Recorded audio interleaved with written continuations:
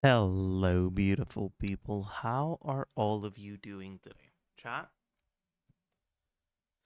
Guess who slept well?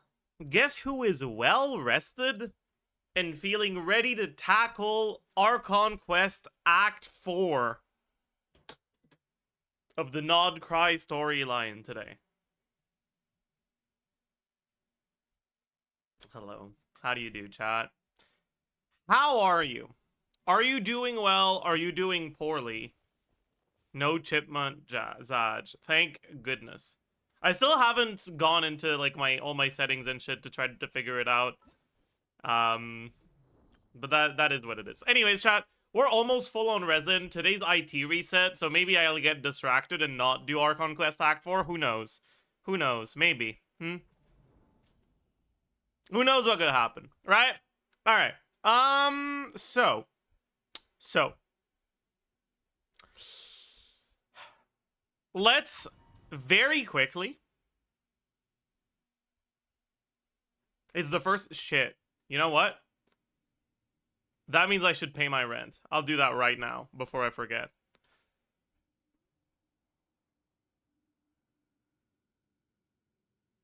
I will not forget to pay my rent. I will not forget to pay my rent.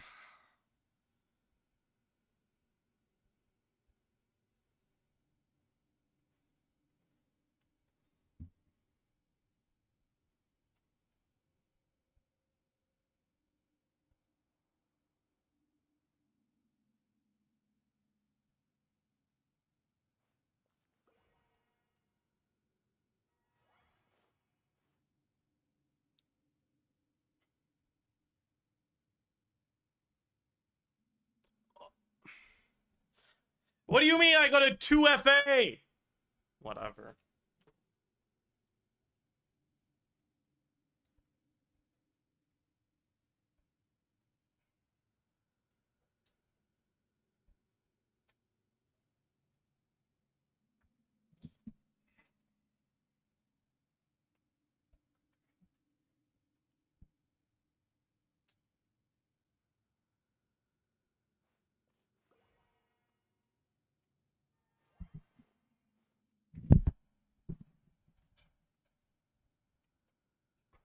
All right.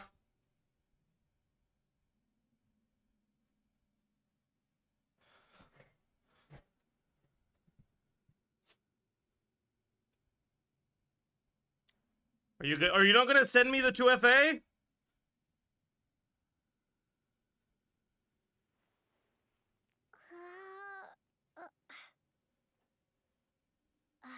Bro, they're not sending me the 2 FA. What the hell? That's so fucking dumb.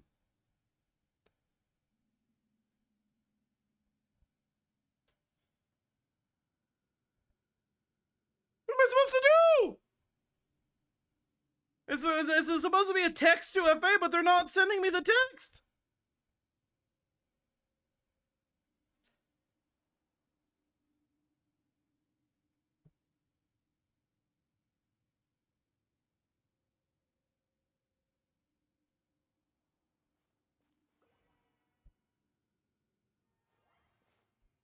There we go. I had to leave and then come back.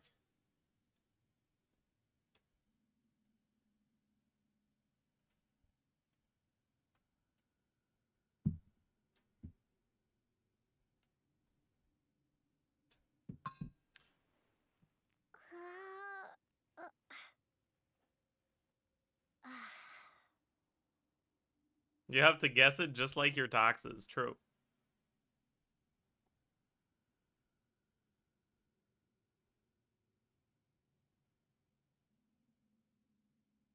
Wait, I just realized I didn't fucking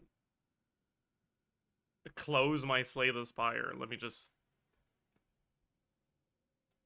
There you go. Alright. Are we geared right now?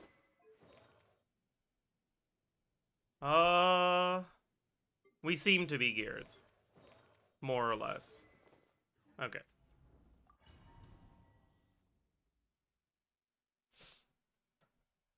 Wrong weapon? No, this is the right weapon. A dash of prop. Get to work. Merciless. Paradigm. Because we don't heal? What? Something was wrong there. Is one of the artifacts wrong? Or did we just get really unlucky on the crits?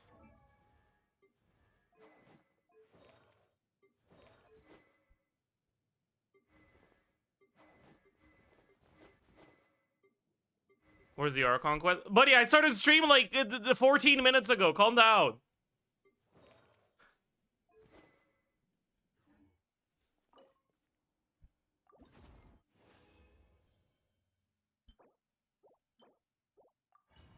Give me a second, man.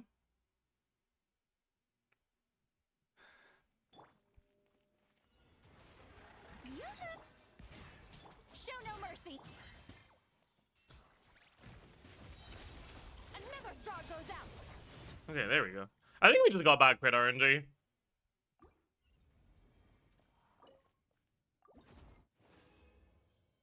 Ooh. Is that a triple? Defense scaling Columbina is real.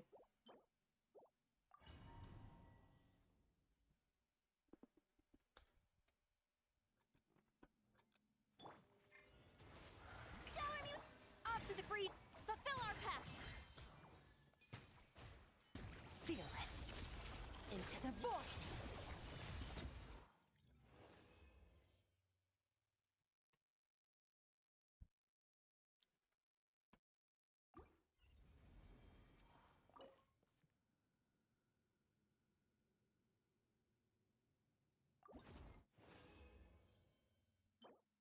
Hmm.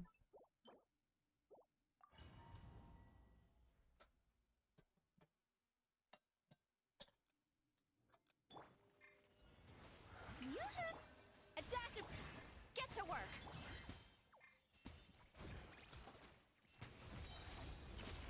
Paradigm shift.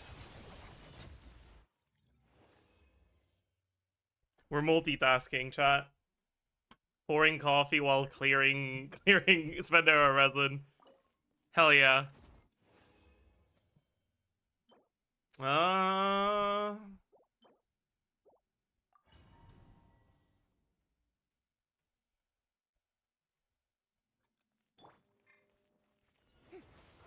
me off to the breed. Why are you farming this set? Honestly, I still don't know. Into the void.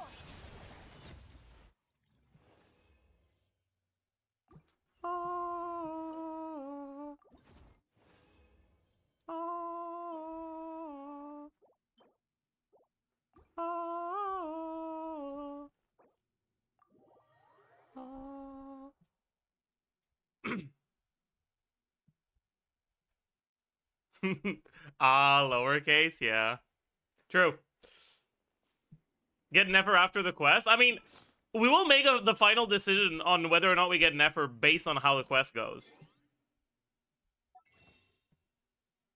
So, like, maybe, you know?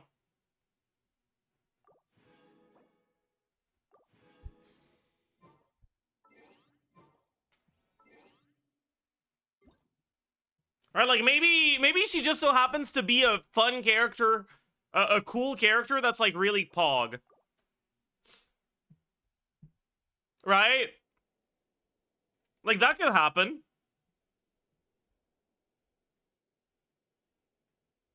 Right?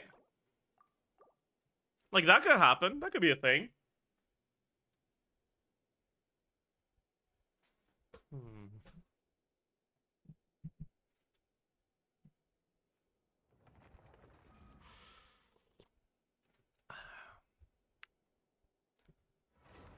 Her gameplay is so ass, though. Yeah, I mean, listen, I played a bit more Nefer yesterday, right? When I borrowed the account, and yeah, this character does not feel good to play. Oh, we're out of Welkin, chat. Well, it is what it is. No Welkin.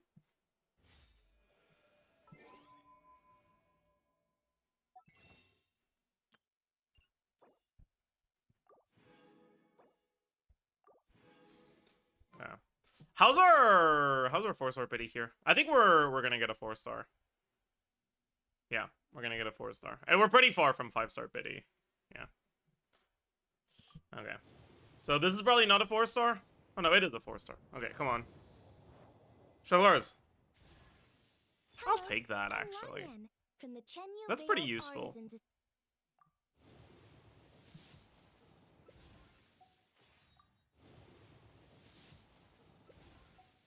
Right, because like right now my Maoiko team is using Aoife as VV. Because Sucrose needs to be with the Flynn's team. And Lanyan is going to be an upgrade over that for sure. That's nice.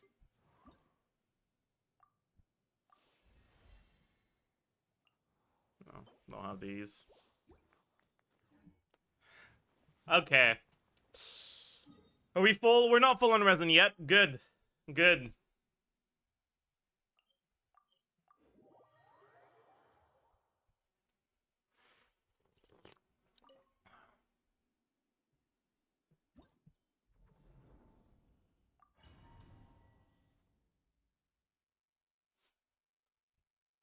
Does Nefer really want signature or have a llama, but she still hits noodle damage? It's gonna feel like she hits noodle damage kind of no matter what, because she has a lot of hits. Like, her damage is split through, like, throughout a lot of different hits.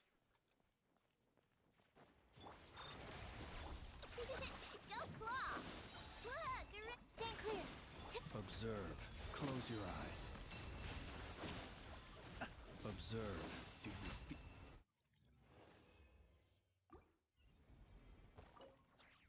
Yeah, like she's got 18 hits.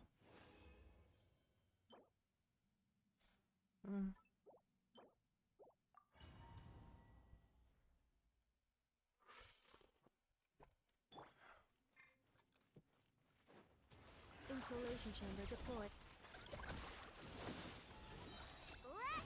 Absorption test. Close your eyes. Observe.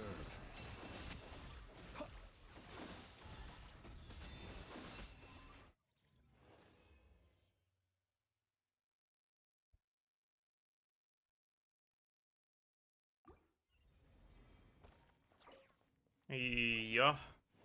No IT for today? Probably not. Because I want to do Archon Quest. And I think that's more important than IT. Defensive mode engaged. Be silent. Do you fear the dark? Do you fear the dark? Close your eyes. Not. But IT is 60 more resin for Precision Onslaught. When does Disturbance Outbreak end?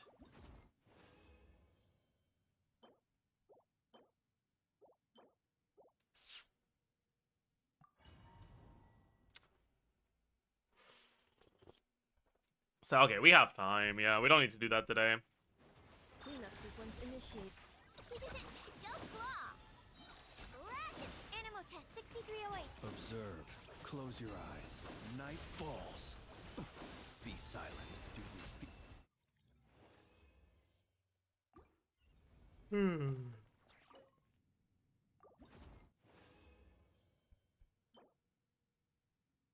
Classic.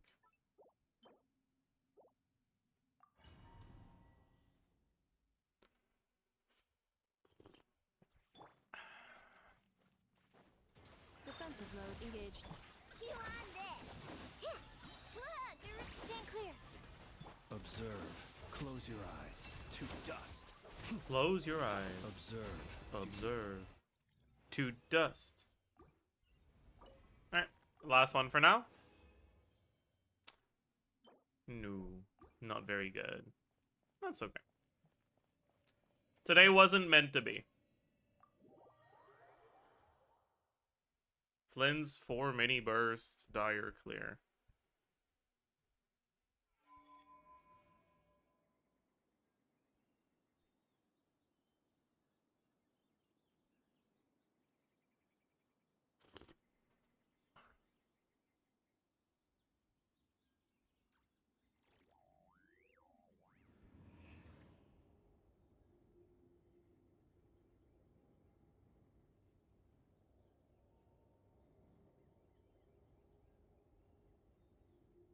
Jesus Christ.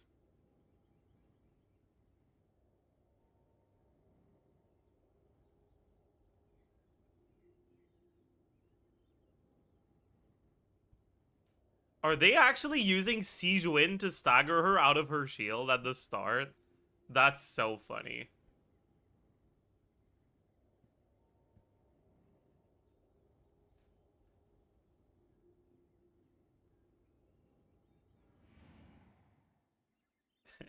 I bet, yeah, this one shot's the first phase, and then they do one charge attack. Oh no, they need more than. Wait, so what's the combo they're doing here?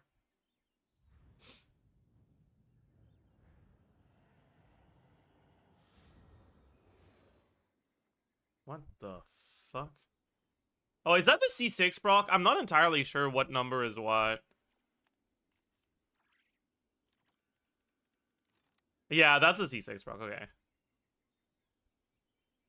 Okay, this was a really bad combo. Patience for the richness and complexity of humanity. The wanton cruelty of the few is not worth our ire.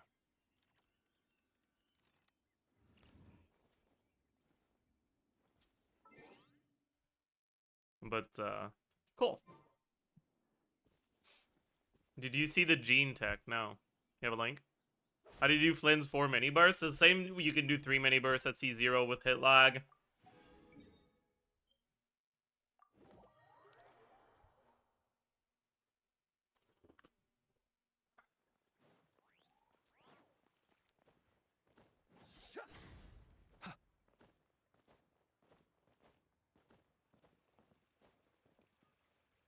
Add as.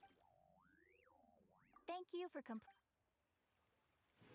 Add as.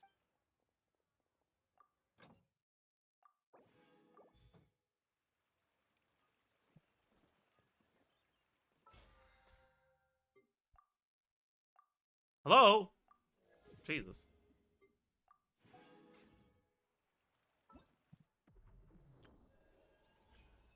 I'm gonna have to actually decide who I get here soon.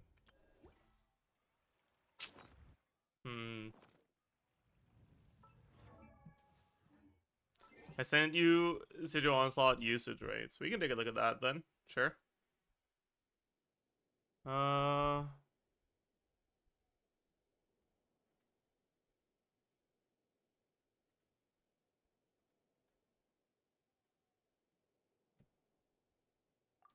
But first I wanna... People are saying that the Gene Hold E is useful against the Hera. We're gonna go take a look.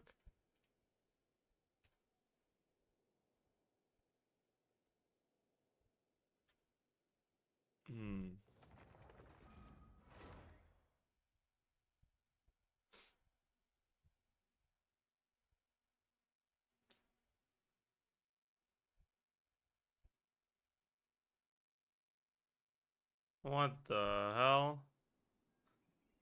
That's really funny.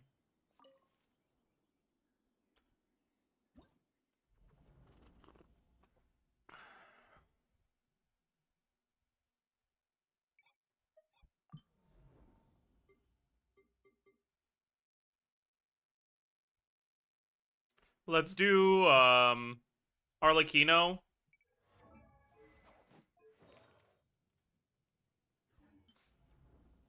Bennett.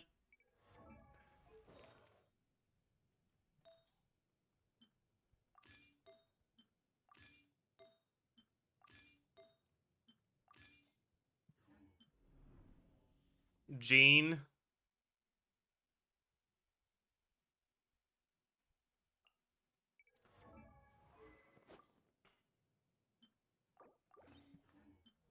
And Shangling.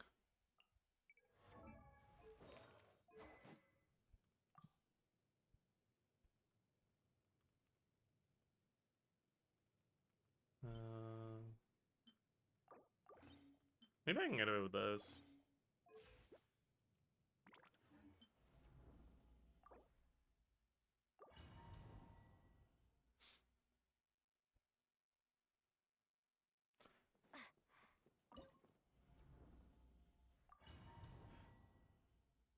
I don't have my have a special place in I don't have my Minecraft. gene built right now, so I don't think I can do Arlecchino E. I'll try, but I'm pretty sure it's not gonna work. I'm gonna do too much pyro damage. Oh, my sack didn't proc. Classic. Classic. Classic.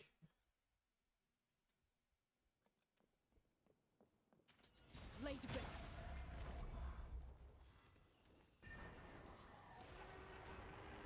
Go as planned. Oopsie. Okay. I need my Jean to be a little bit tankier than this, huh? Because she just dies.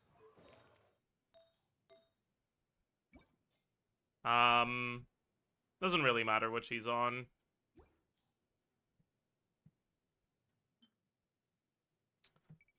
Give her some HP.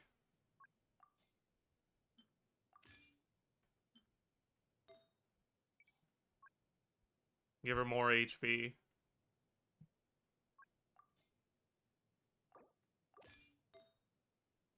Give her more HP. Give her more HP. I don't know if they can do that as well. I don't know if MC isn't as fast, it seems. More HP. All the HP.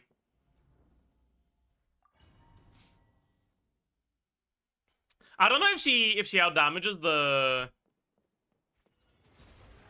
mark from Arlecchino is the problem with her E on a full HP build. It doesn't seem like she does. Yeah. I guess that means we just can't mark.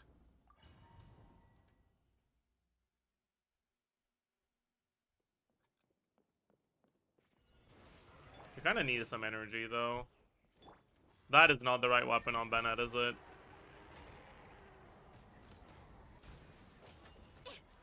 Oh, my E got staggered. I got staggered out of my E this time.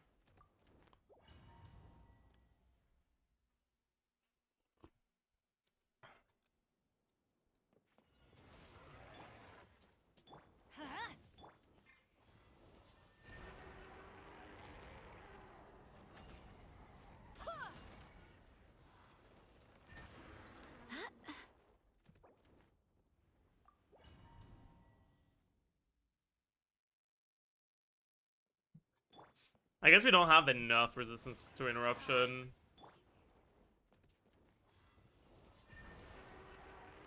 That's fine.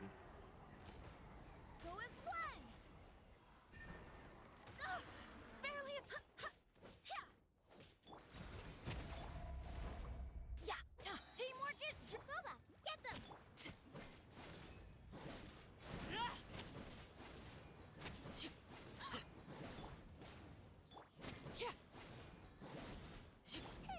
Out of the frying pan into the What weapon is he on? That's Eshu. Yeah, that's not ideal, huh? transfix. I'm going in. You're toast.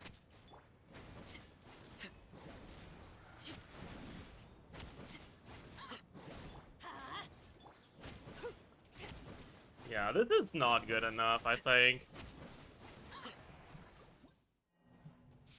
Animal Infusion is just too dog shit, I think.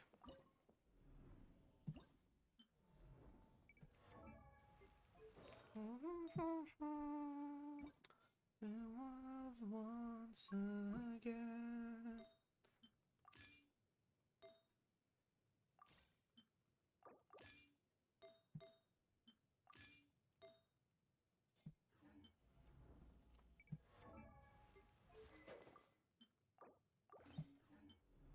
So we probably just do this. Yeah, whatever.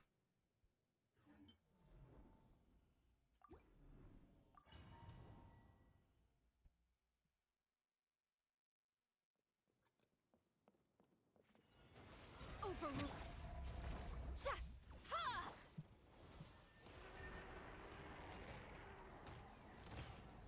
Ha. Sa. Ha. Ha. Might have been too much pyro there. Yeah. Okay, we just can't mark at all. Dude, not being able to mark is kind of tragic, actually. Oh, wait, actually, I know what we have to do. Transfixed. Fulfill our pact. Shah.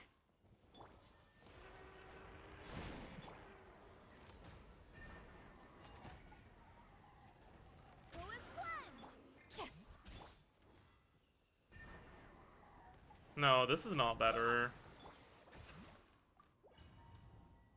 What the fuck am I supposed to do, man? Just not mark? But that's just so sad, man.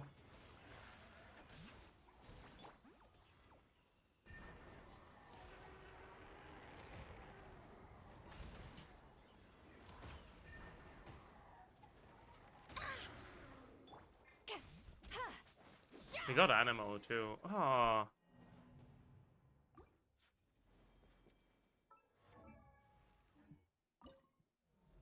I guess we need to have this.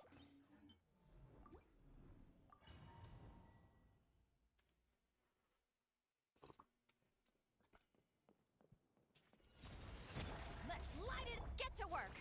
Nice. It didn't proc. Nice. Classic. Classic. Classic. Overrule. Huh? Show no mercy. Get to work. Sa. Ha. You two. Time.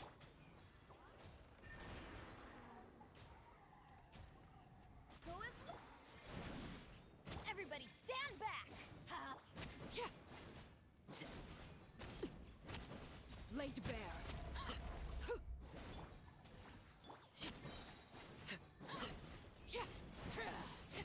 Let's light it up. Huh? I'm going in.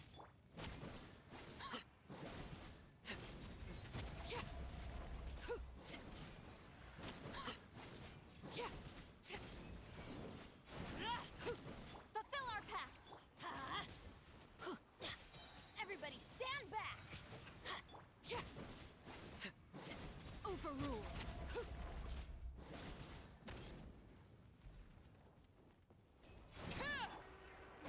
Lolline, East Papa, get him! Get to work!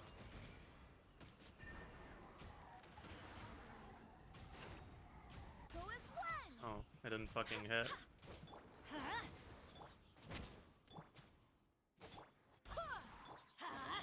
Bro, please. Teamwork is show no mercy! Laid bare.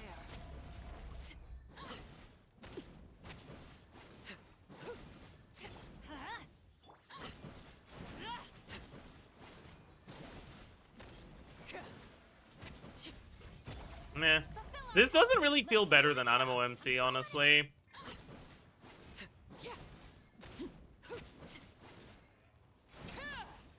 I don't know.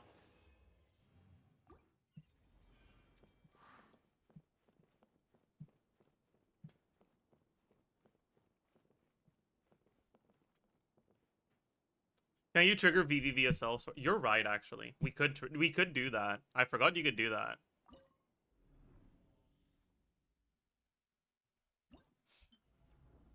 Anyways, this is not a Stygian Onslaught day! Stop trying to distract me! Anyway, chat, let's get distracted by this other Stygian Onslaught thing. We've got usage rate. Nefer is surprisingly low. What the fuck?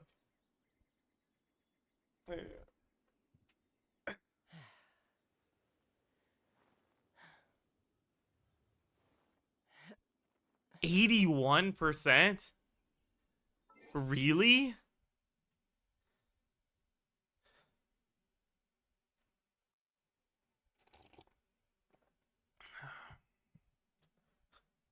People didn't pull for Llama, so she isn't good. Damn. Dude, our Lakido usage rate is insane. That's really funny. I mean, I guess if you went for Flynn's and you have Maoika, you don't really have anywhere where you really want to use Nefer. But, like, that's not even true. Like, Nefer's better than Flynn's. But I guess she's harder to play. Arlecchino's for the third boss. Arlecchino's really good for the third, but also for the first.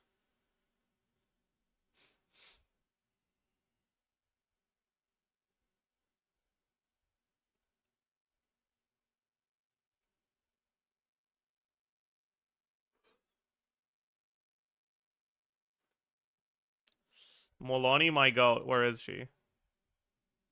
19. Honestly, I'm gonna be honest.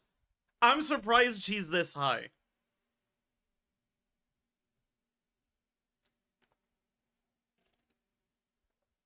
I am surprised she is this high.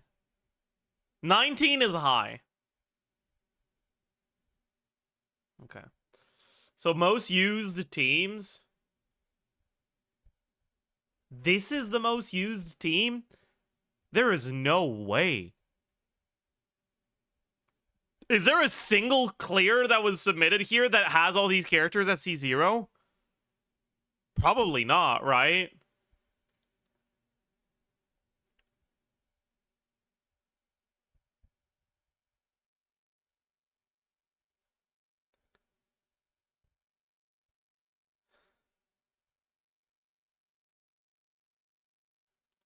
Is this even clearable with this team at C0?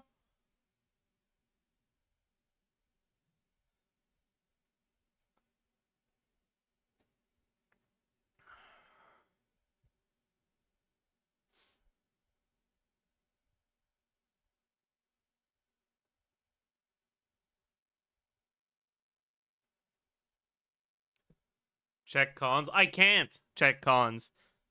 Because this website doesn't work in fucking Canada or some shit. So I just have to look at the screenshots people send me.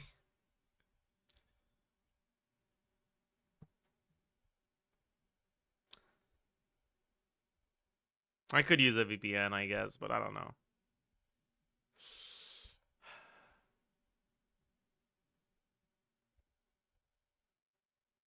Wait. What?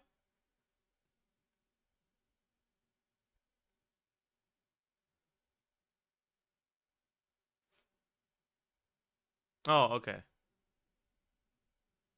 People use Mawika against the fuck. Really? That's crazy to me.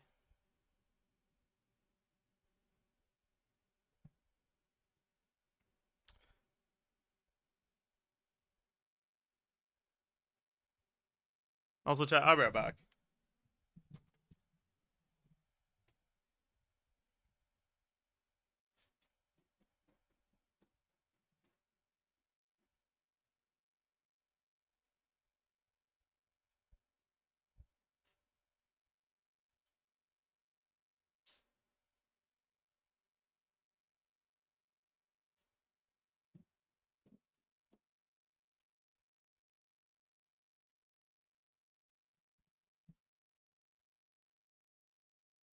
I have returned. Hello.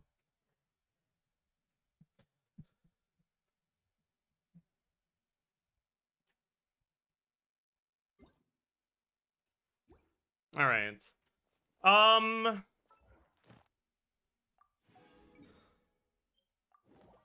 What day of the week are we? We're Saturday. So 2 days until potential witch changes.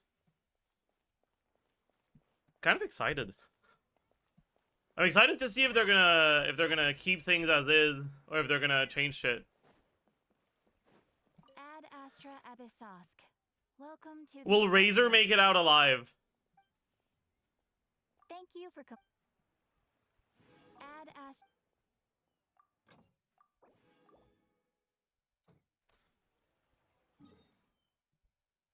Try the Neviret team? I mean, sure, I'm down. We can see how much we struggle if you'd like.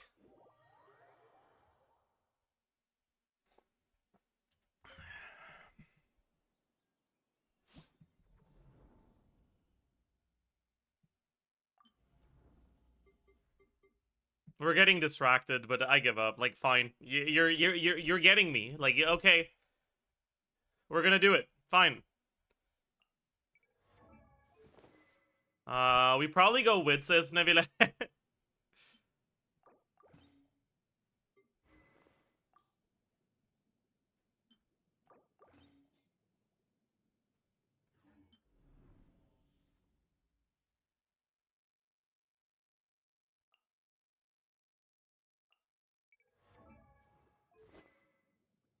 We cannot go 5 here.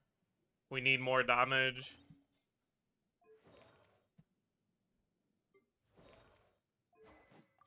It doesn't matter what she's on.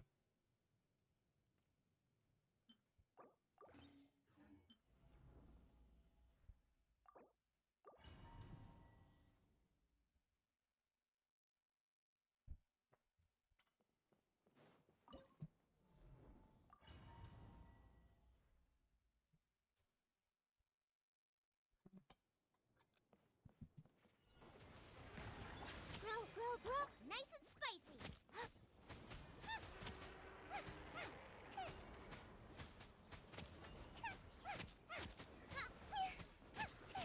Strike a pose.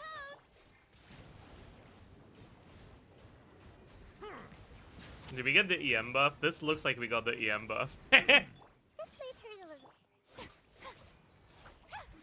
Let my name echo in song. Grill, grill, grill. Bro, is the Fav allergic to proccing or what? Silence! Let the mighty be humbled.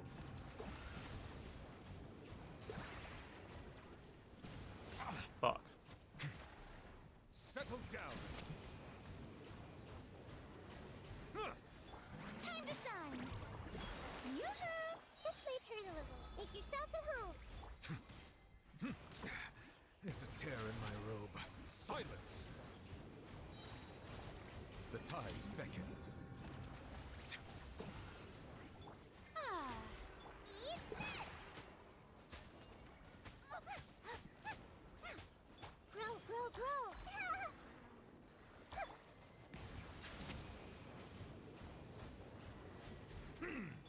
Let the world come alive. This may hurt a little. The Temple of Wisdom. Ha! Bow your head. Justice is blindsided. I mean, we did get staggered a few times, but I don't think Sanctified. it was enough to make up for the fucking. I hate this game. I don't think it was enough to make up for the amount of damage we're missing here. Settle down. I don't think it's even close. Yep. Make yourselves at home. That attack just has too big of a range. You can't really run away from it. Bow your Yeah. Like, we're not even close. We're not even close.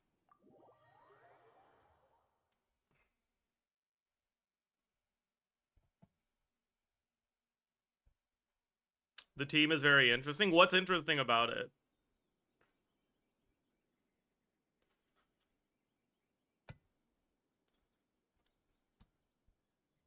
Like, yes, this is yet another team that doesn't have the DPS to clear, so it doesn't really matter. Like, what's the point? What's interesting about that?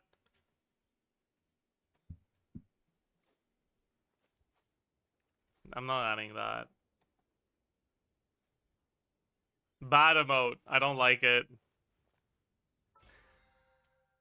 It upsets me greatly.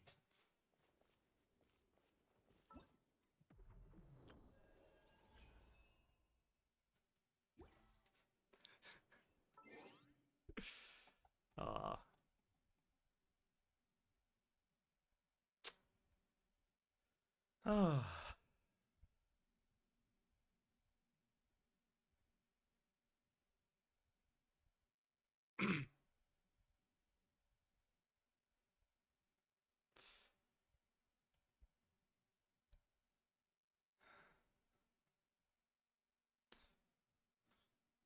Justice indeed.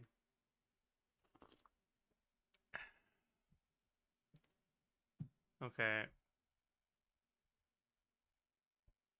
What? What is this in my recommended? What is bro doing, man? Ultimate Halloween candy tier list. Also,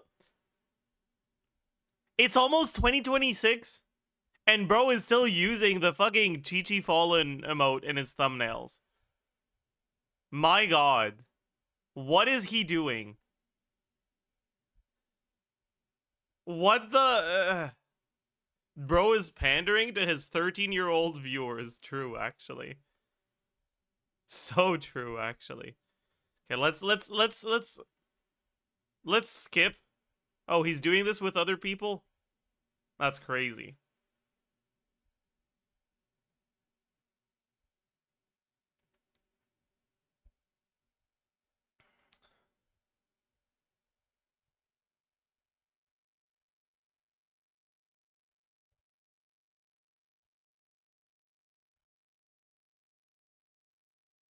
Where's Coffee Crisp?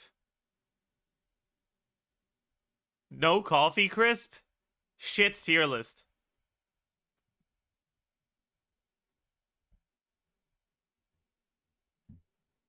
Where the fuck is Coffee Crisp, man?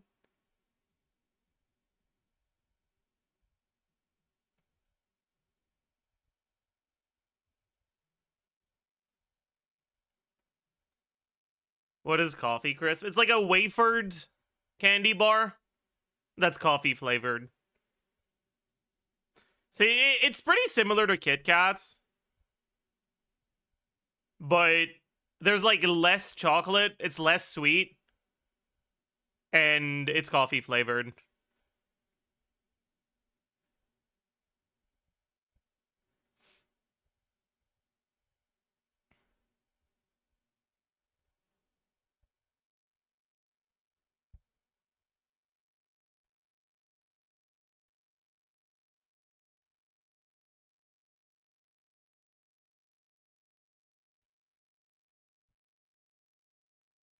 They're very good. Coffee Crisp are like the I would probably have Coffee Crisp standing alone in S tier.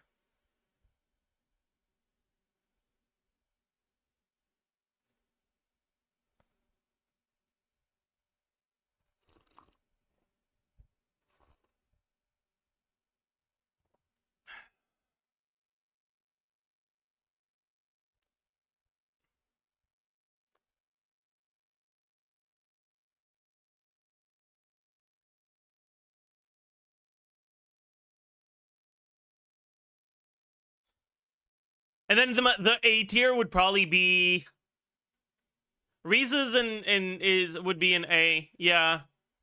Sour Patch Kids, yeah. Kit Kat, yeah.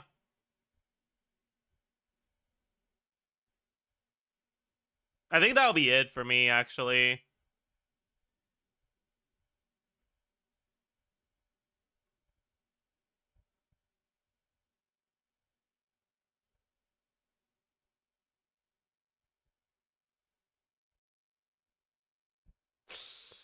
Sour Skittles in A. I wouldn't have them in A. I'd have them in B, I think.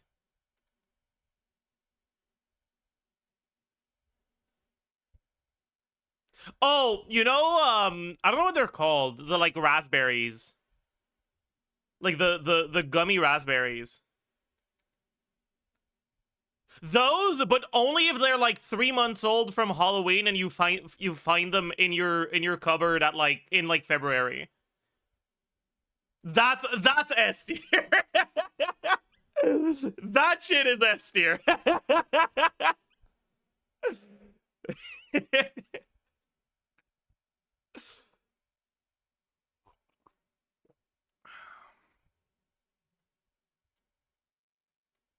Anyways.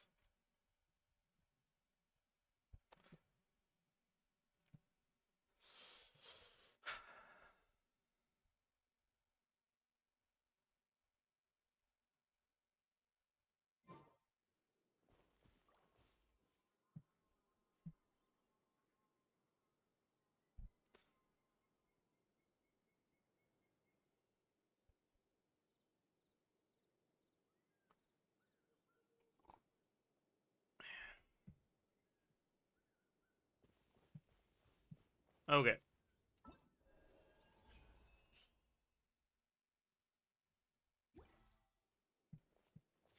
Chat. Are we gonna start now? Or do we stall a little bit longer?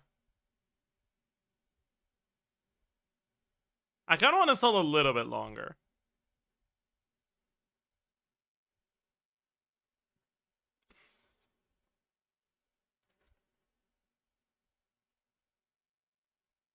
We can do our actual stall.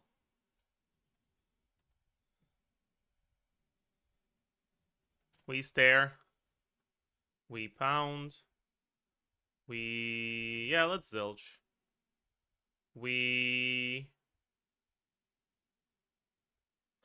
No. Motel. Bet. Easy club. Time for the mini. Oh, that's not a mini. What the fuck? That's a biggie. What the hell?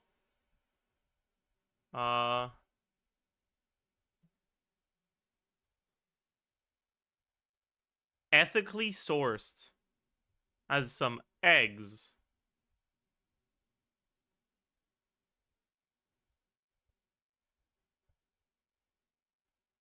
Residents of Tehran. I don't know where that is, man. Air sign.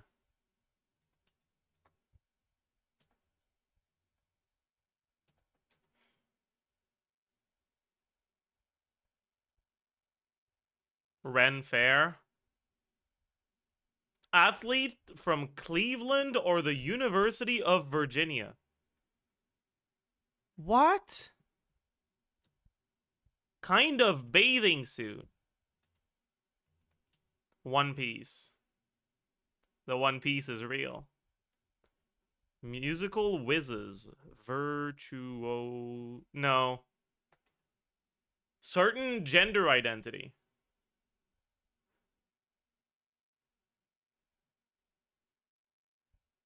Like, are they asking for a gender identity? Or like a...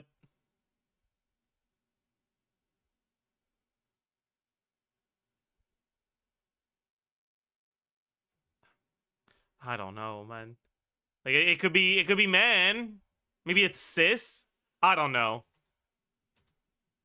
Holy object sought in the first Indiana Jones movie. Bro, I haven't seen an Indiana Jones movie. No clue. Pride.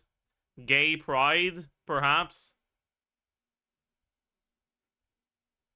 Completely surrounds.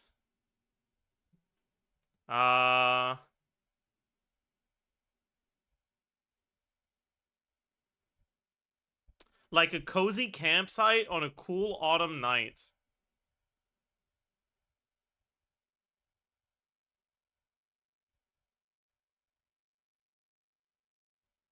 What?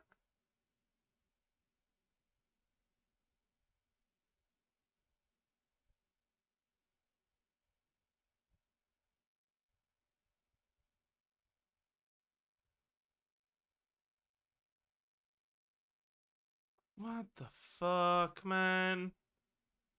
Sinus treating doctor.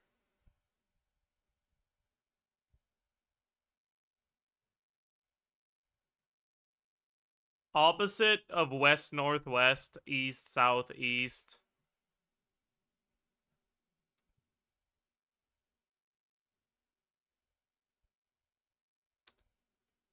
Blank blank blank mon. URL ending.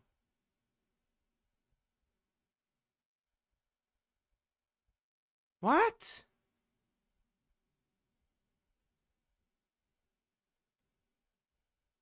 Shape of flying geese. It's like a hat? It's like a hat? I don't know. I guess it's a V. Is the answer like V like this? It can't be, right? Right? Surely not. If it's... Dude, oh, I don't know. Prefix with friendly. Eco-friendly. Restaurant booking. Res? Like reservation? Maybe? I don't know.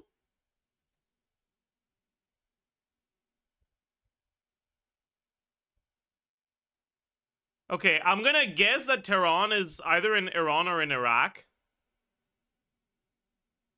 From the fact that the letters are kind of saying so.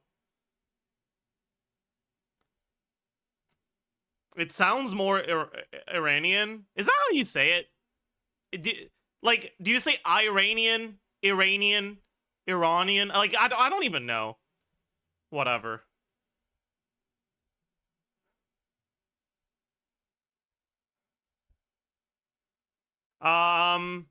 Still no idea.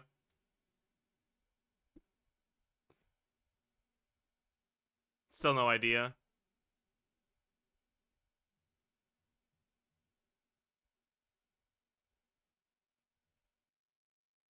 Still no clue.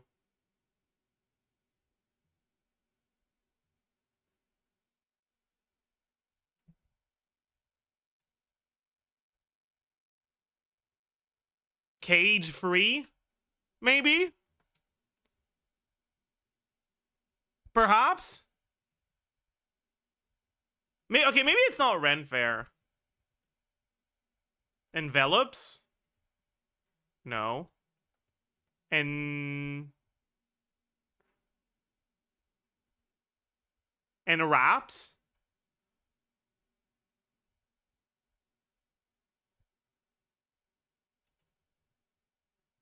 Sky something?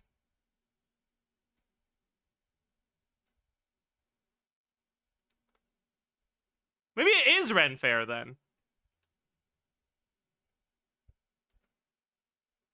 Fire. No. Sky. I don't know what this one is.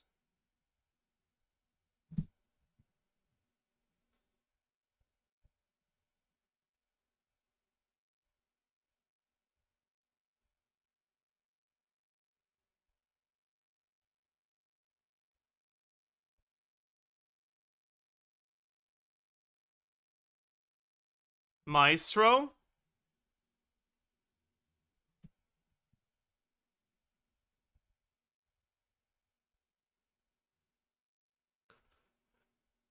Is the com from .com supposed to mean common? Holy shit.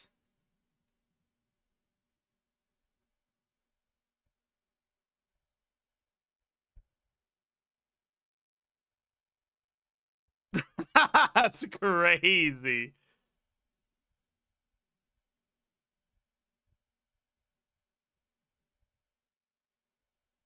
I mean, this has to be fire something. Firelit. Cavalier.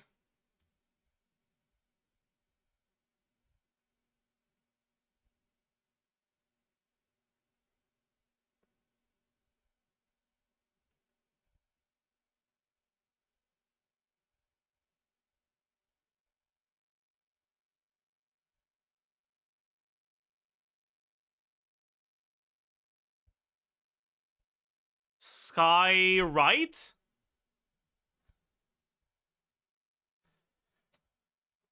Jesus Christ!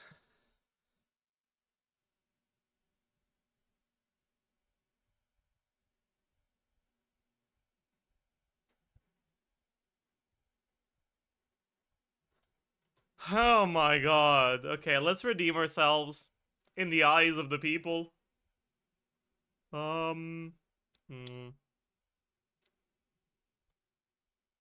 Is that a 30? Like a 28, I'd say. So that's 242. Does that make sense? Nah, it's more than that. 250. 250. No? It's even more than that? That's crazy. 255. Okay.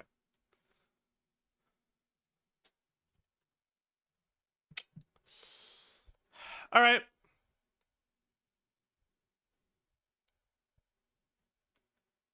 I know I'm supposed to know this because I know it's popular. Because I've seen this character on Twitter many times, but I don't know who the fuck this is. Oh. Shit. It's one of the fates. I don't even know, man. I'm just... whatever. I don't know which one it is, man. Okay, whatever. I don't care. I'm not, whatever. Whatever. What is this? This feels like an isekai. This really feels like an isekai.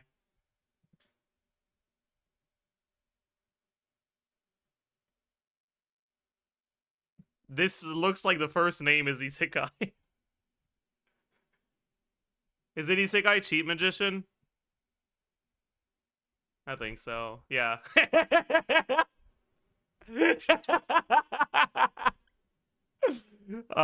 That's crazy. I don't know what this is.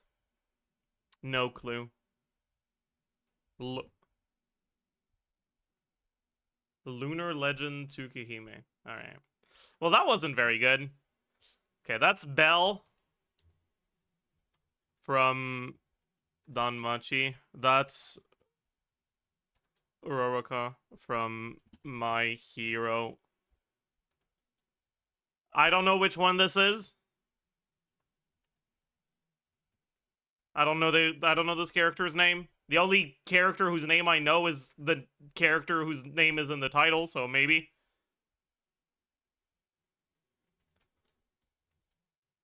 I don't know, man. No, okay. I never would have gotten that. It is what it is. Oh, is that the fucking... That's the guy in Death Note, right? I don't remember what his name is, man.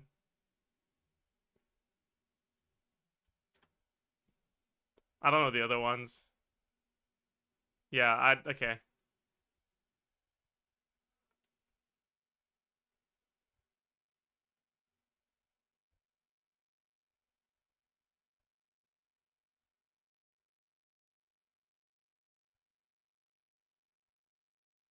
That's from a sports anime, and it's one I've seen. Okay, this is Blue Lock, I think.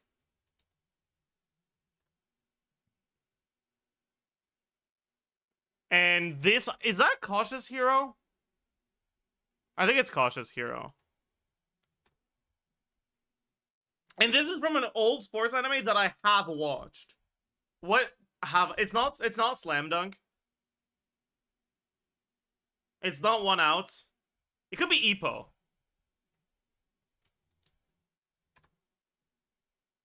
I have no clue who this is. It is Ippo. Okay, bet. Let's fucking go! Easy clap.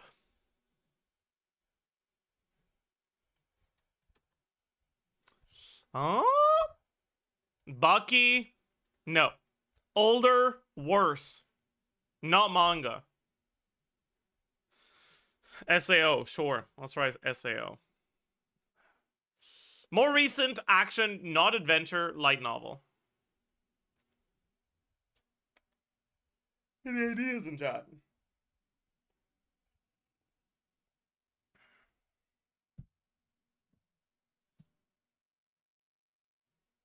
Slime? I don't think slime is worse.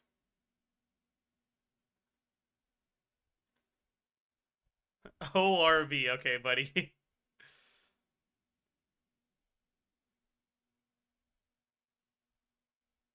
Submit as isekai shit. I don't think it's isekai because it's not adventure and it's not fantasy.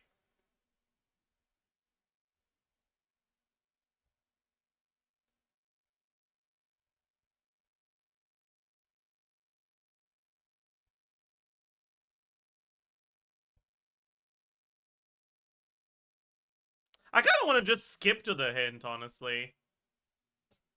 Like, just let me skip to the hint.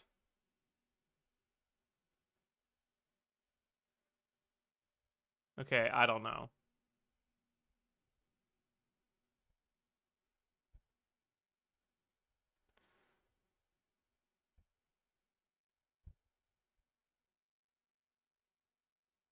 T-bait? What is that?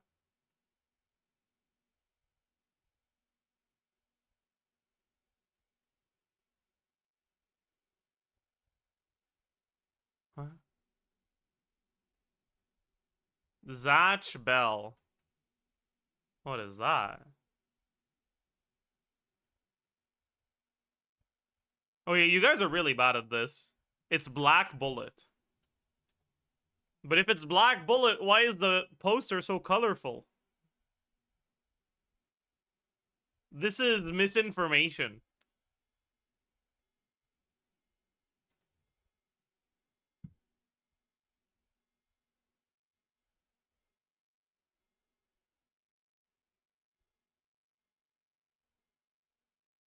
Have I think I have heard this. I'm not sure, actually.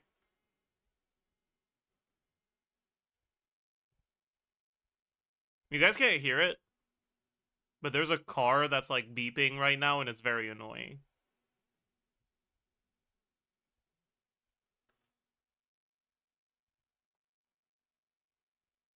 Is that Spice and Wolf?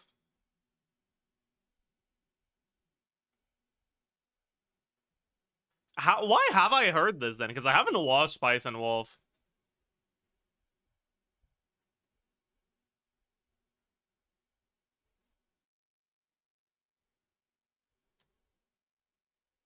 Hmm.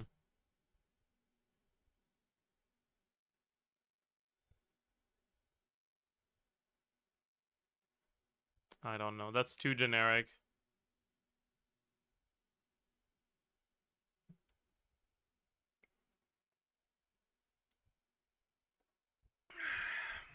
AB. I don't know what this is. Mages. Okay, maybe not. I was like, maybe that's mages. Because they said mages.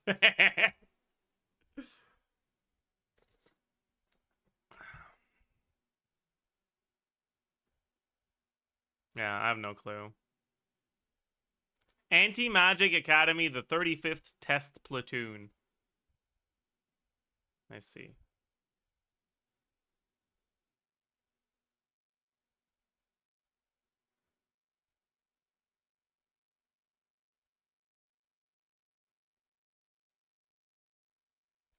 Okay, wait. Wait, what the fuck is it? That is what the hell? There is no fucking way. What the hell is this? No. Okay. Etotam. Okay, whatever, man. It is what it is, man. What the hell? What the fuck?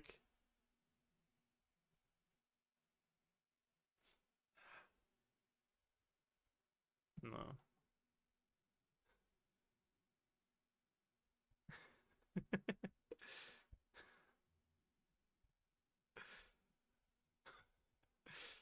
Oh.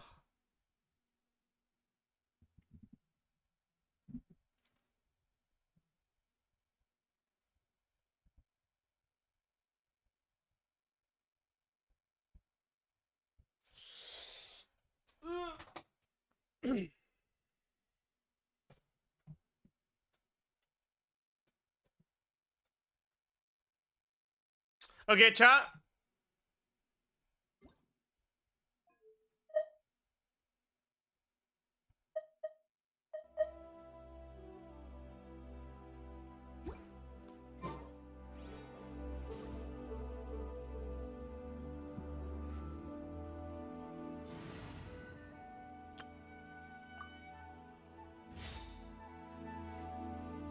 Wait, no, I gotta go be on the other account to do this. I forgot.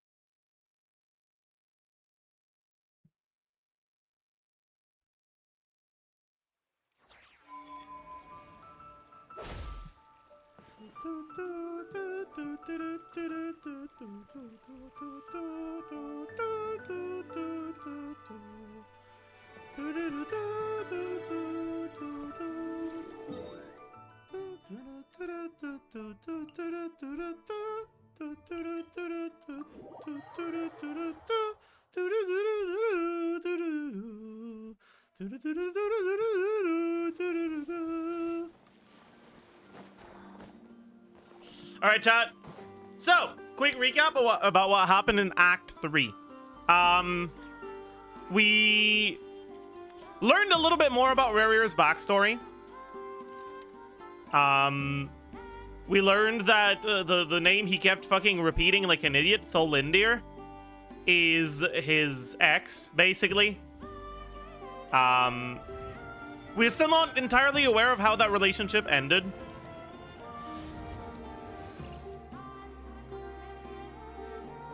Wait, what did I... What?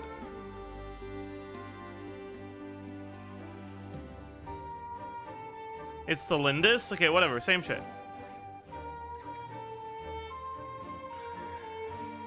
Whatever. The Lindis. They were... Forgetting women's names. Sorry. We're not entirely sure how that relationship ended. We don't know if, like, she died... or she betrayed him, or like it's still a little up in the air. But they were in a relationship. She wasn't too keen on taking things too quickly. She didn't want to, like, he proposed to her, and she was like, well, about that. And yeah, Rarir was an executioner of the king of Conria, and his job was basically enforcing genocide. Right?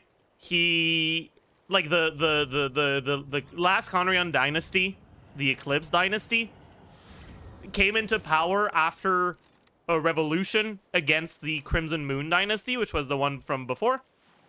And Rarir's job was basically to find and murder every single remnant of the Crimson Moon dynasty. But he didn't tell Tholindis that was his job. So he was like, people ought not be so Shut up. frightened of GOOO.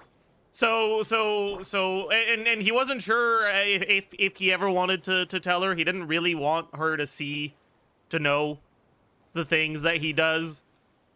But it's been suggested that she kind of had an idea, and it's also been hinted at that she has things to hide herself.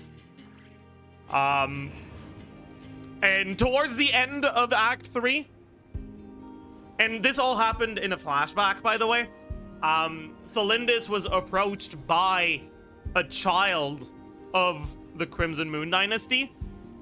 And the child was like, hey, your fiance, who's not really your fiance because you haven't really said yes, but whatever. Your fiance is a mass murderer, actually. So there's that. But we don't know how she reacted because, like, that cut out because the connection was too bad. Because the plot convenience, I suppose. It is what it is. Yeah, we and by the way, we saw that as a hallucination caused by Nefer's really potent drugs. He who wishes to peer into the that's how this information was presented to us. Is we saw that in a dream as a result of taking drugs.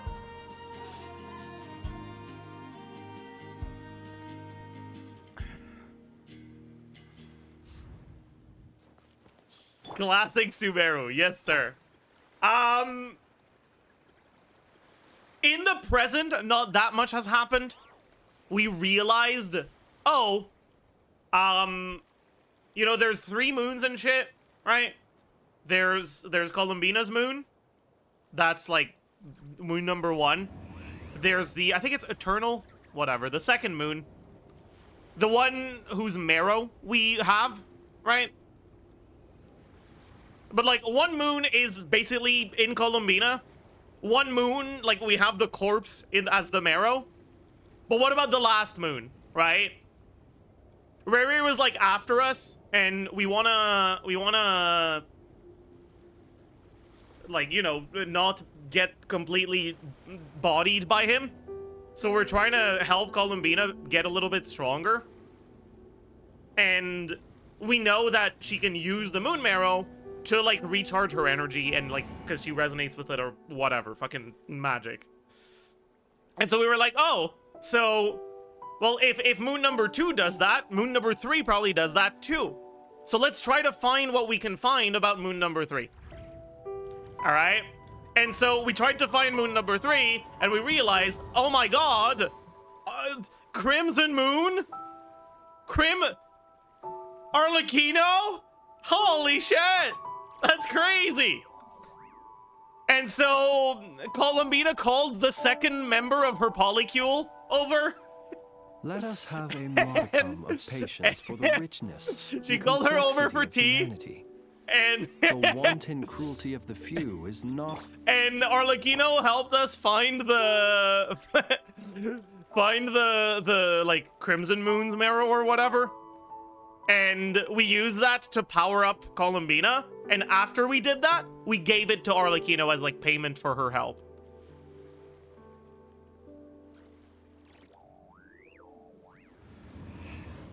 Did I miss any important plot points of Act 3? Did anything else happen? There was some gay shit between Columbina and Sandrone, I guess. But I don't think it was very plot relevant.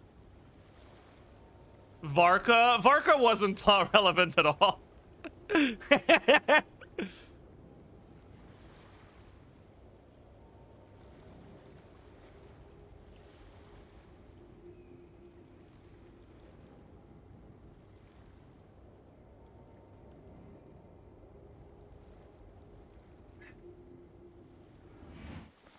The Twitter thing was canon? True. Columbina comforted Sandrone because she was in a bad mood. Oh yeah, since Arlecchino came to help us, Linny, Femine, and Lynette also came to help Sandrone. Because they're here too now. And they were like, hey, Sandrone, we're here to help. And then Sandrone was like, Linny, please keep your sister away from my fucking robots and shit. She's being really cringe right now.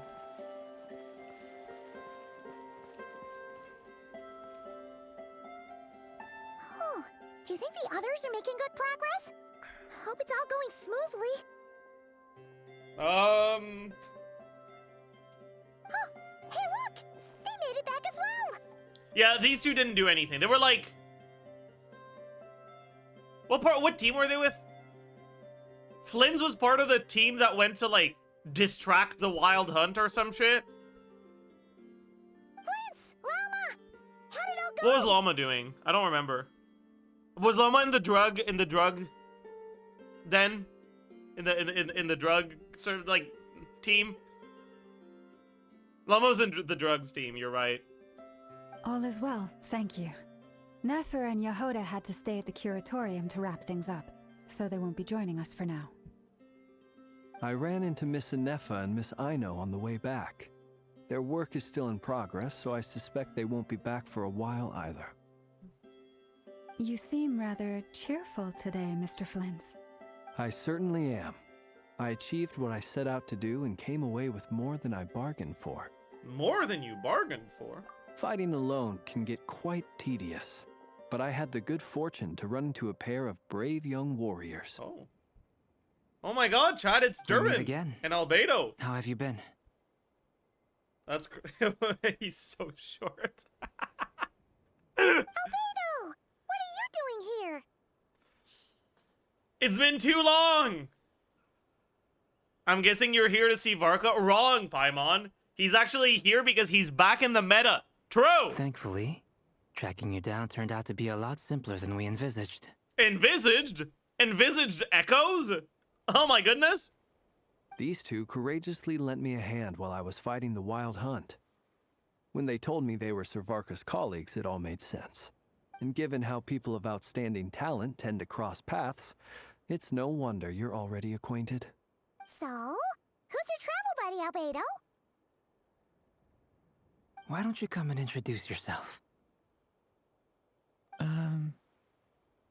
Is he shy? Yeah, we don't really know what personality he has now that he's human, do we? Like, this is our first time meeting him in this form. A gentleman of few words, I see. And a rather stern countenance. I presumed you were acquainted with him. Is that not the case? It's nice to meet you. Again, we've technically met before. Wait a sec! You're Minnie Durin! That's right. It's me. I'm glad to see you again.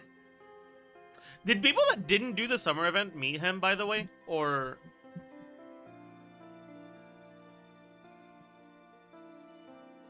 No? That's so funny. Do they have a... Oh, did you meet it in parallelism? I see. I see. I see. By the way, he says it's okay if you drop the mini. I like how it's implied that, yeah, that is his whole legal name. But if you're really close to him, you can drop the mini. Yeah, I'm not as mini as I used to be. Interesting, isn't it? The first step towards blending into human society appears to be reflecting on whether one's name really reflects who they are.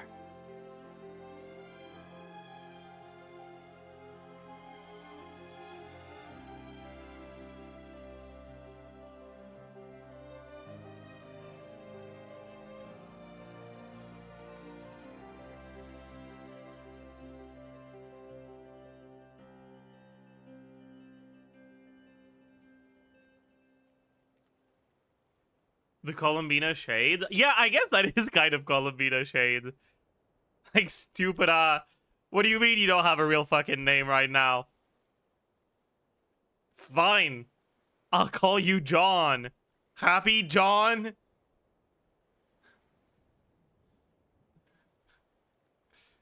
Wow! You look so different! In a good way, of course. I don't know about It's great to see that. you looking so healthy. I don't know about good way, but Thank you, sure. Paimon. And although you're as mini as ever, I understand that diminutives don't always convey endearment. I'll be sure to simply call you Paimon as a sign of my great respect for you. This is kind of funny. Wow! You're such a smooth talker now. Paimon could get used to this. From now on, you may refer to her as your esteemed guide, Paimon.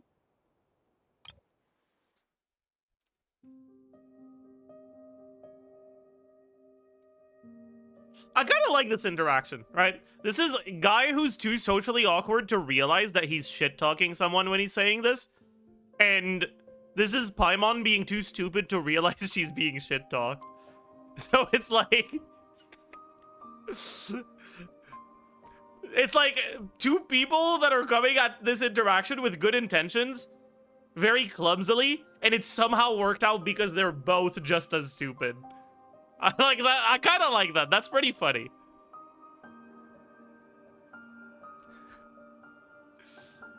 Oh my god, Arnold is here. I'll be sure to give my best lore takes.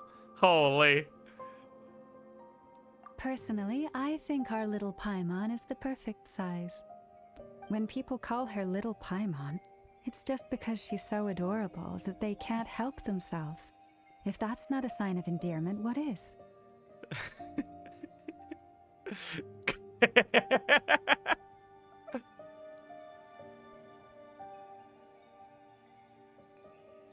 You're absolutely right, Miss Lauma.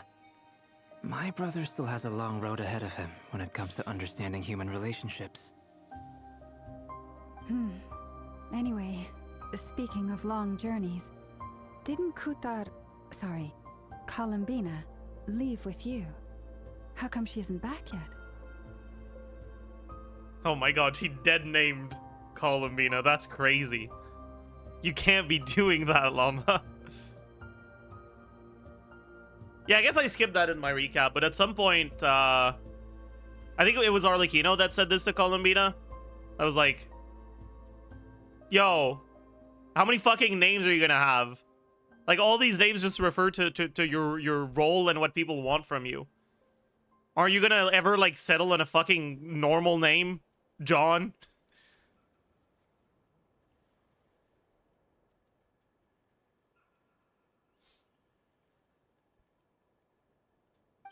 She's been catching up with old friends. Yeah, dude, it I'd be is... surprised if she stopped for a cup of tea. Or 10 on the way back. Like, again, right, I will say, that dialogue would have hit hard if it was coming from anyone other than someone called Peruere. Like, okay, cool, like, I get it, right? Having a name is important, right? It helps you with your identity. It helps you with your sense of self. I understand that. But if my name was Peruere, I wouldn't want a sense of self attached to that name. Uh-oh. People are talking about me. Hope it's nothing negative.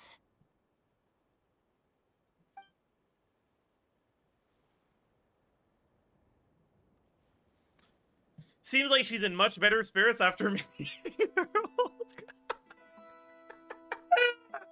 She was comforted after being in a bad mood. Oh. Judging from your expressions, I'm guessing it all went well? It's getting crowded here. I'll go grab some chairs. No need. This is a job for an alchemist. I'll whip some up momentarily. Dude, these lines are so funny. Like, back to back to back.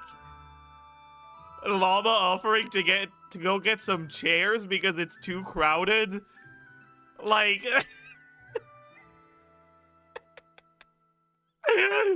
Oh my god.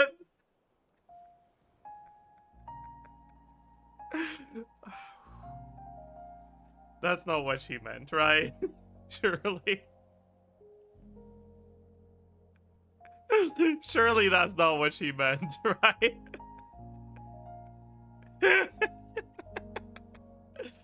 Oh.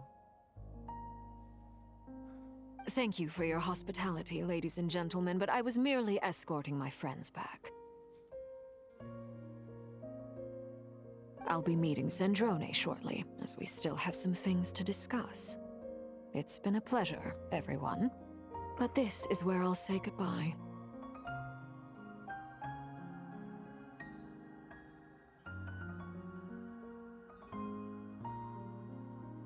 We really appreciate your help. She does not sound like she means that. Oh, come on. Spare the formalities. I'm just glad I could help out some true friends. I don't like the delivery on this line. Because it sounds like she's being honest. And I feel like that's not Arlecchino. Oh, come on. Spare the formalities. I'm just glad I could help out some true friends. Like, I feel like she could have done something with the intonation to, like, imply that, like, she did us a favor and she's gonna be expecting us to owe her. Right?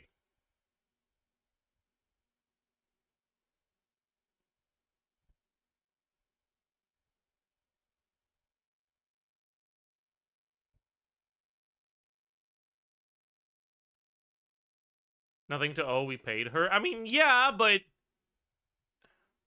the deal was she helps us and in exchange she gets the, like, power up.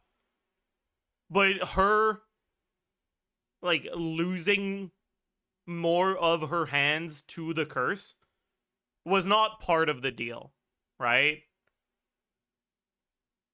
So she went above and beyond in terms of delivering her side of the bargain.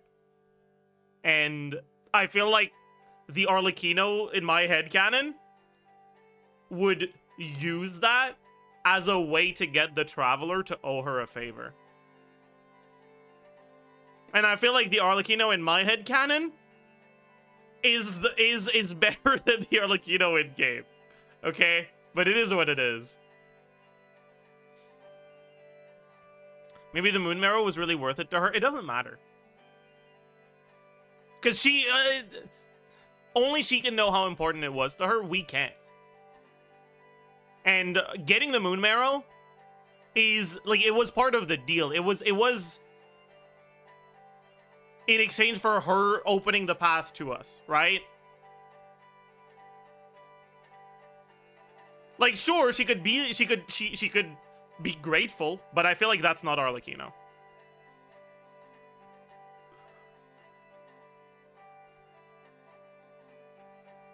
Like, not taking advantage of a situation that could lead to someone powerful owing her a favor, in my eyes, is not something that Arlecchino, as she has been characterized, would do. I feel like she would 100... no matter how grateful she is, she would capitalize on that. Yeah, like, she just sounds too sincere. And it's not, like, for once, this is not the dialogue. This is actually the delivery. Because I feel like this dialogue could be good as, like, like, come on, spare the formalities. I'm just glad I could help out some true friends. Or, like, something like that, where, like, she, like, butters it on thick to imply that, like, she did us a massive favor. But she just sounds too sincere here. Right? And, like, if that was the intention behind the dialogue, then it's not good dialogue. But this dialogue, as her, like, kind of guilt-tripping in a way, could work really, really well. Right? But that's something that has to be delivered through the voice acting, and it wasn't.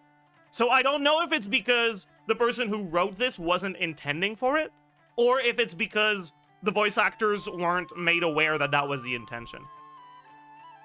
Play it one more time, sure. Oh, come on. Oh, come on. Spare the formalities. I'm just glad I could help out some true friends.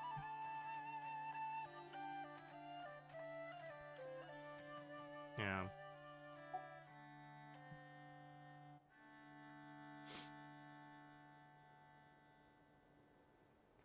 I think the intention was for her to be honest.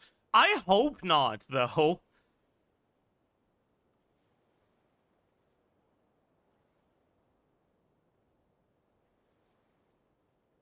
There's a break between some and true, the hesitation. That's not the information that hesitation conveys, though. Hesitation between some and true friends into true friends being said as earnestly as that implies that she didn't know how to refer to us and she settled on true friends. It doesn't sound like she expects something out of us. Because she said it too earnestly. Yeah, exactly. The pause needs to be between true and friends, not between some and true. You get it. You get it.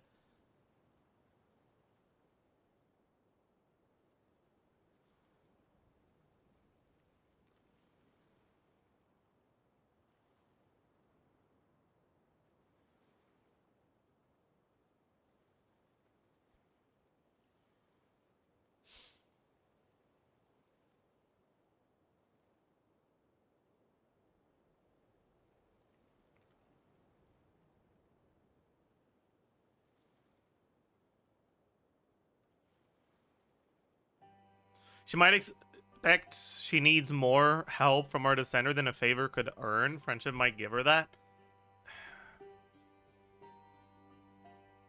But I feel like that's kind of stupid. Because, like...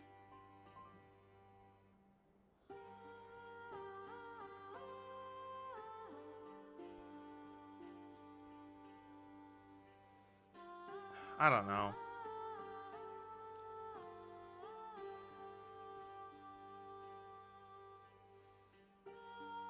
Arlecchino does not strike me as a sort of character who would build deep friendships and rely on her friends in times of need.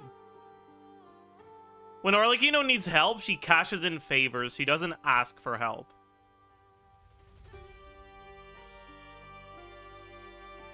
You know?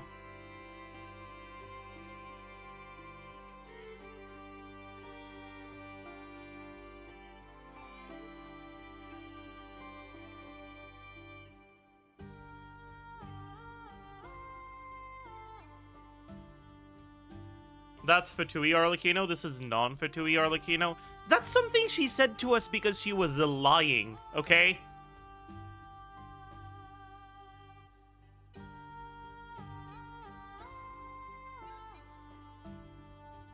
Tell me you didn't take her saying that at face value. No.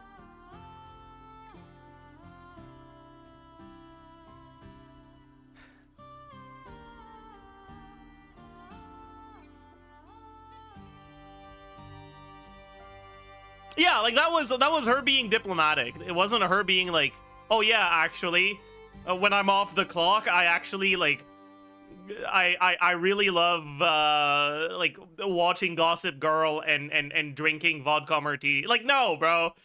She's just being diplomatic and polite. Okay? I understand. Well, bye for now, Arlecchino.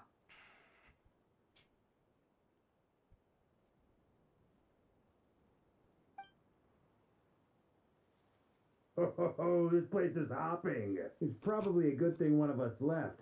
Otherwise, we might not fit all these people in. It's okay. Albedo brought some chairs, Varka. Are you saying we're about to run out of chairs? As a matter of fact, I am. Come on in and see for yourself. So there's gonna be some other people here?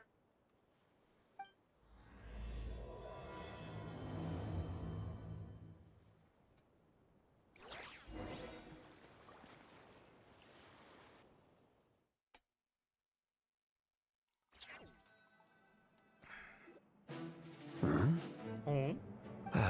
Oh my god, what the fuck is this loser doing here? I guess it makes sense, right? We heard him in the last act when he was yapping to Rere in the past. By the way, with Miss Columbina's colleague gone, we should be back to the original crew plus the other colleagues I brought in. Though it looks like we have another new face. Someone else managed to rope in a colleague too? Frankly, you and Paimon are the only people I know here. So Dainsliv has like never met Varka? Okay. This here is Dainsliv, colleague of Tibet's greatest guide, Paimon, and greatest adventurer, the Traveler. Well, not exactly colleagues, more sort of friends. Ugh.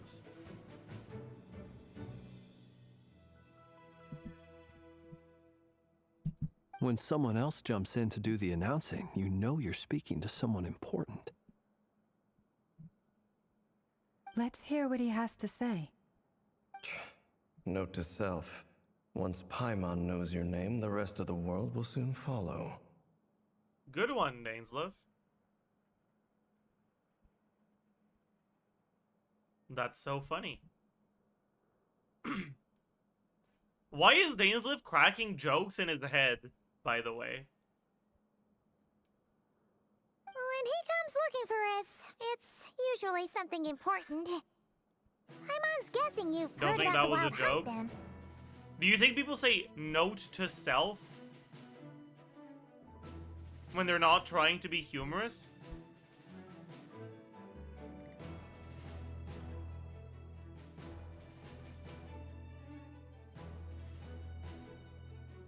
I do? No, you don't.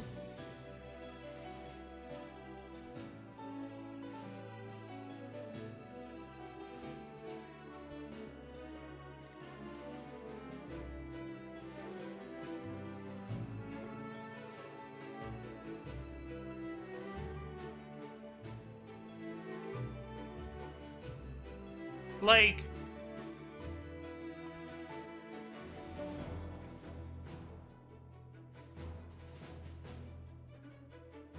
you don't say note to self something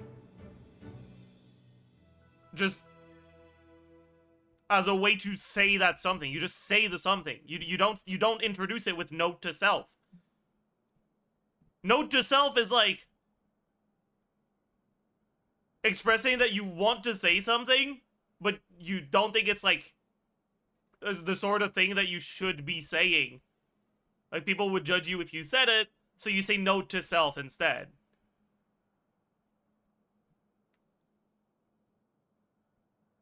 Right? It's like,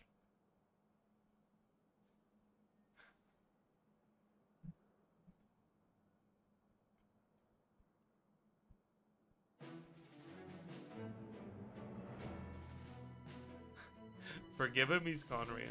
True.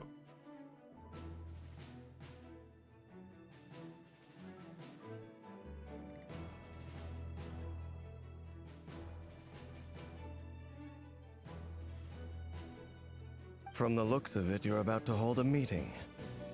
If I were to say that the Wild Hunt is our mutual enemy, would that earn me a seat at the table? As the saying goes, the enemy of my enemy is my friend. Mr. Dainsleif, there's a seat with your name on it. So, does Varka actually not know who Dainsleif is? Because, like, there are two possibilities here. Either one, Varka does know who Dainsleif is, and, you know, he's just playing along with Dainsleif's, like, I don't know, thing, whatever the fuck he's trying to do right now. Or two, he doesn't know who Dainsleif is, and he's the most careless, irresponsible loser I've ever seen be in charge of a fucking organization. Not my Is he worse than Gene? The second is funnier. That's true. The second is funnier. Not many people know about Dainsleif. But, like, why is he, like, oh, you just said that you're on our side? Sure. Let me tell you the 3 digits on the back of my credit card. Like, what is he doing? If he doesn't know Dainsleif, what the fuck is he doing? Because of Traveler? But he doesn't know us that well either. This is the 3rd time we've seen him.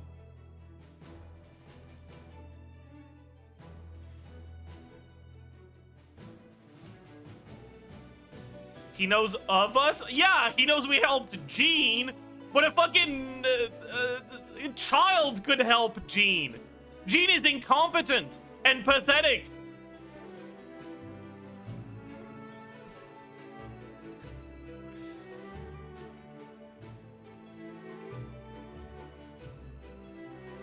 Who hurt you? Gene hurt me!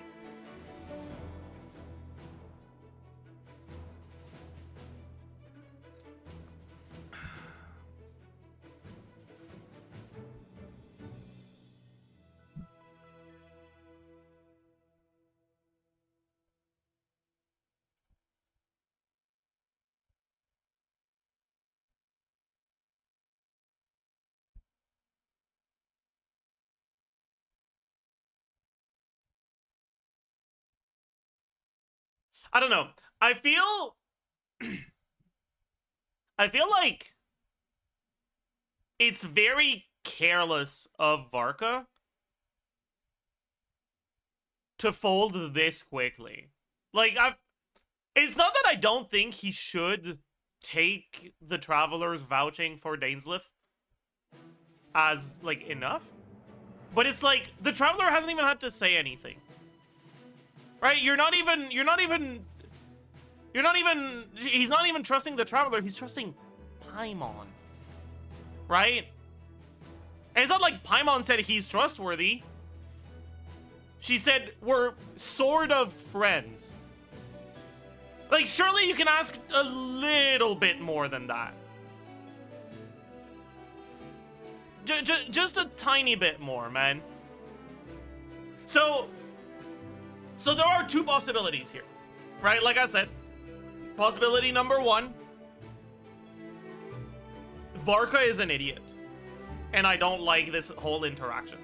Possibility number two, and what if I trusted the Genshin writers, this would be the possibility I'd lean towards. It doesn't make sense, in my opinion, for Varka to fold this quickly unless he already knows Dainsleif. So, if we assume that it makes sense for him to do this and that the writers know what they're doing, then it would mean that Varka folding this quickly is indicative of Varka knowing who Dainsleif is. And this interaction would suggest to someone who analyzes it that Varka knows who Dainsleif is, and that could be information for the future, right? So chat, what should we decide here? We're gonna make up our mind. Is Varka a himbo, or does Varka know who Dainsleif is? 1, a himbo, 2, he knows who Dainsleif is. Everyone's saying 1. Okay, so Varka's a himbo. Bet. Though, I can't promise the same for everyone else. Hey, Albedo, think you can rustle up a couple more chairs? After all this time apart, Grandmaster Varka's first order is to rustle up a couple more chairs. I've missed this. Is he being sarcastic? Hey, he's your brother. Why are you asking us? I've still got a lot to learn about the nuances of human conversation. Trying to decipher Albedo's way of speaking has been like jumping in at the deep end. Oh, good point. Paimon gets you now. Don't sweat it. There are people who go their whole lives without getting the hang of it. You're ahead of the game already.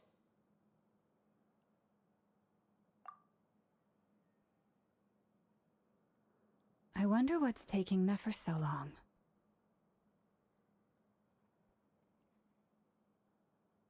Perhaps you should go and check in with her. If anyone can hurry her along, it's you.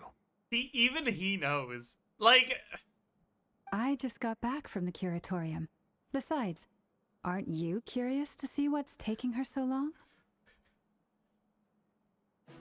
If Liz knows so bad, yeah. But like, I like this interaction, right? Because like this interaction is like, if anyone can hurry her along, it's you. This is very clearly implied, or this is Flynn's very clearly implying that the person who holds the most sway over Nefer's behavior is Llama, right? And it's not like her role as the Moon Chanter would lead to that. So he's very clearly alluding to a personal relationship between them. But we haven't been explicitly shown any, like, interpersonal relationship between the two that's all that deep. It's just been a very heavily implied romantic one.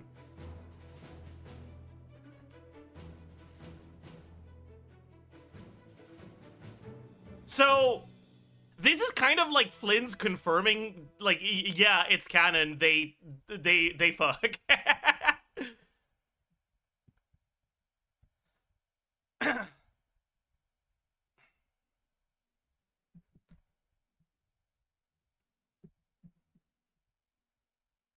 And the fact that Llama is like, she doesn't even point that out, and no one is reacting like, what do you mean, if anyone? Like, it's like everyone here knows.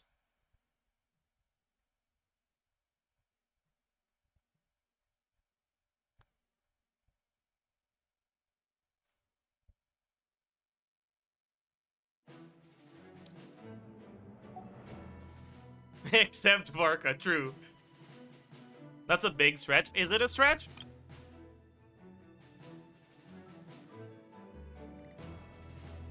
What is your alternative interpretation to this, then?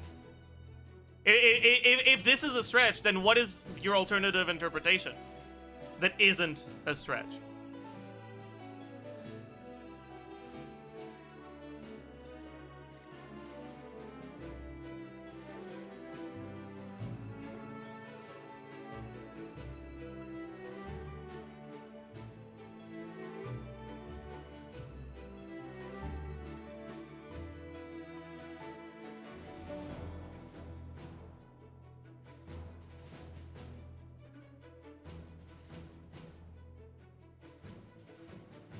I mean, that doesn't mean they fuck.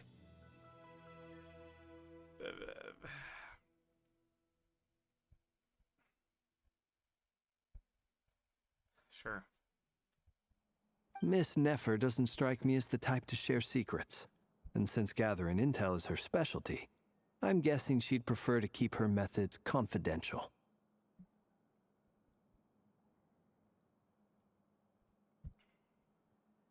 Under such circumstances, would it not be tactless for me to impose? So true. Historians would say they were friends. Oh, but it's fine for me to impose. Yeah. What can I say?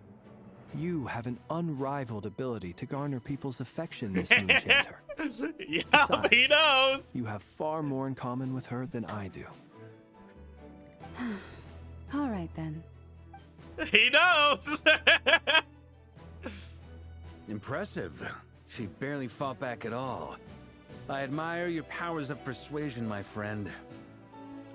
As I'm sure Miss Lauma will realize soon enough, the trick in life is to always pitch in with other people's responsibilities so that you can be selective with your own. Another trick is to simply hide in the background. Albedo, are you an idiot? If your trick is to hide in the background, the way to put that into practice is to not say this. Spoken like a true sage. No way. Okay. Again, this is partly headcanon, but I refuse to believe anything else. This is Flynn's calling Albedo an idiot. Flynn's realized what I realized, and he was like, this guy's a complete buffoon. And so he was like, wow, Albedo, you're so smart. Oh, that's my goat. Yeah, Flint is redeeming himself right now. Okay, he's redeeming himself. I like that. That's good. That's good. That's great. That's so good. Okay. Okay. Anyway, looks like we've got some time to kill before the meeting. Just take a little breather, folks. Good. And feel free to chat amongst yourselves. We'll get down to business once the other two arrive.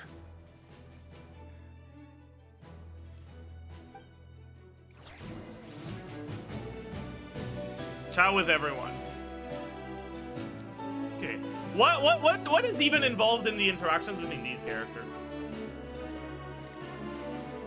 I guess they're all like supernatural beings, so that's cool.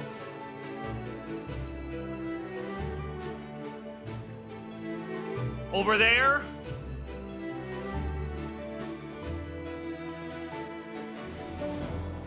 I don't know. Gage? I don't know. I don't see it, honestly. I guess it's because they haven't interacted, like, at all. And then Danes live by himself. That makes sense. You're both awfully quiet.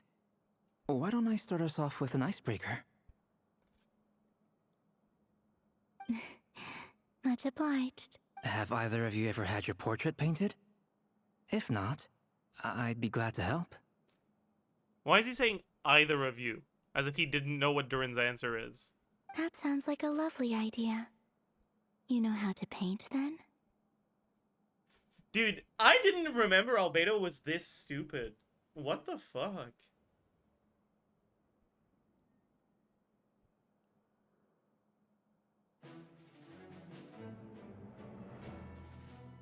I will say though, chat, this sounds like a language textbook's conversation. You know? Like, why don't we start off with an icebreaker? Much obliged. Have you ever had your portrait painted? That sounds like a lovely idea. You know how to paint? I dabble occasionally. I dabble occasionally. He's an excellent painter. He's an Tables, excellent chairs, painter. People, dragons, you name it. He'll paint it for you. Now we're pulling away a little. But still, that's crazy. I'm flattered. If I ever get the chance, I'd like to give it a try myself. I'll bear that in mind. Anyway, how about you, Durin? What sort of portrait would you prefer? What do you mean, what sort of portrait? Is Durin supposed to be well-versed in the arts enough to know the source of portrait and to know which one he wants? Oh, I'd be fine with anything. I mean, no, I don't think so. I think this is Albedo being an idiot again. Jesus Christ, he's so dumb. Whatever style feels best to you. It's polite to ask. It's not polite to ask when you know that the person doesn't know the answer. If you wanted to ask in a polite way, you'd be like, I could do a more, like, realistic portrait or a more stylistic one. Which one do you prefer?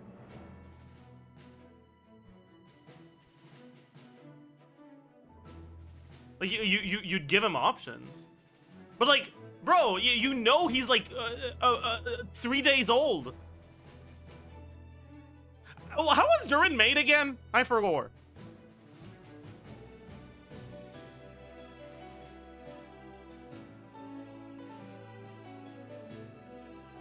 Like, it was magic, but who did the magic? What was did Albedo make him?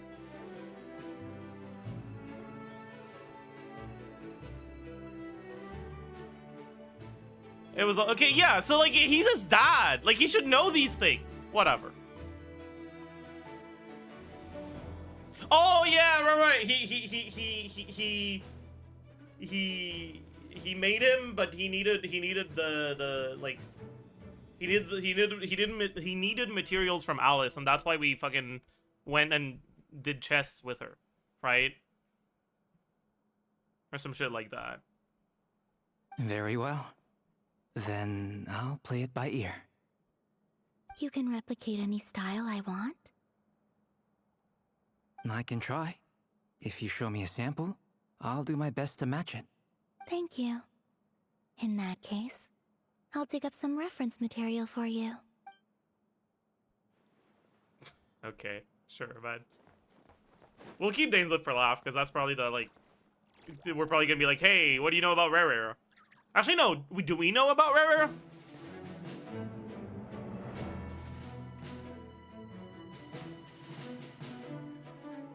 Sorry. It's really funny to see Arnold type this message. Right? And the fucking Durin emote makes it look like he's the one who's saying Durin's ass. And it's very funny. And I like that. That makes me chuckle. Oh. Durin still has knowledge of the world, since he's also merged with Susbedo, who became remerged with Durin's Dragonheart. Durin doesn't have many personal experiences, but he knows what types of portraits there are. Does he, though?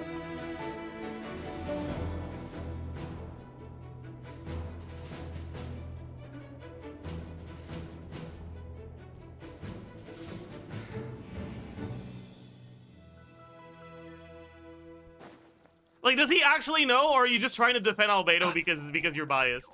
Because to me, it sounds like you're biased.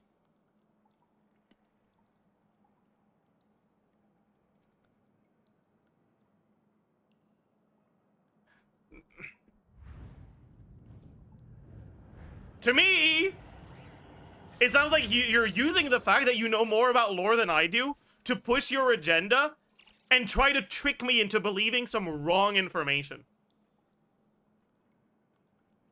Susbedo knows just as much about the world as real Albedo does. Well, I'm just saying, if that were true, he would have won. Right? So clearly he doesn't. Clearly he doesn't.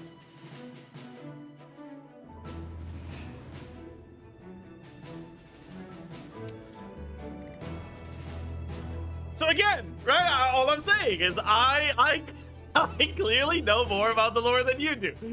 I'm starting on the bit longer. Oh, this is great.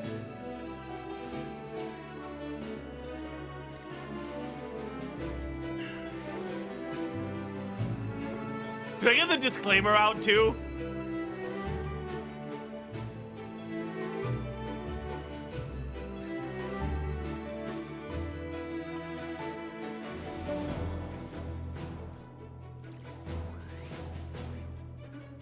He who wishes to peer into the abyss needs simply to wander through Nodcry on a misty night.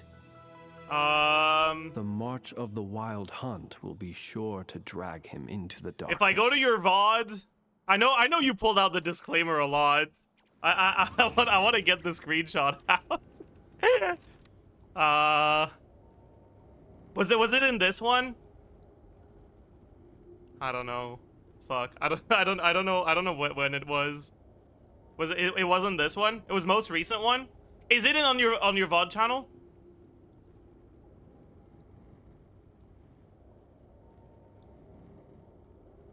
His Twitter?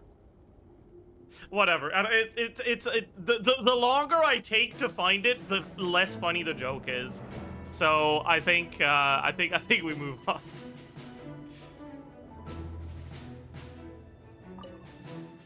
Truth be told, I can't remember the last time I was in a meeting with so many people.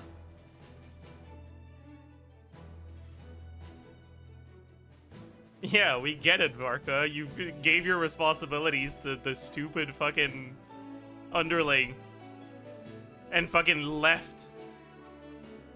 You're not alone there, my friend. The Lightkeepers also struggle to bring everyone together for a serious discussion. I don't doubt that. I've only ever met two Ratniki, one being you, and the other being that young guy, Itlua.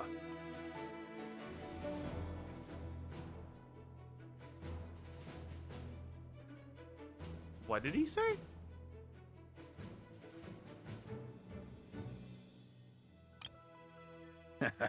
I don't doubt that. I've only ever met two Ratniki, one being you, and the other being that young guy, Itlua. Itlua? Is that how you're supposed to say this?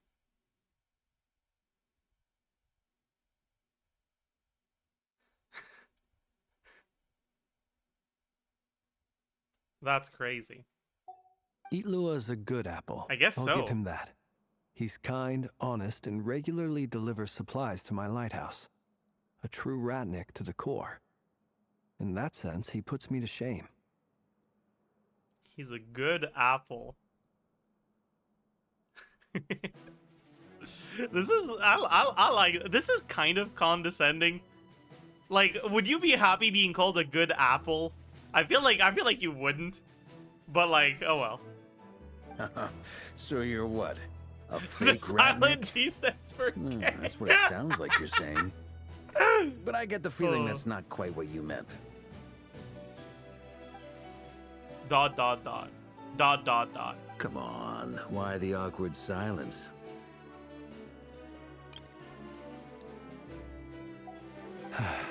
Sorry. I'm not even gonna bother trying to hide it. You've known all along, haven't you, my friend?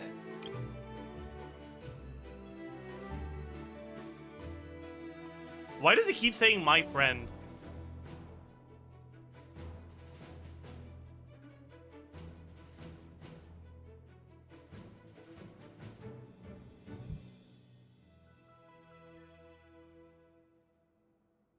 Okay, you know what? I see the Gage allegations now.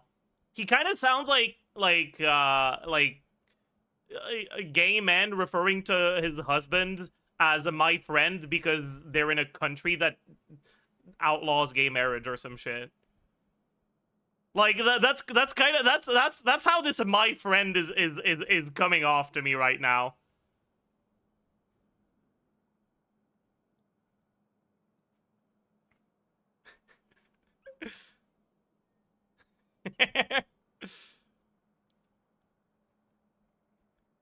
Like, why is he repeating my friend like that, you know? It's so true. Dane is homophobic. Oh, no. Oh, yeah, that's perfect. This is the headcanon we've got. This is the reason why we love doing story quests here, or Archon quests here.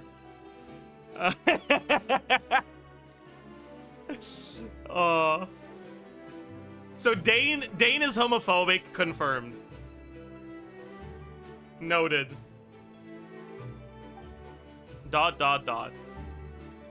Dot, dot, dot. Now that was an awkward silence. Let's just keep this between ourselves. Probably best if Eloa doesn't know, huh?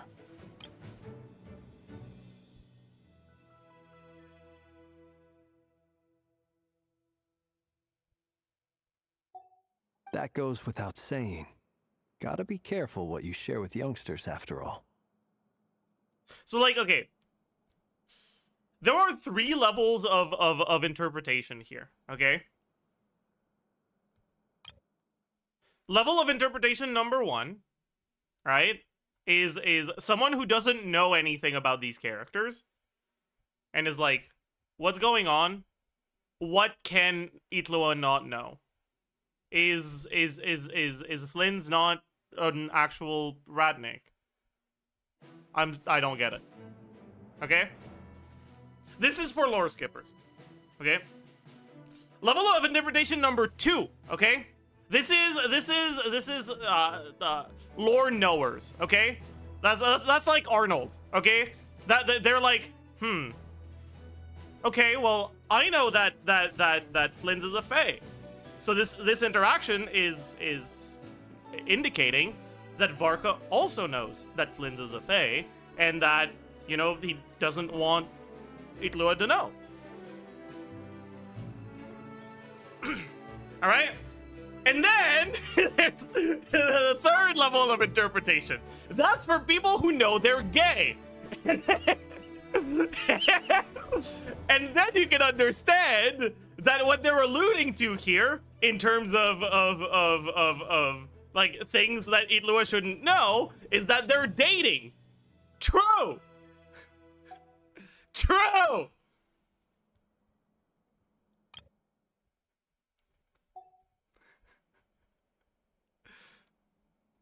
Do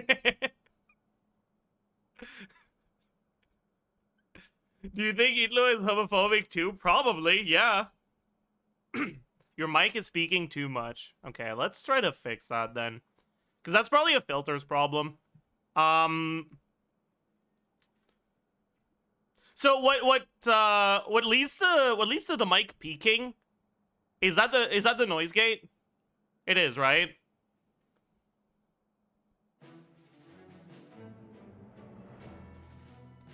Which one is it? Is it the closed threshold or the open threshold? It's the closed threshold, right? Or do I need a compressor? Is that...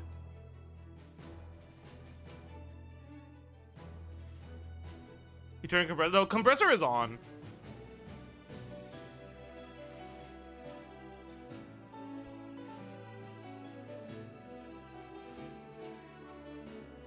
But I haven't messed around with the settings on it at all.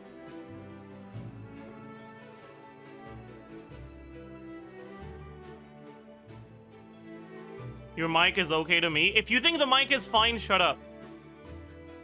For people that have noticed the mic peaking and that understand a little bit how mics work, what setting should I change here? Adjust the close timing? The close timing.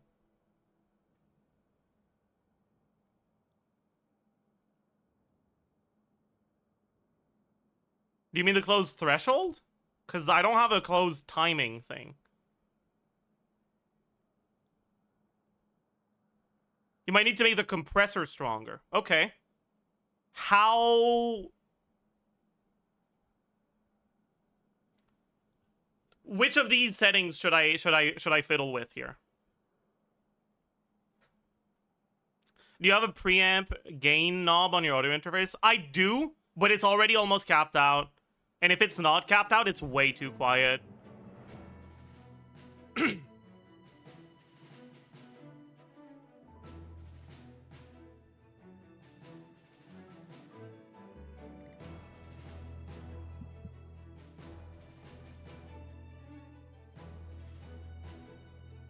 Get closer to the mic. I can't stay closer to the mic all the time. My the mic stand I got is not very, like, I can't really move it all that much. And my chair is kind of, yeah, whatever. It is what it is. But like, what specific issue am I having here? Is it that when I'm too loud, the mic cuts out altogether? Or is it just like, does it just start peaking?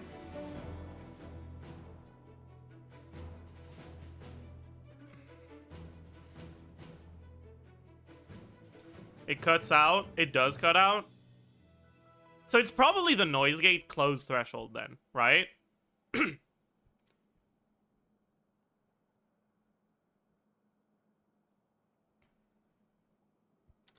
Do I want to make this higher or lower? For it to like cut out less.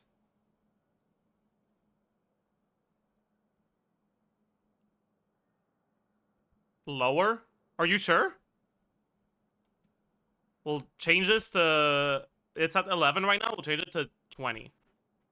Like, minus 20. Try to laugh now.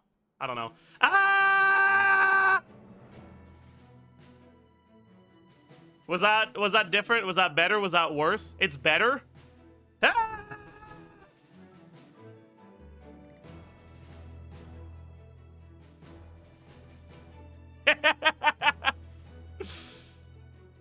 No, it's worse. It might have just been because I was too quiet on the first one. Wait. Let me put it at -5 now. Oh, yeah, no, it just completely cuts out.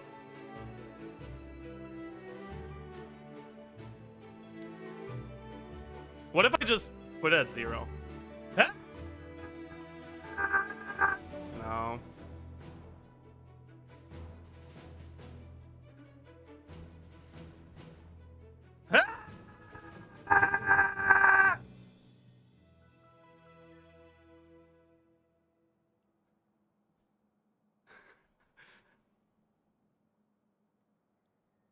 The problem isn't that setting. Is it not?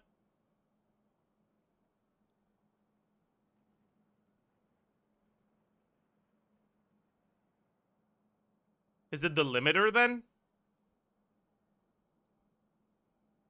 I think the mic gain is just too high. I can't make it lower.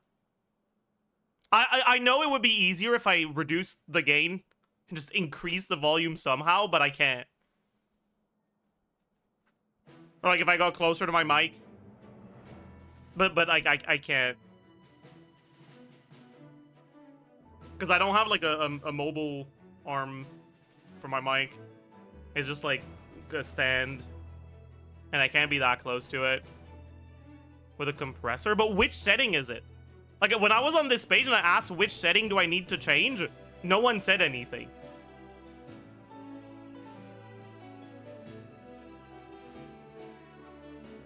So like, I don't know, man. What do I do? What do I do?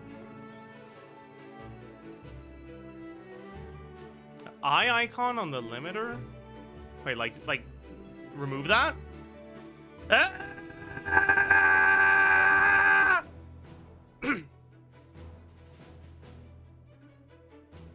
It's better? Wait, so do I just not want a limiter?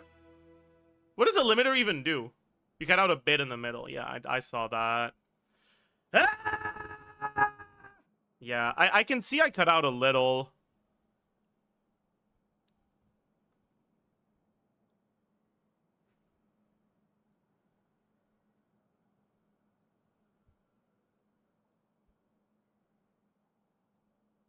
The cutoff is a closed threshold of noise gate. Yeah, that's what I thought. So, like, if I put this here... Yeah, no, that's worse. If I put it here... That's also... I mean, I guess it's fine. My throat is gonna hurt after this, huh?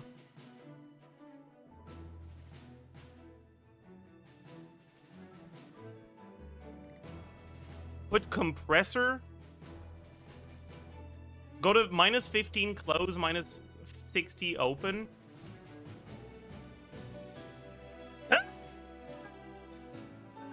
Yeah, no. That's not even...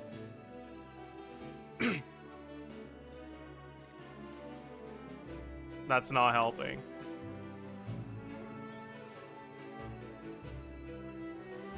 I don't know. Ah! Put compressor to 3 to 1. 3 to 1? And minus 18. Ah! That's not better.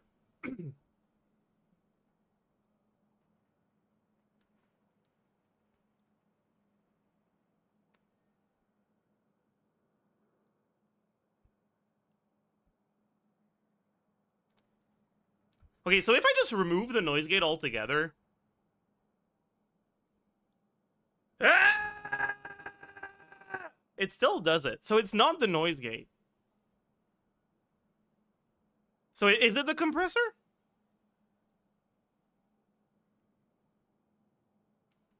Ah! It's the compressor. I'm sorry, that was loud for you guys. I'm sorry. Okay, I saw it on my like volume thing. That was loud for you guys. Okay.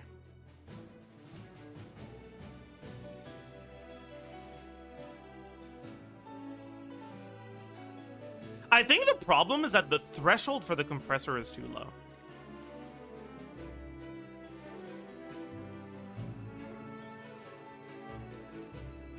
Ah!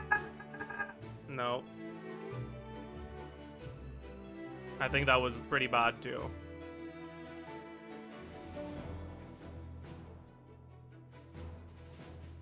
It went too loud. Ah! Okay, that was good, but I think it's because I didn't reach the threshold there. But the threshold is like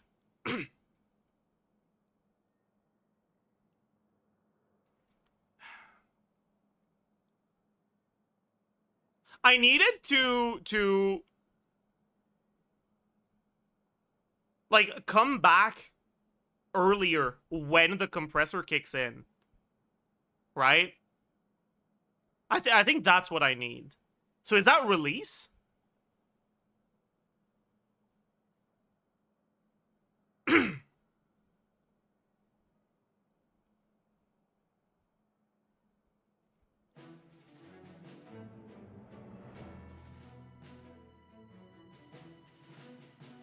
Ah! How's that?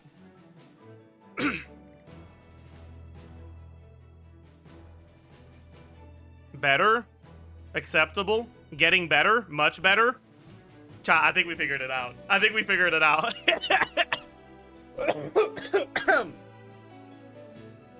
How was my coughing there? Was it like normal? Was it bad? Was it cooked?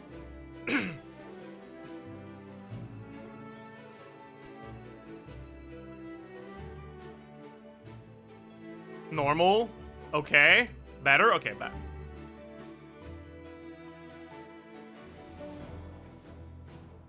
You sound like a tuberculosis patient. Oh, that's cool.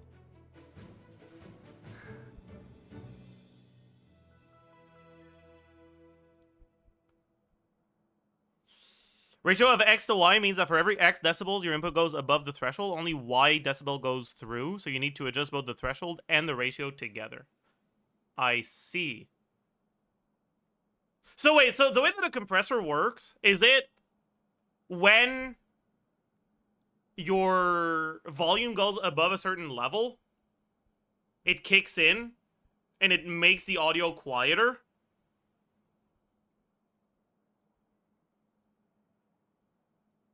Is that what this is?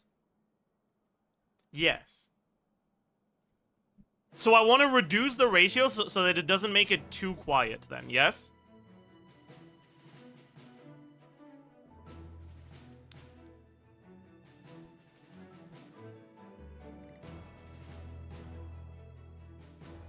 Maybe 3. Ah!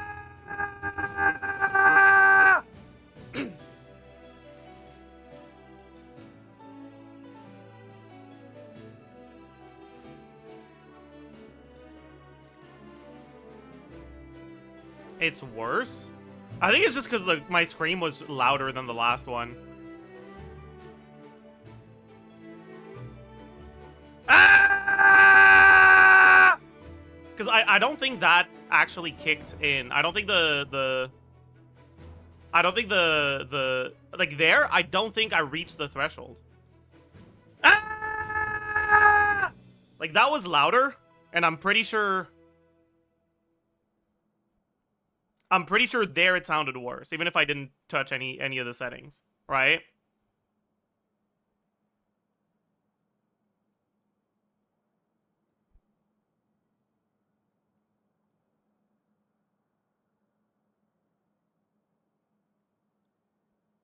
Get closer to the mic. So here's the thing, okay? My floor is crooked backwards, and my chair has wheels. So if I want to stay close to my mic, I have to, like, do this and, like, waddle forward by, like, trying to grip the floor with my feet every 3 seconds.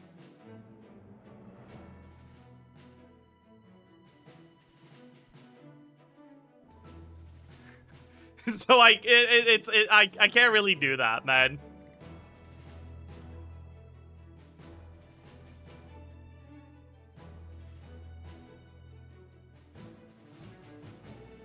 Take off the wheels, true. Yeah, maybe I can figure out how to lock them, but I don't know. Increase the attack MS to 30 and release to 100. I feel like that's gonna be way worse.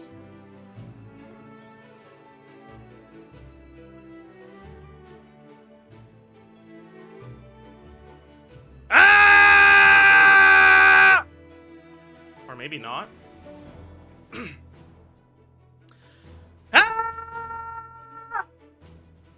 That was worse, right? Because that second one was louder, and I'm pretty sure that was cooked. Ah! Oh. That one was fine, and I think it was a similar volume.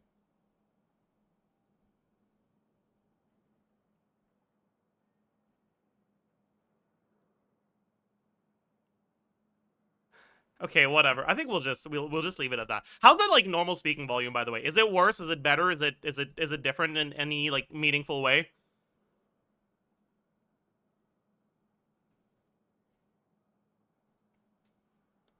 It's good, but I'm not asking if it's good. I'm asking if it's changed. It's the same? Okay. It's better, I think. Usual. Yeah, I think it's the same. Check DMs. Also, yeah, my throat is gonna be cooked, man.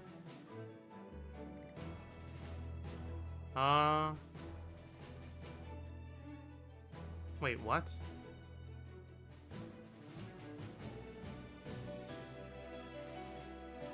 Is the closed threshold supposed to be smaller than the open threshold on a noise gate?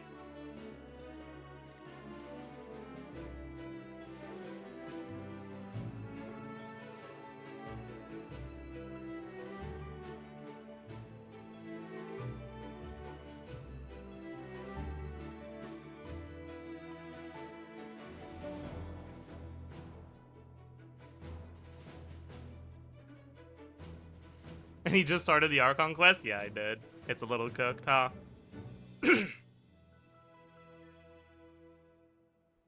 Alright, whatever. For now, we'll do this, but... +1 can. Yeah, I'll +1 can. I'll be right back.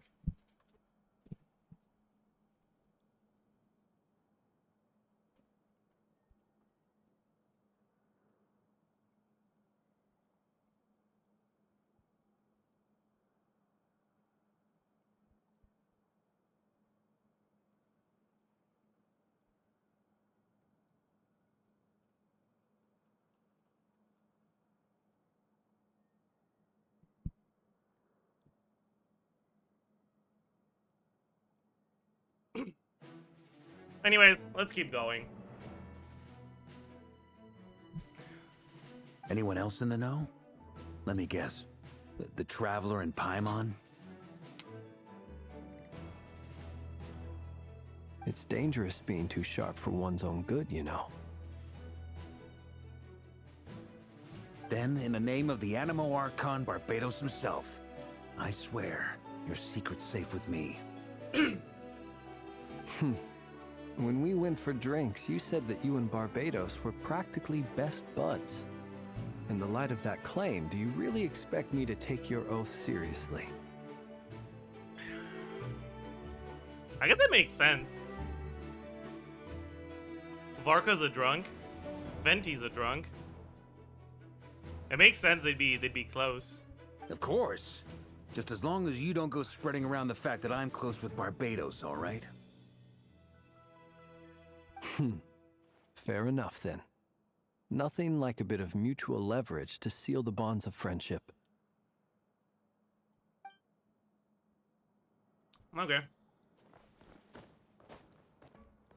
Is there something you'd like to say to me? Yeah, Dane, it's time for lore. Yes, honey, it's time for lore. Yeah! For starters, why'd you just show up here without even giving us a heads up? Because we needed a plot device to keep yapping about where we were without going back to the drugs. If you think back to our previous interactions, you may recall that that's hardly out of character for me. You do have a point there.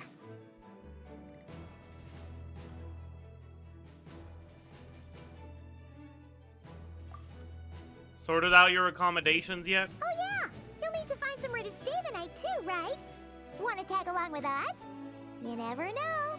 We might get a group discount. Aren't there only 2 rooms at the flagship?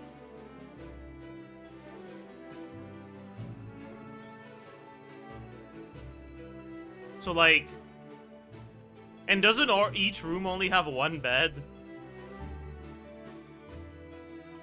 Is Paimon trying to rizz up Dainsleif?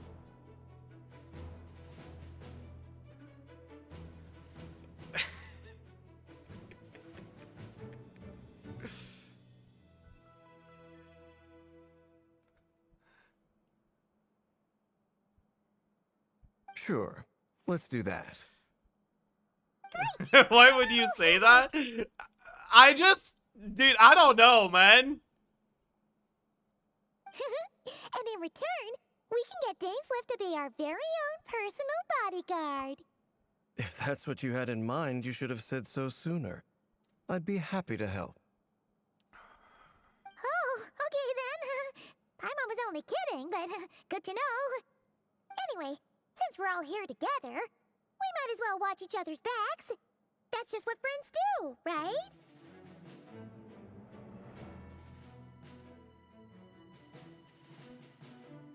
You know, I feel like I should change the traveler emote from all caps traveler to just like the like traveler.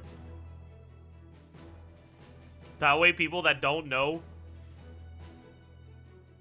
that it's an emote will accidentally say it whenever they talk about the traveler. Because it's kind of a beggar emote.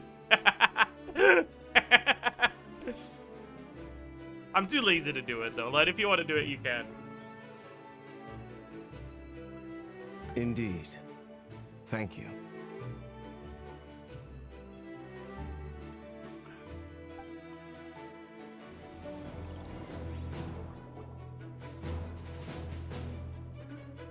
How much did I miss? Not that much, honestly. What's happened so far? Whoa. Honestly, nothing. We just had characters meeting each other. We met Durin. Yeah, that's it.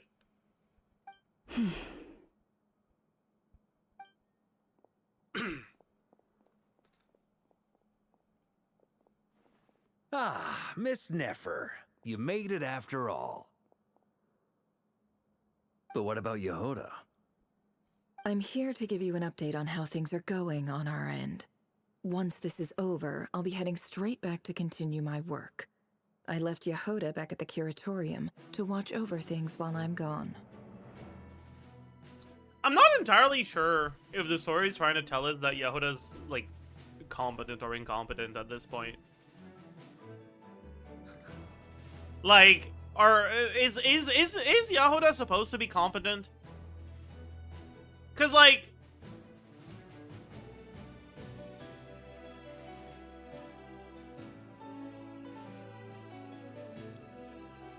I feel like they keep implying that she's not. But then if she's not, why is Nefer letting her, like... Why is Nefer trusting her with her fucking, like... Like, what is Nefer doing here? Is Varka rubbing off on her? Maybe. Huh. So much for just this once. Not so loud! We're on a roll here. What if she remembers and suddenly decides to back out? Wording, my guy? There was nothing weird about that wording. You guys just decided to interpret it weirdly.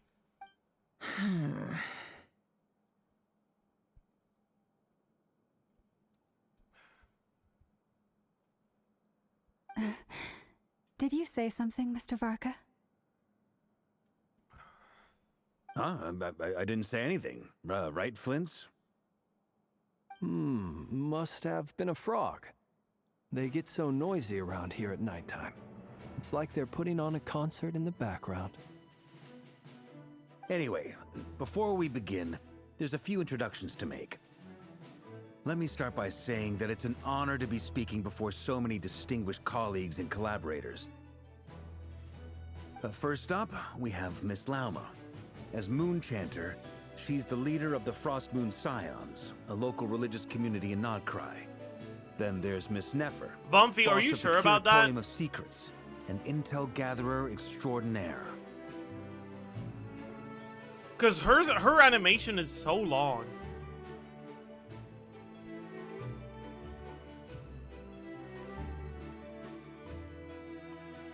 I feel like she extends your rotation by like at least 2 seconds.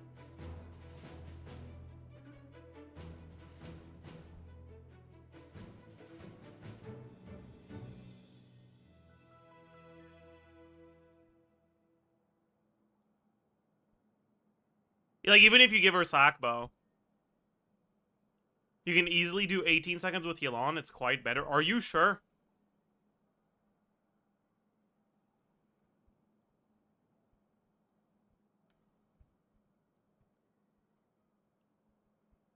Because, like, say, like, let's say you skip Inefa Burst, right? You do Inefa skill. That's 1 second. Then you do Yehuda skill. That's like 4 seconds. Then you do Yelan EQ, that's like 3 seconds. That's like 8 seconds. Then you swap to Flynn's. If you swap out immediately after your second burst, that's gonna be like maybe like 17 seconds. But you're losing out on so much particle generation that it's probably not better. And it's reliant on proccing Sackbow and Yehuda, because otherwise her cooldown is like 20-something seconds.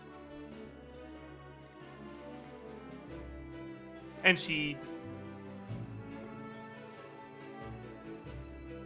Yeah.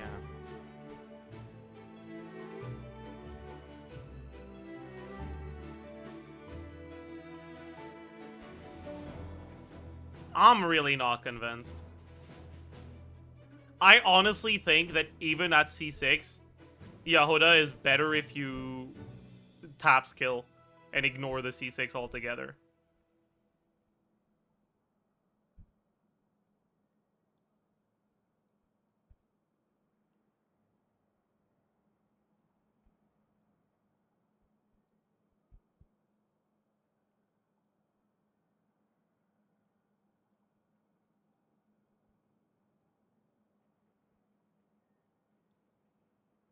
I'll wait for V3. Yeah. We hope Yehuda gets a buff. Not to her numbers, just to her clunk.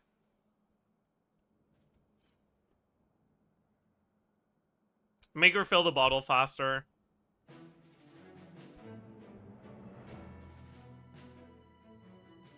Razor 2 true. We hope Razor gets a buff too. What is her clunk again? She takes a really long time to fill her bottle. But also, if you lose element on the enemies, the bottle stops filling up. So there's a bunch of teams where, like, your bottle filling is even slower because your aura isn't always up on the enemy.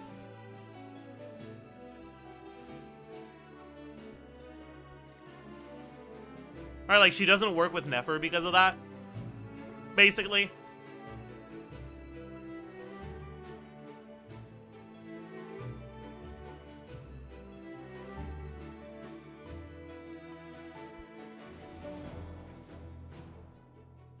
Like, your rotations with Nefer are gonna be like 22 seconds. Maybe even more.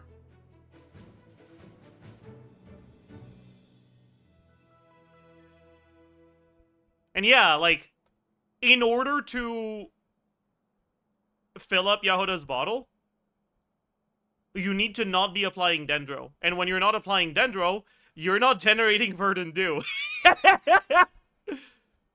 So, like, yeah, that's kind of cooked, actually.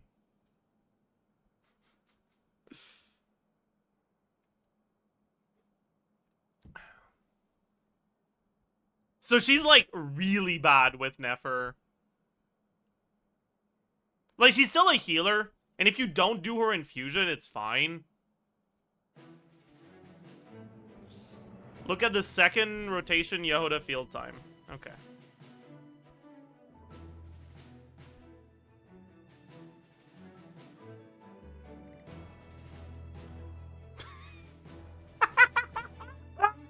Oh no! Oh no, that's so funny!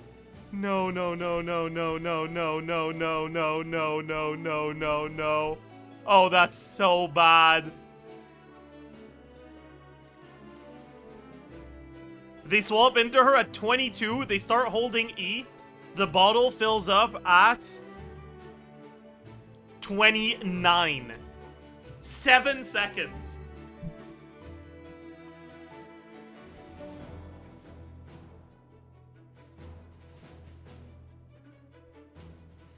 I do think that you're supposed to do things a little bit differently here. I think you're supposed to Durin burst and then E. And use the E, like, intentionally right after Inefa off-field hits to guarantee 2 seconds of Pyro Aura when you swap to Yehoda at the start. I think that's what you're supposed to do. But yeah, it's cooked. It's fucking cooked.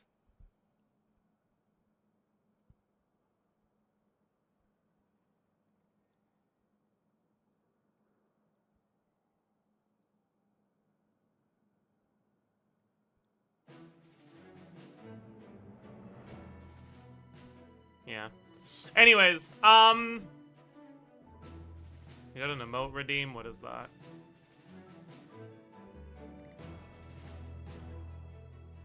No.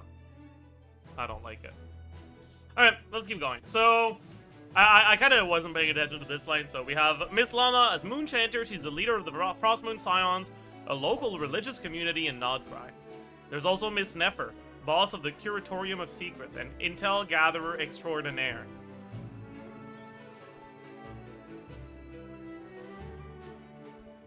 Nefer is leading the investigation into Rerer's background, assisted by Yehoda and Lauma. From the little I've heard, they're making some great progress. I wonder if Dainsleif is going to react to Rerer. Over here, we have Mr. Flintz, a ratnik and guardian of the abandoned lighthouse. In our last operation, he courageously distracted the wild hunt to buy time for the rest of us. For those of you who've never met, this is Mr. Albedo, a renowned alchemist and captain of the Knights of Favonius investigation team. By his side is a new face for us all, myself included, Mr. Durin, who has come to lend his aid. Next up, we have the Moon Maiden and former Fatui Harbinger, Miss Columbina. Then we have the Traveler, who's earned more titles than I could possibly hope to list out, so I'll spare you the rundown. And Paimon, the ultimate travel companion and quite possibly the best guide in all of Teyvat.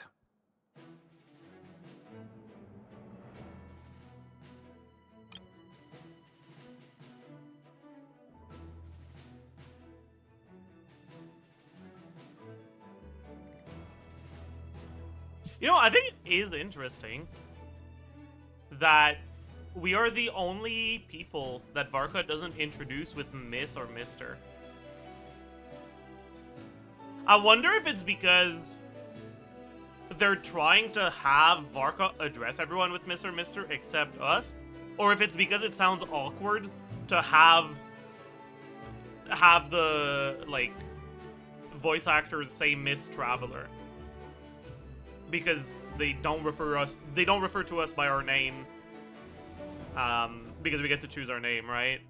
Like, I wonder if it's like an intentional choice or a limitation of having a character whose name you get to decide.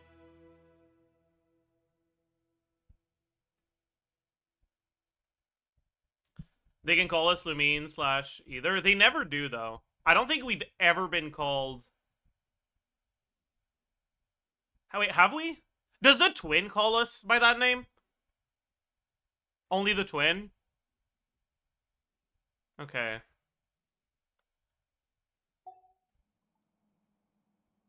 Wow! That's a lot of people! Great turnout!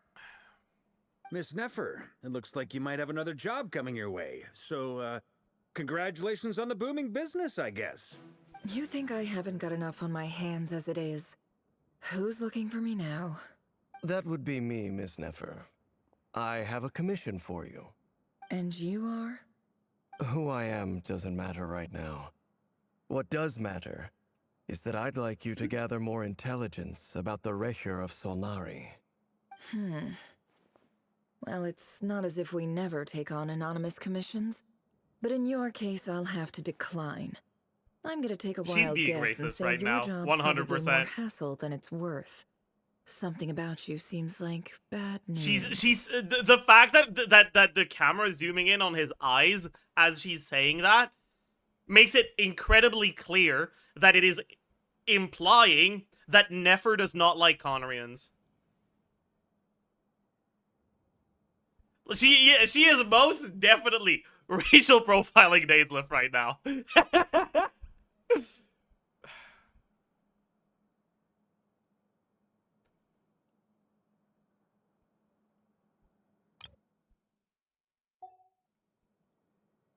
Yeah. Chat, where is Nefer from? If it's not, like, spoilers for this quest, if it is spoilers from this quest, tell me, but, like, where is she from? Is she from the desert side, or is she from the forest side? I know she's from Sumeru. Okay. I know she's from Sumeru. It's spoiler? Okay, if it's spoilers for this quest, then it is what it is. We'll figure it out, then. It's my eyes, isn't it? Conrian, I assume. Oh, they outright say it. Okay. You're trying to hide your identity. In any case, the fact that you're even still alive raises an awful lot of questions for me.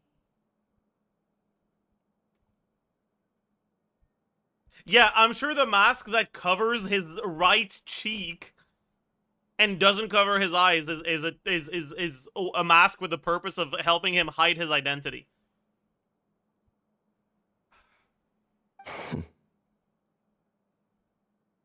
My name is Dainsliff, and yes, I am from Conria. As I'm sure you're aware, the Recher of Solnari's real name is Rerir.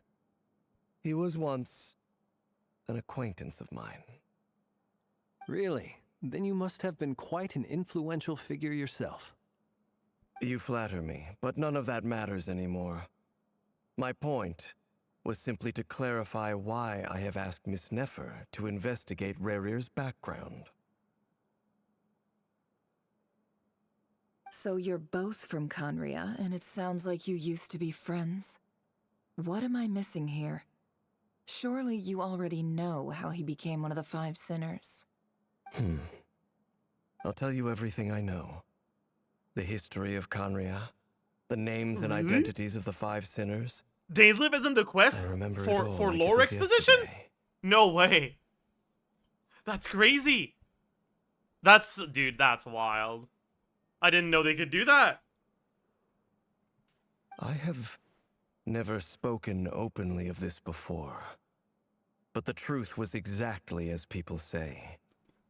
The 5 sinners were each driven by their own desires, and it was by playing upon these that the Abyss tempted them to their fall, tearing Conrial Okay, apart in the chat, process. I need a quick refresher.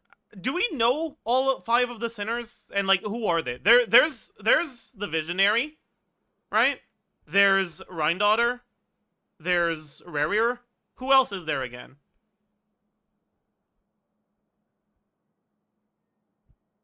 Sertologi, yeah? And there's another one. Who's the other one? The Wise? I have no clue who that is. Hryoptatir? Hryoptatir? Dane will tell you. Before Dane tells me, I want to try to see what I remember about them.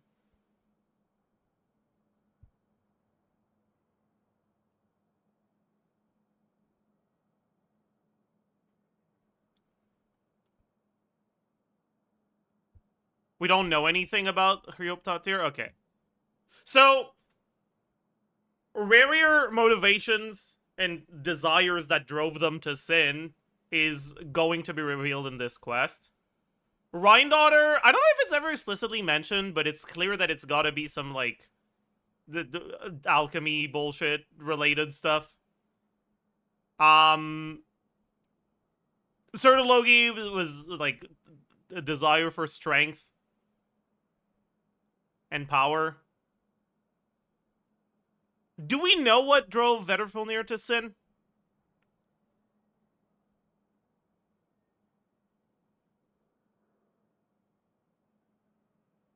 No? Okay, we don't know yet. But we do know that he was like a court seer? No, court oracle? What was his title? I remember being like, that's such a Nepo baby type job title when I heard it. Court prophet. Yeah, I was like, that's a made up job that so that you can give your nephew a job at your company. But whatever. So he was a court prophet. So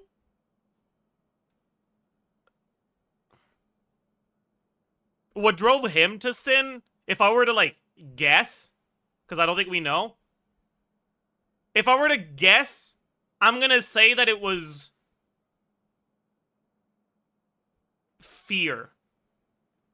He saw something that scared him, and it drove him to sin.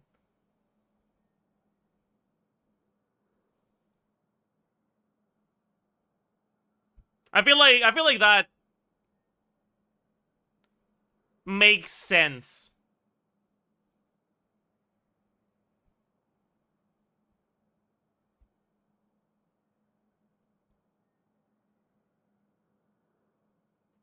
Like, thematically. Right? Because you have Sertologi, who's like greed. Right? A greed for power.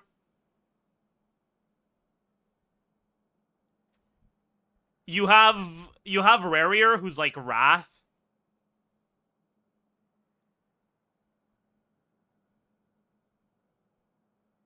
You have Rhindaughter, who's like pride.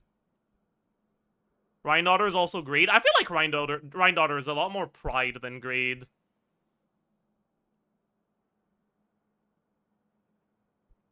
Have you read the Xbox Wings? Why the fuck would I have read the Xbox Wings?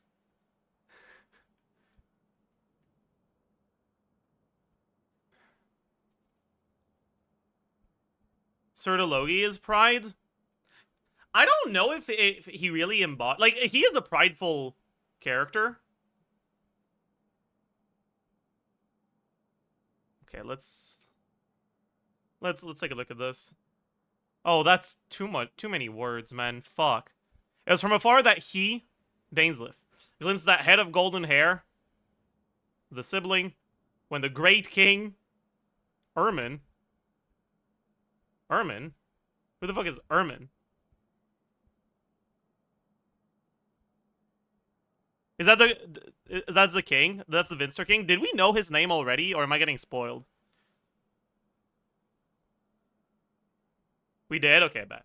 Announced the successor to the throne. The celebratory clamor had little to do with him, and indeed, he would have to help clean up the flowers, both real and fake, strewn about after the fact. Looking behind him briefly, he then continued... Why is this in the Xbox? Whatever. He then continued maintaining order in the plaza that lay before the palace gate. He was still just an ordinary young knight, after all. The golden hair crowned prince, for his part, gazed out at the sea of humanity, unsure, only now realizing that so many dwelled in this underground realm. Once he had been a scion of a lost, glorious kingdom, bearing the weight of an entire world. What?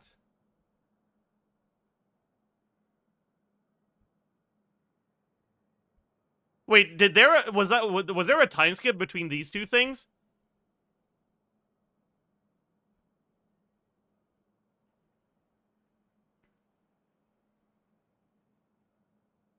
Or is this implying that the Traveler was the scion of a glorious kingdom before Conria? Like, before they came to Teyvat? That's the lore before coming to Teyvat? Okay. Okay, I didn't know that. Cool, we're learning. But in his brief life, he had sensed the goodwill of those who lived here, and so had shouldered the pillar of the earth, going from the ruler of a world to the hope of but a single nation. The young knight was not of insignificant background, but that was worth little in the grand scheme of things. The royal golden-haired heir's fate was far nobler. But now, having lost his world, he yearned for but a single realm. Later, the young knight was promoted, and the title Twilight Sword bestowed upon him. As for the royal heir with the golden hair, he was led by the last Vinster King, down, down, down, the kingdom's deepest depths. The young knight, initially intending only to save his older brother who had been imprisoned and blinded in both eyes for giving an oracle.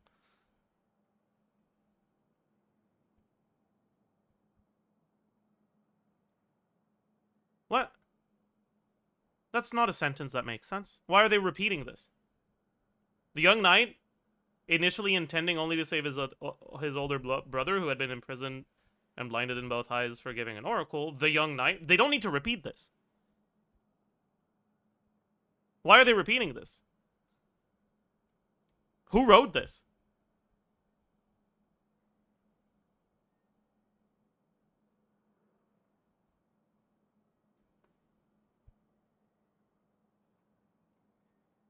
Writers are paid per word. Huh. Whatever. Gather the brilliant young ones of the age. The righteous deed, that of saving the nation, was but a deed done in passing. But the golden-haired heir was used as a vessel by which unlimited abyssal power could be absorbed. And he became the key to the world's near annihilation. This was the moment that their paths intertwined. One a noble, tumbling from the light into the abyss. The other, a humble existence, climbing upward from the darkness. Regicide, righteousness, ruthlessness, treachery, until all was rendered desolate. And that which came thereafter, where the two spirits bound by common agony would journey together, would also seem but a single point of intersection in their all too long, gradually diverging lives.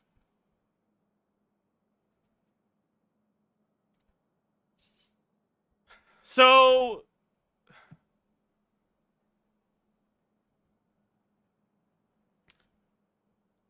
this isn't actually telling us that much, right? It's basically just telling us, like, Vedrfolnir was imprisoned for giving an oracle. So I guess the king didn't like the oracle. And Vedrfolnir was like, sorry.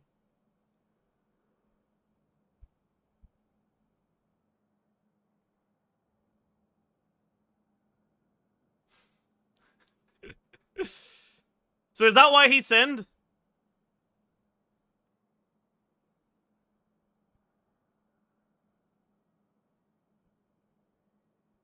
So it wasn't like he saw an oracle that led him to sin. It was that he sinned as rebellion because he was punished for the oracle. I think that's what this is implying.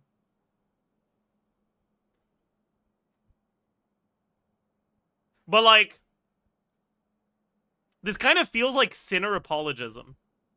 And I don't know if I want to engage in sinner apologism, you know?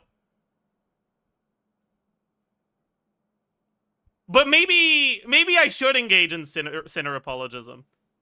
Because, like, Conria was onto some fucking wild shit.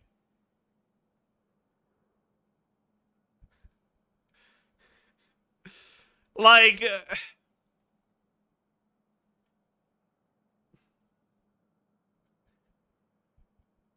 Rhindaughter did nothing wrong.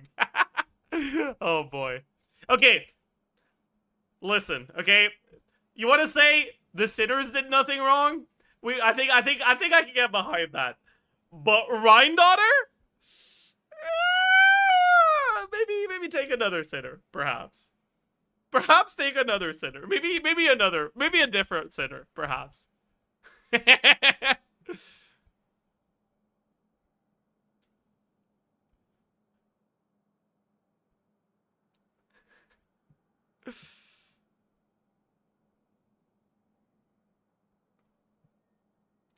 Sertologi did nothing wrong.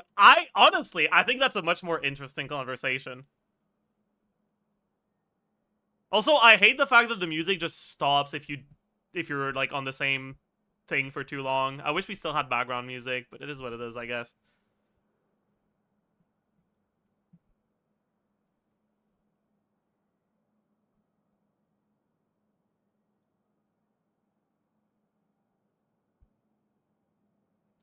Like, Sertologi is, like, I think a much more straightforward character. Like, he's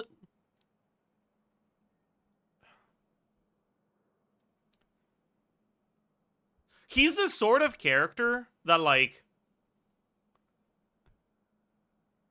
he cannot get to his goal using means that are morally justified, right?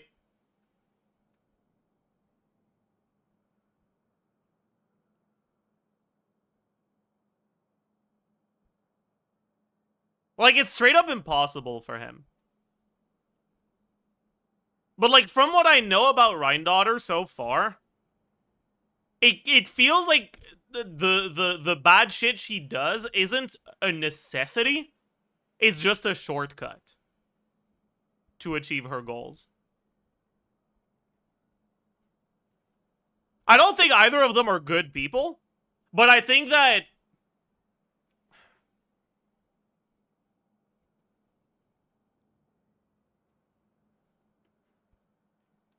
like, if I had to, like, go and converse with one of the two, I'd be able to have a conversation that doesn't just infuriate me with Sertologi much more easily than with Rhindaughter.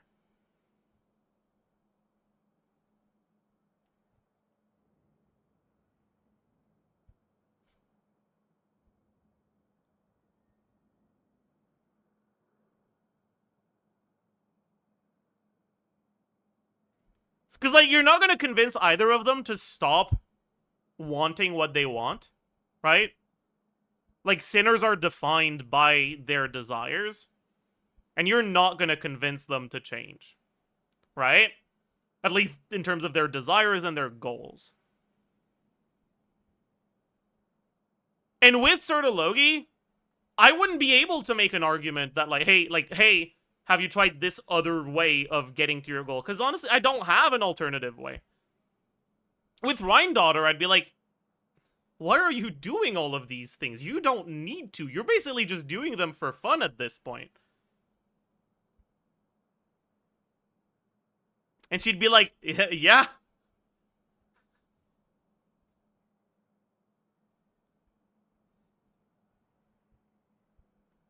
And I just get pissed as fuck.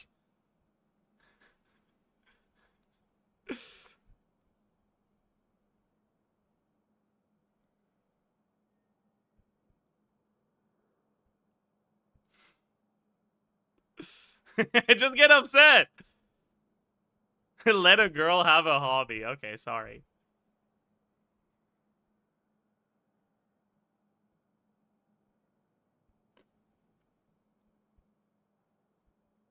Logi would just fucking kill you? I don't think Logi would kill me. Why would he kill me? Logi doesn't just kill people for the sake of killing people. He kills people to achieve a goal. If I was an inhabitant of Skark's planet, sure, he'd kill me, but I'm not. What, like, yeah, why would he bother killing me? What does he achieve by killing me?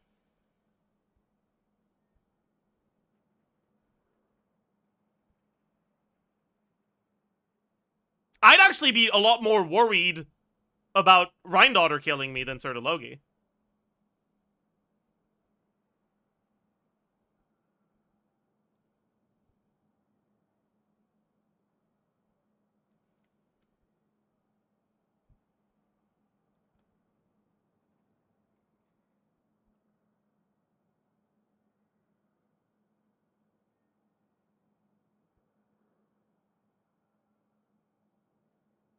Because there's no rhythm to her madness, man. I feel like Rhindaughter has vibes-based desires. With Logi, it's very well defined. With Rhindaughter, it's not.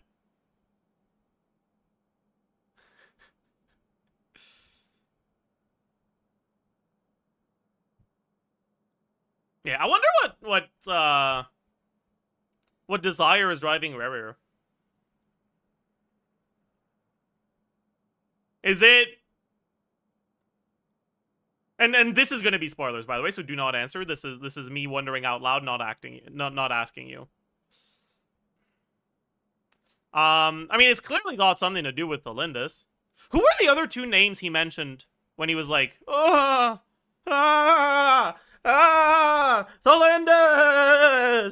Who were the other? He said Rhindaughter and Vedderfulnir, right? Yeah.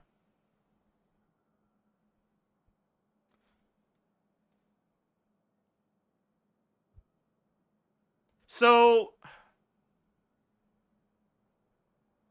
from the intonation in his voice when he was saying these things, he was angry at Vedderfulnir and at Rhindaughter, but I couldn't tell if he was angry or just in despair when he said Tholindis. It kind of sounded more like the latter. So, from what we know so far, Vedderfulnir knew something about Tholindis, right? So I'm gonna guess that the reason why he has anger towards Tholindis is because he's aware that Vedderfulnir knew whatever the twist is gonna be, and Vedderfulnir didn't tell him. I'm gonna assume that's the source of his anger towards Vedderfulnir. Right, like, I could meme and say, like, oh yeah, it's because Tholindis was cheating on him with Vedderfulnir and Rhindaughter, but, like, let's have a serious conversation for now, okay? But what the fuck is he, what bone does he have to pick with Rhindaughter? Like, what did she do to him? Why was he so angry?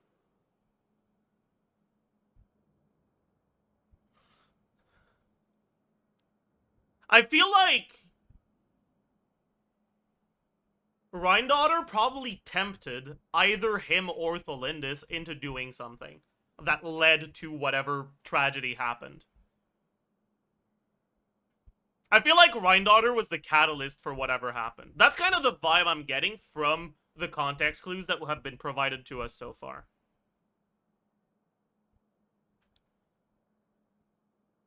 Catalyst? Rhine-daughter Catalyst confirmed? True!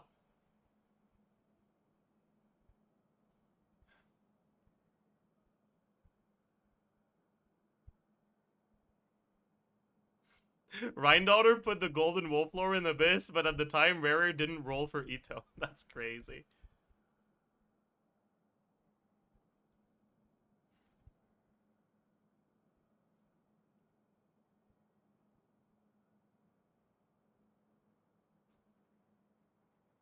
Okay. I mean, now we're gonna get to hear Dainsliff's thoughts on each of the sinners, right? The visionary, Yeah. That's who wished to foretell the future. The Vedfenir wise, is Dane's brother, right? Haroptatyr, who sought limitless knowledge. Yes. Okay.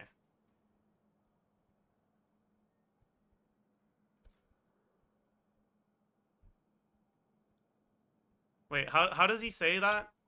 The visionary, Vedfenir, who wished to foretell the future. The wise, Haroptatyr, who sought limitless. Okay. Gold, Rhine-daughter, who desired to create life.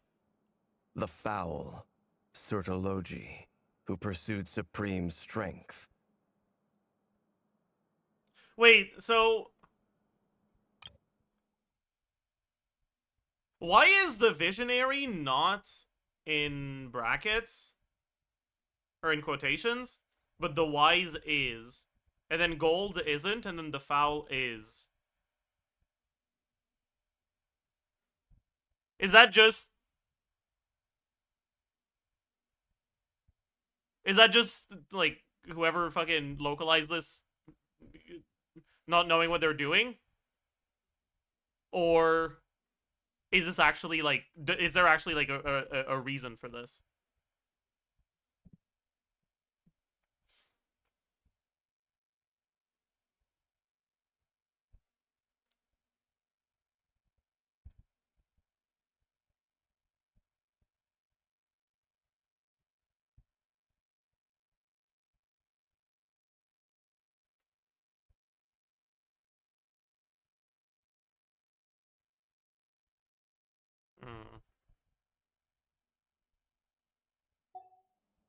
And last, but not least, Raker of Solnari, Rerir, Ravager of the Moon. I wonder which moon we're talking about here.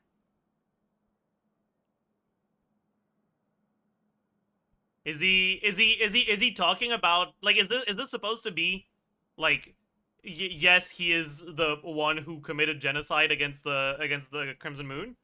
Or is this hinting at him more being all over the Eclipse Dynasty as a result of whatever happened to Thelindis?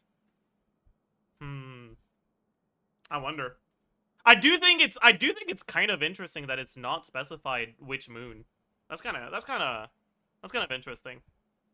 Of the five, Rerir is the only one who remains a mystery to me. He never harbored grand ambitions. So what changed in the space of a single night? How did he come to fall like the others? So, Dainsliff knows about Rerir and Thelindis' relationship, right? Because they were fucking drinking together. We know that he knows. But he doesn't know what happened.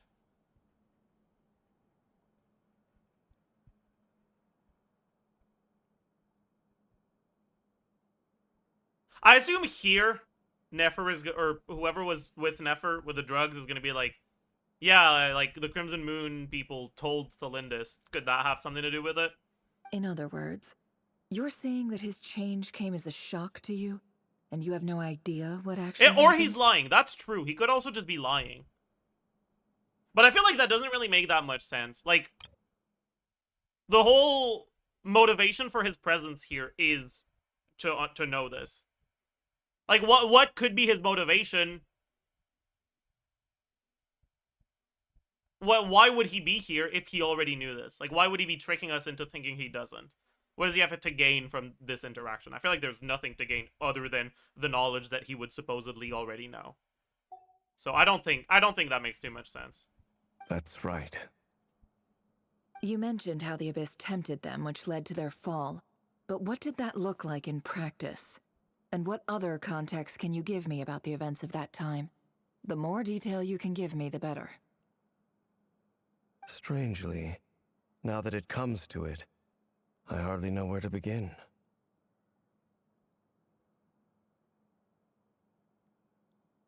Keep waiting. That'll take a while. The fateful night took place during the era of the Eclipse Dynasty. One day, my elder brother, the visionary, Vedifenir, was summoned to the palace by the Vinster King, only for the king to gouge out his eyes and cast him into the dungeons. Yeah, now it's in brackets, or in quotation marks. Why? Whatever, man.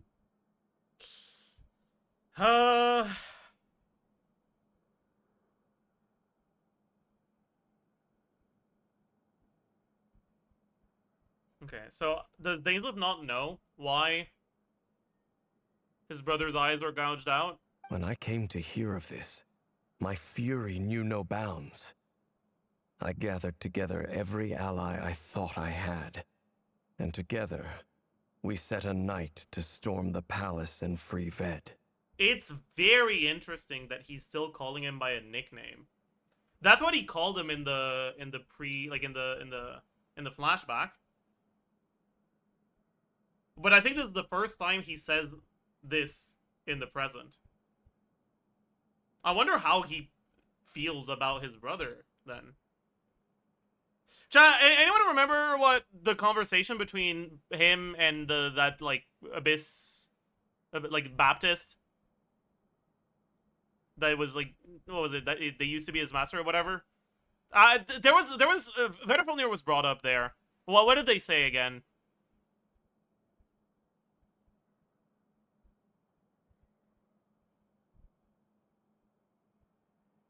That was Sir Logi. Are you sure? I thought Vedifenir was mentioned. No?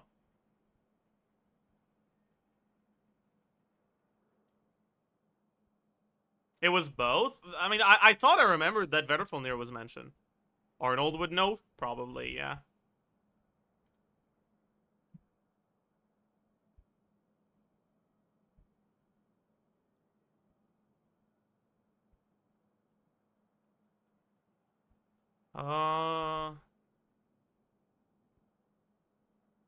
What act was it again? Wait, let me look up Dainsleif on the wiki. Let's go to profile? Quests and events. A space and time without you.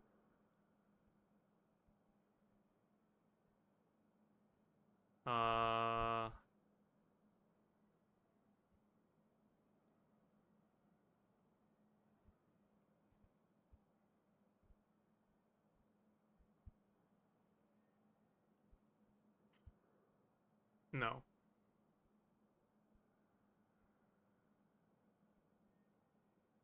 I guess we gotta go in the dialogue. Wait, Control F. Ved. Vedder. No. Am I wrong? The lore guy has spoken. Oh.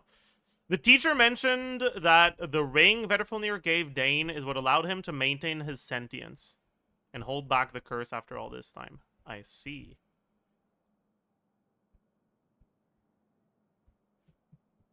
Do we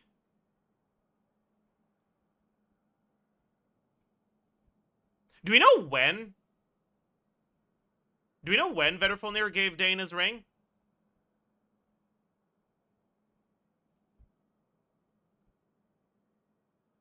No. Before the I mean, yeah. I know that. Like around that like it was at the time. But like do we know like in the chronological order around the time of the cataclysm when the ring was given? Specifically, no? Okay. Because I feel like what I'm piecing together right now is that Vedrfolnir foresaw the fall of Conria. He was punished for it. And as a result of what he saw, he wanted to protect his brother. And that's when he, like, made the ring.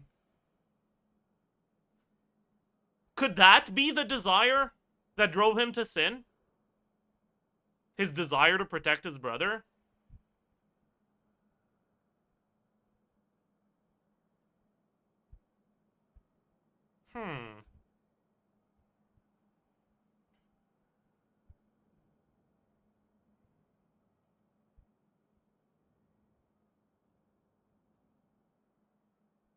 Vedrfolnir is Itachi. Okay. I mean, that's kind of what I'm getting to, honestly.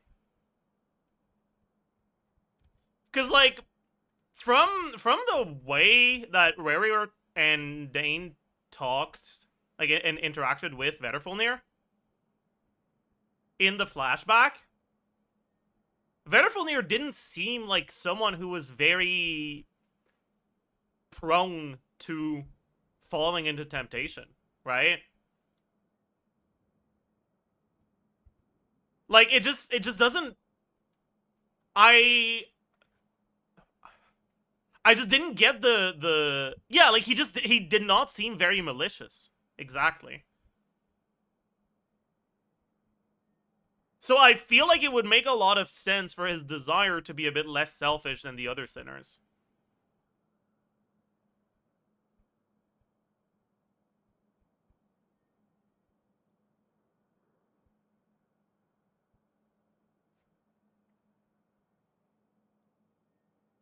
And it doesn't really contradict the way that he's introduced here, right? Like, all we know about his desire is that he wished to foretell the future, but we don't know why.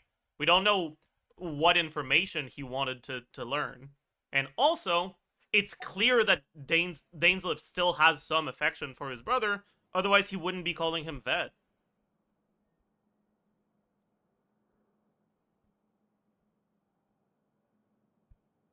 I feel like that's kind of what... I feel like that's the vibes I'm getting right now.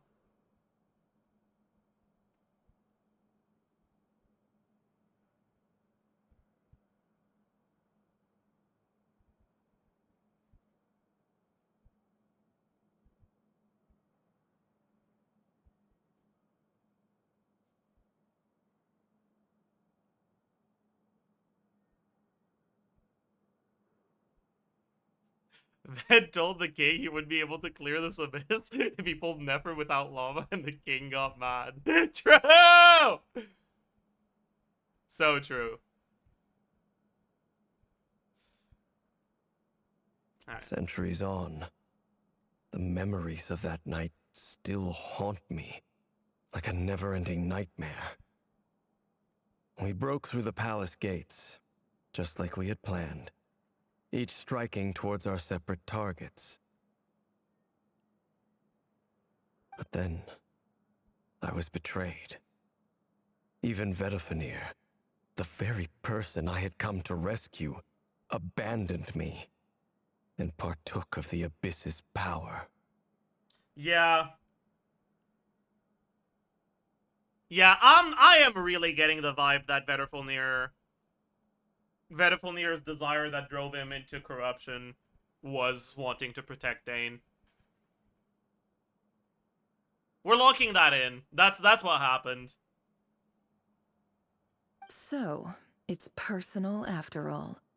Then tell me, Mr. Dainsleif, what price are you willing to pay? You, of all people, must know that nothing comes for free. Why of all people? What is it about Dainsleif that makes Nefer say of all people here? Is this racial profiling again? Because, like...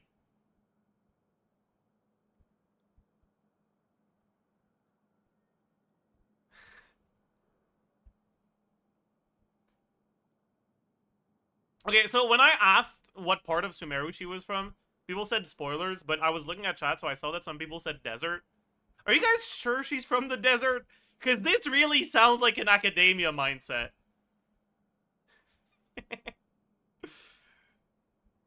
Like... Anyways. Don't actually answer that.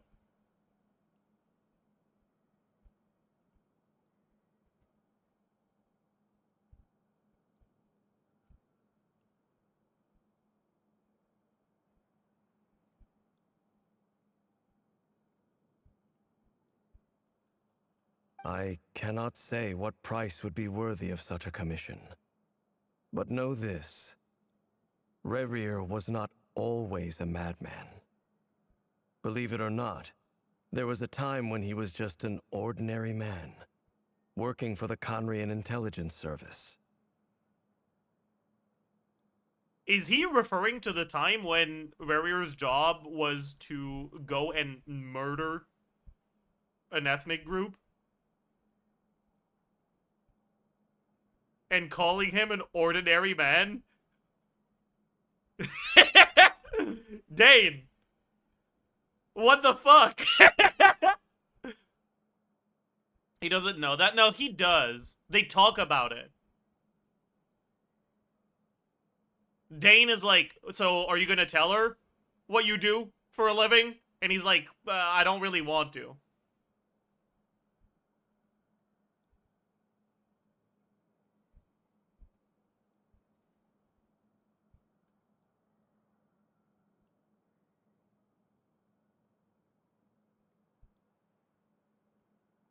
He knows he works for the intelligence service, but he doesn't know what he does. Are you sure? We don't know if Farrah told him a different excuse compared to her. I guess that's possible.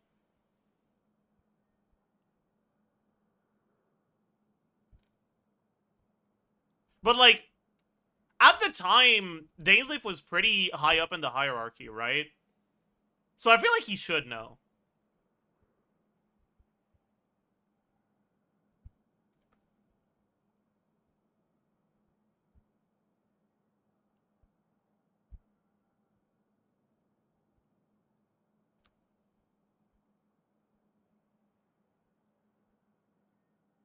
Anyways,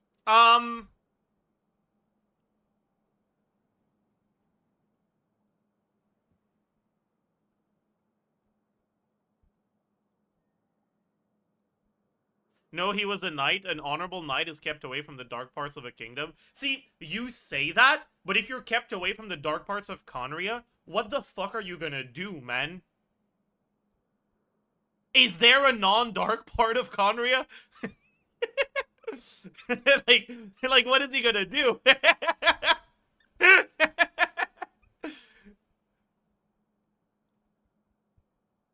Uncovering the truth of Rerir's Eat past kebabs. True! is the only way to unravel this mystery. That one kebab shop. But before you decide if you will accept my commission, I will tell you more about him. Enough, I hope, to help you plan your next move. Sounds pretty good to me. Feels like we just flagged down a random passerby, only to discover he's actually a master strategist who has a score to settle with our enemy. Oh, that's a good one, Varka.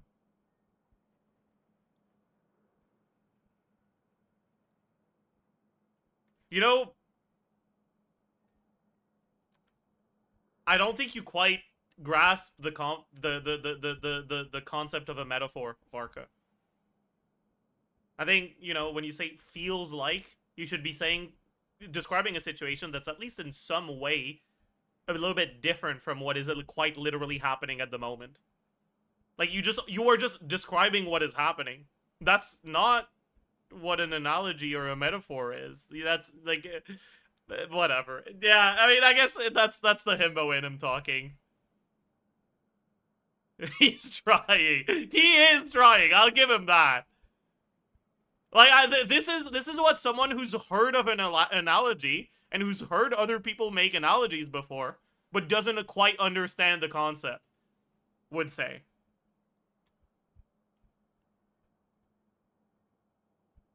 It fits his character. Yeah, Varka's growing on me, honestly. Like, Initially, I was like, I feel like this guy's just so fucking bad at his job. But it's kind of like that characterization is kind of growing on me. Like, yeah, he really is a himbo, but I think it kind of suits him. It suits him more and more. Now I understand why Razor turned out the way he did. Damn, that's fucked up. Oh.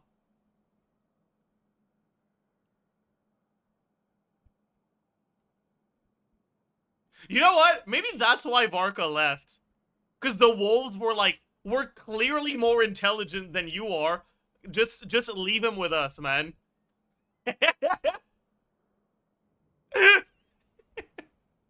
Think of his future, Varka. Leave my goat alone. I'm all for Razor. You know, like, this is Varka slander, not Razor slander.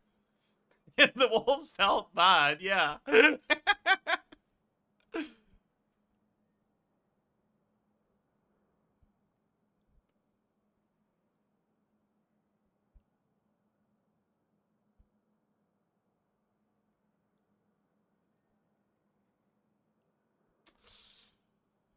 Anyways.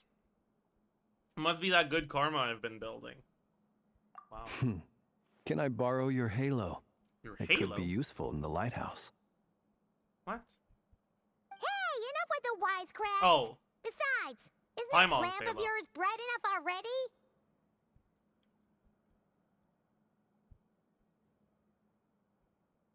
Relax. It was meant to be a compliment. If that was a little why over is the he top for your speaking to liking, Paimon out I'll of make nowhere? sure to tone it down next time. What? Why is he saying that? This is so out of left field. He just... Like, we were having a strategy discussion and shit, and then Flynn's, unprompted, was like, Paimon, give me your things. Why?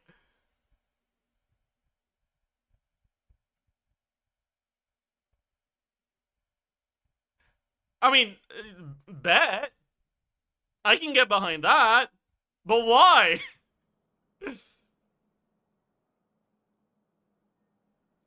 I'll give your proposal some serious thought, Mr. Dainsleif. Let's speak in private once the meeting is over. Before that, there's a Oh few my- things I'd like to share. Jesus Christ. Okay. You recount meeting the Knave and how the iridescent moon's marrow was retrieved from the Crimson Moon's space. You make it clear that the Knave chose to help you out of her own accord, then conclude by reporting how the hearts of the three moons are finally in your hands. Are they in our hands? You mean to tell me that Columbina is in our hands?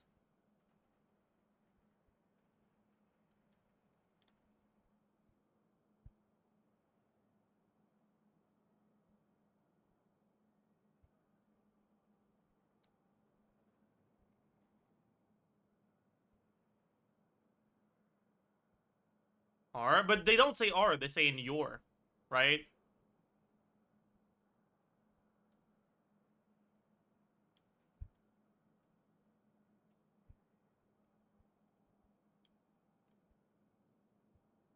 I guess it would grammatically make sense to say your, even if you're referring to the group here. It feels weird.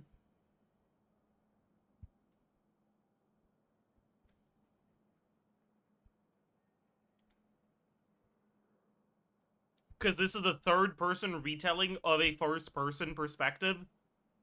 Right? No one present here would ever say your to refer to the group. But an external narrator could say your when referring to the perspective of the traveler. But that's just, ugh.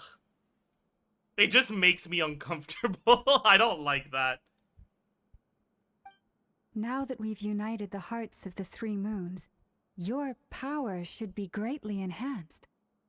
But it seems like that hasn't happened yet.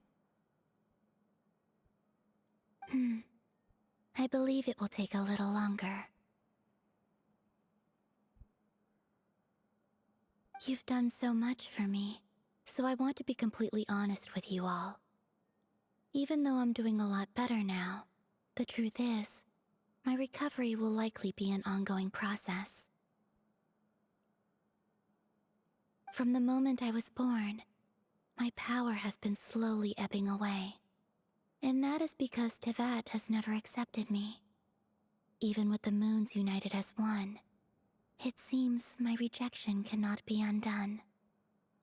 Damn. So far, I have yet to find a solution. It may turn out to be a problem that will plague me until the day I finally leave this place behind. Even so, I will do everything in my power to help you drive out the Ray here of Solnari. As Arlecchino put it, this is not about chasing the spoils of victory. It's just a gesture of heartfelt gratitude. Hi, Mr. Zajef. Should I put stringless or Skyward Harp on my official? There's situations where stringless is better. There's situations where Skyward Harp is better. But in the situations where stringless is better, Skyward Harp is almost as good. And in the situations where Skyward is better, stringless is generally quite a bit behind.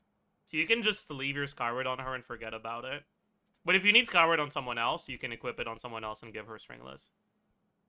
Rage bait? Nah. Kutar. Stop dead naming her, Loma. What are you doing? She seems a lot more energetic and positive than she did when we first met. Defeating the Ray here of Solnari will be no easy task. While my strength slowly recovers, we'll also need to gather more intel. Naturally. We should take all the help we can get if we hope to defeat him.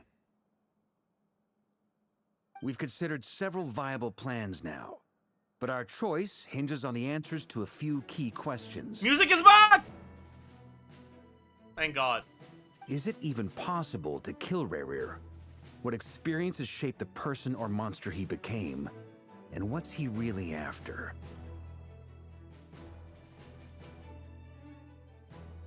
I feel like Varkar really likes recapping things. That's like his quirk.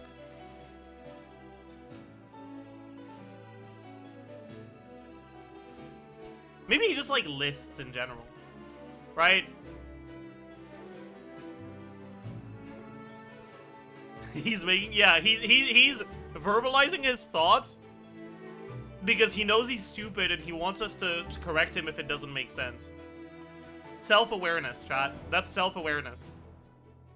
Given Albedo's expertise in alchemy, I think we should leave him to try and answer the first of these questions. That's the, is it possible to kill him, right? Understood. As for the other two, I'm afraid we'll have to count on you again, Miss Nefer. Believe me when I say it's not my wish to burden you. But right now, relying on your skills is our only option. What's the other two? Just his motivations? Okay. So you're placing all your hopes on me, huh? You have magic drugs, Nefer. You can just go and find out by smoking some weed. We can't thank you enough for agreeing to help us. Honestly, I can hardly believe how lucky we are. You know, I wonder if they feel high when they're when they take those drugs.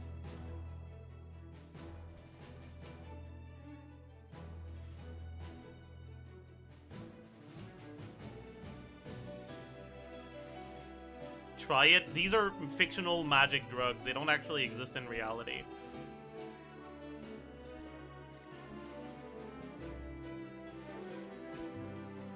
So, like, I wonder what sort of high it gives, you know? Like, yeah, they get to see the past and all, but how does it feel? That's what I want to know. Do you get the munchies? You sure have a talent for changing your tune, Miss Moonchanter. Timid like Yehoda one moment, then flinches insincere flattery the next. Well, of course she's good at changing tunes. She's a moon chanter.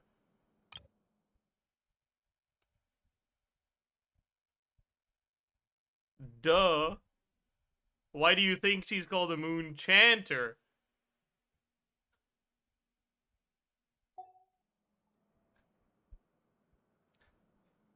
You are a sick piece of shit. Oh. I'm sorry. I don't know what I did I accidentally kick your dog or something? I don't think the joke was that bad.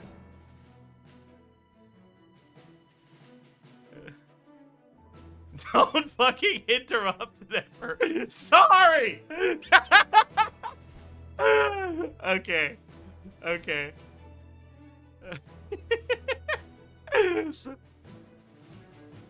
You know, I thought this was gonna be like a person who's like being like a bigot and calling me a sick piece. Like that's the vibe I got from that first chat. So I was so ready to make fun of them. Yeah, because that's a first time chat. So I was like preparing the comeback jokes, and then they said you interrupted never, and I was defeated, man. Like fuck, my bad. You got me. Shit, bro. Sorry. Fuck, I apologize. How can I repent for my actions?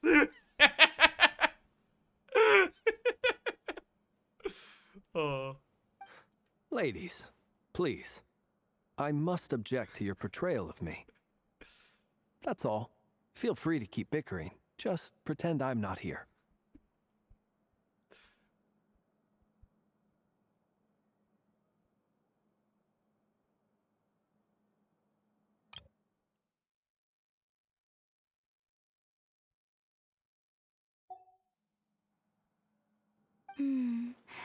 I almost don't want to leave this room. I'm curious to see how this plays out. Ah! Oh no, not calling me to say get a room, you two. That's so funny. I have faith in you, Miss Nefer. Something tells me you'll stand by us until the very end.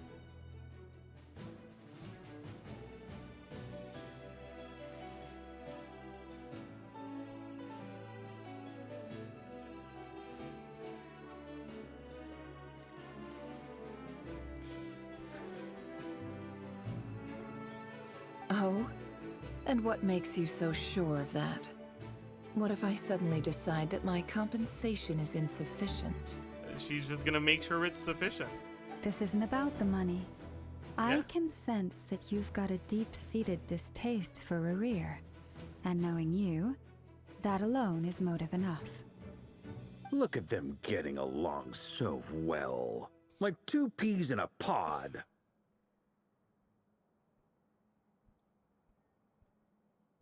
Dude, Varka is historians. Thoughts?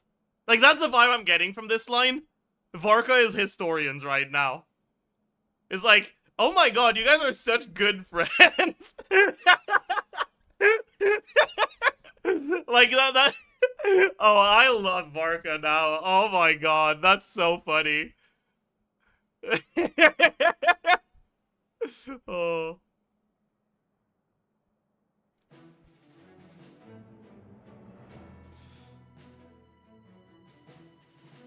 That's crazy coming from the second youngest person in the room.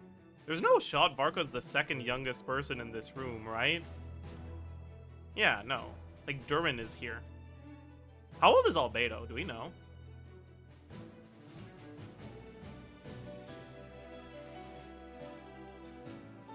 Really old?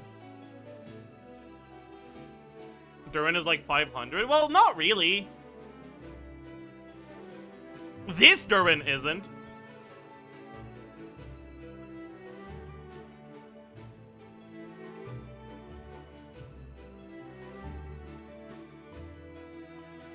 Albedo is at least 400 to 500. I think Loma is younger. Actually, Arnold, do you know how old Llama is? Because I don't get... I get the feeling that Llama is a young adult.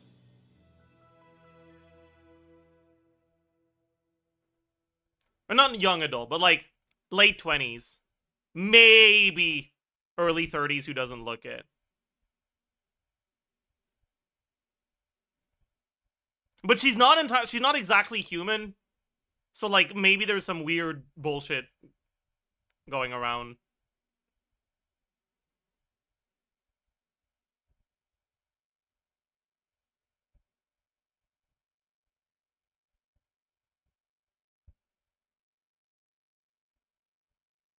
Llama is present day aged. Yeah, that's what I think too. Like she's just a normal adult. Same for Nefer. And I consider Durin to be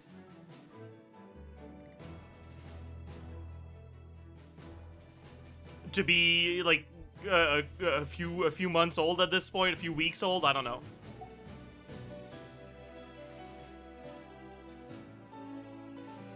Yeah, Durin was born yesterday, actually.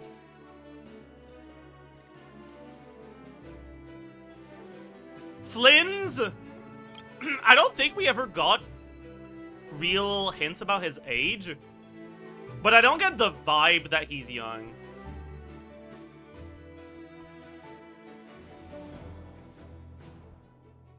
He's ancient? Yeah. Yeah, like, we know... Actually, we do get some hints, right? Because we know about his relationships with with previous Lightkeepers, right?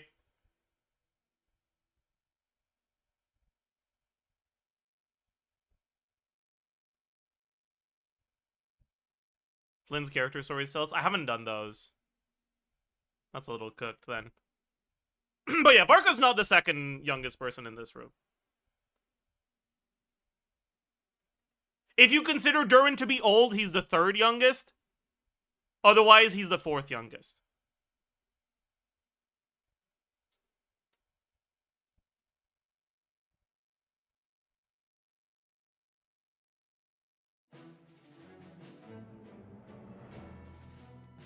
Also, Nefer called Llama Miss Moonchanter, just like Varka. That was sassy. Like, this is like, oh, wow, you're so, like, I can tell how honest you are. Like, this is Nefer being like, I can see that you're gaslighting me, and it's working.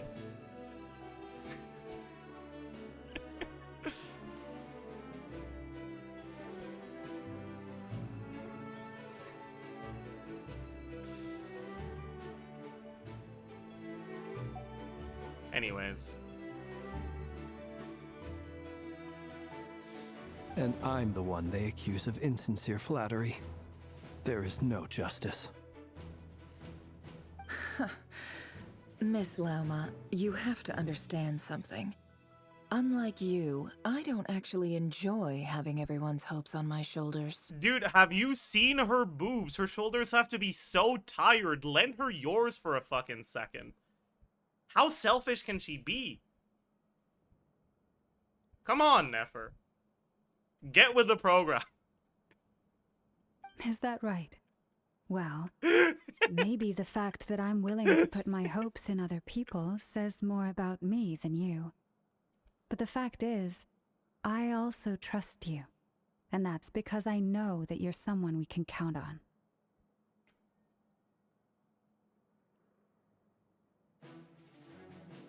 Gaslight. Gatekeep. Girl boss. Deer boss. Girl deer. Anyway, we've got our plan, so let's get moving. Mr. Dainsliff, let's talk. And Traveler, once we're finished, if you've nothing else planned, I'd like you to come with me. Why did she say it like that? Mr. Dainsliff, let's talk. Why did she stutter? And Traveler, once we're finished, if you've nothing else planned, I'd like you to come with me. Why is she being so insecure about the way she's asking? This has to be about Llama. This whole experience is teaching me a lot. For instance, I now know that when other issues come up in the future, I'll have far more luck getting Lauma to convince Miss Nefer than trying to do it myself. Like, she wouldn't ask like that if it was about anything other than Llama.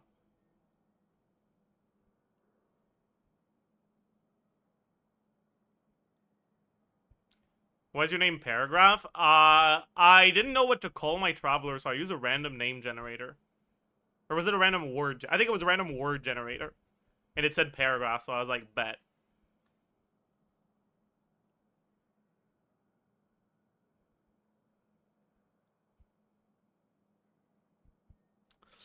I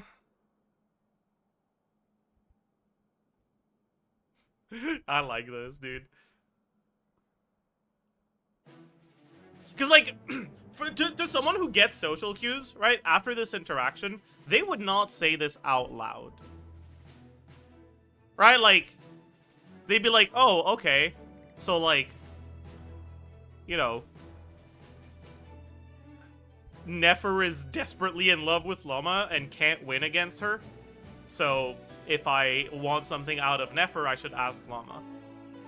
But because the implication is that it's because she's desperately in love, it's the sort of stuff that you don't say out loud, right? You leave it unsaid. But Varka doesn't realize that it's because Nefer is desperately in love. So he doesn't have he doesn't grasp the concept that it's something that should be said, that should be left unsaid.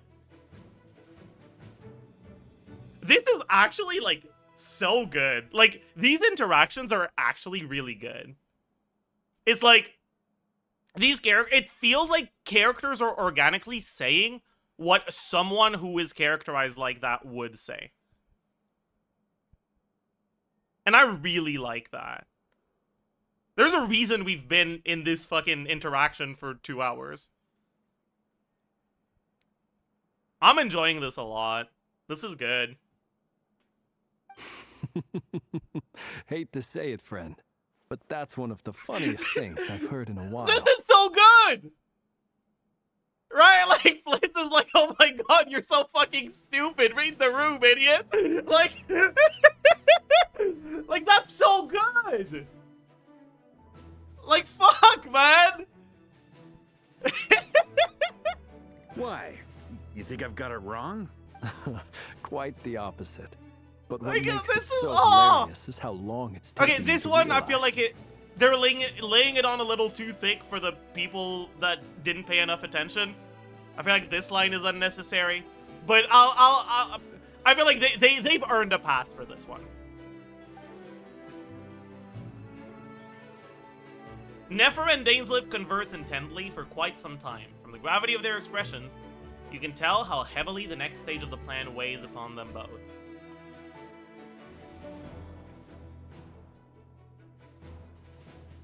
Yeah, or maybe this is Flynn's knowing that Varka is too stupid to, like, get his joke unless he makes it really obvious. And Flynn's feels like humor has no purpose without an audience, so if Varka doesn't get the joke, it won't be as funny. And that's why he's spelling it out. Because I feel like Flynn's isn't the type to spell it out. But maybe Varka is so stupid that Flynn's is like, well, it'll be funnier if he understands the joke. And that's why he's explaining the joke.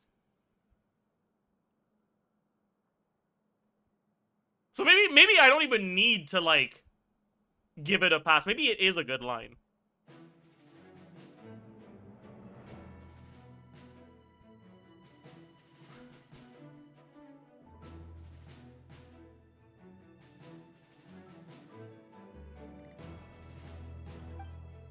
After a short chat, Albedo and Durin head off with Varka on what they describe as a sample-finding mission.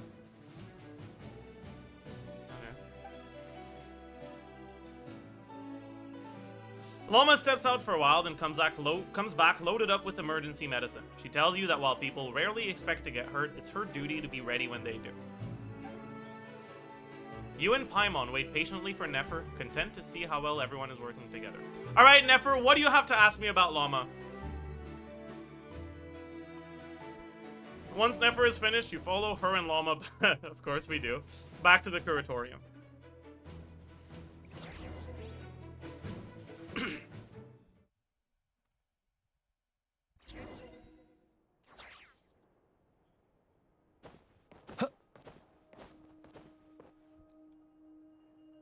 Talk to Nefer. Alright. Is this new? Check the message board. This is new, right? This isn't the quest, though, right? Like, this is just always here. If it's not part of the quest, I'll look at it later.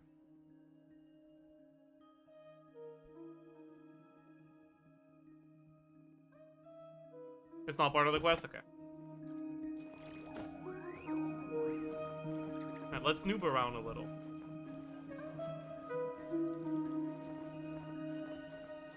Okay, there's nothing to interact with. That's enough snooping around.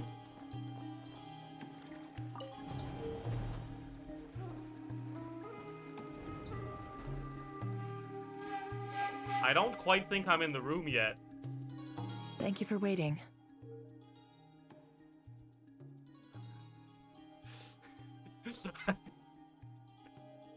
Do you guys think Flint is actually hiding behind that wall?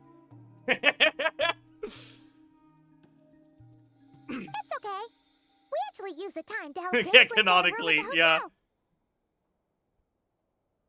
Okay, how? Unless you're referring to something other than the flagship. I guess the flagship isn't a hotel, right? Is it a hotel? What sort of establishment is the flagship? Like it's a bar, but it's got rooms? It's a hotel bar, it's a pub. It's an inn. Yeah, I guess an inn would be the best description. Yeah. So I guess we got him accommodation somewhere else.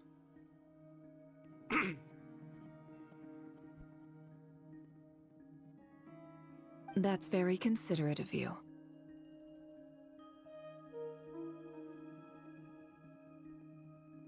Gay bar.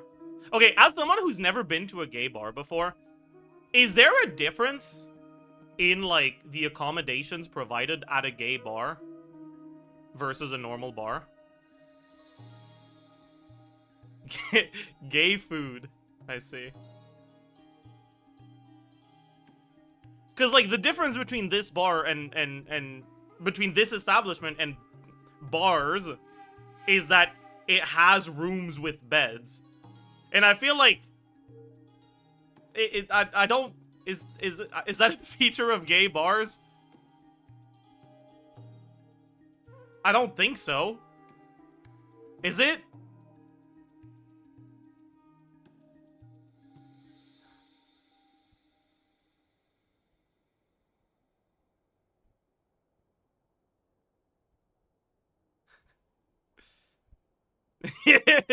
Yeah, like that's not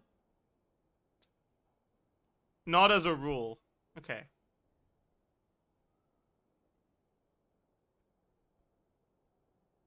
Anyways, moving on. That's very considerate of you. What's considerate of us?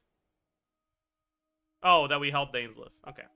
Now, I trust you share my curiosity about Rarier's past, and you seem fairly familiar with Mr. Dainsleif already. Yeah. We spoke at some length after the meeting. He was the one who suggested I should invite you to join this operation. He feels confident that these secrets will be safe with you. Okay, so Nefer told us to come with her before her conversation with Dainsleif. That means that whatever she wanted to speak with us about is not about the operation. So it probably is about Llama. Dane has a lot of faith in us, that's for sure.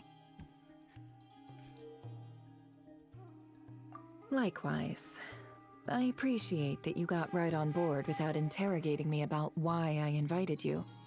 It shows that you trust me to explain everything in due course.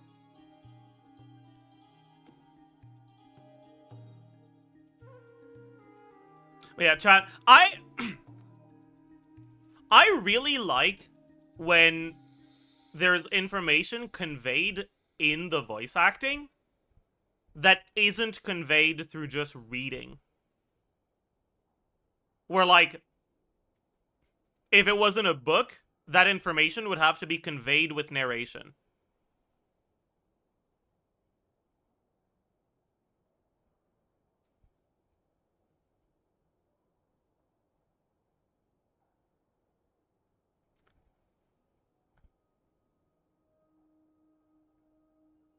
And I feel like there's been so much of that in this quest so far.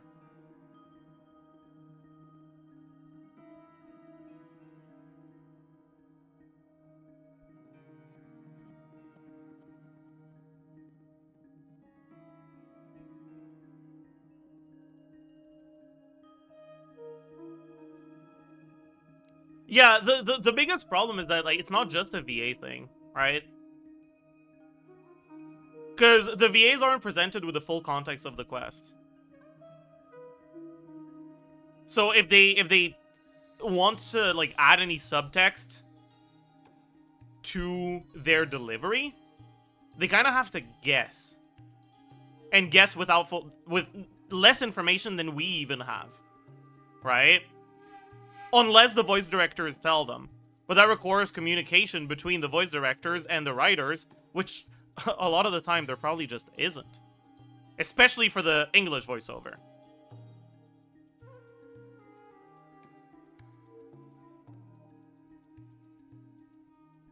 So I'm really curious. Was that delivery of that line from Nefer at the end there a decision of the voice actor? An independent decision from the voice director? Or planned from the start in the writing room?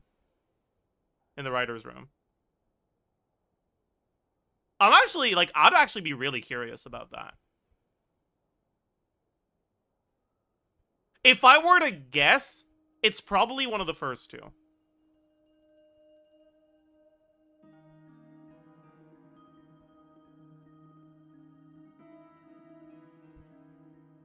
You could really add the VA on Twitter, but what if the reason she stuttered was just because she fucked up?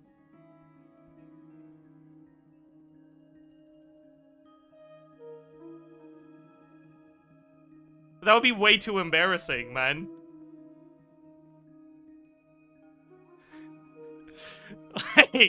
I'm not. I don't want to risk it, dude. That would be so embarrassing.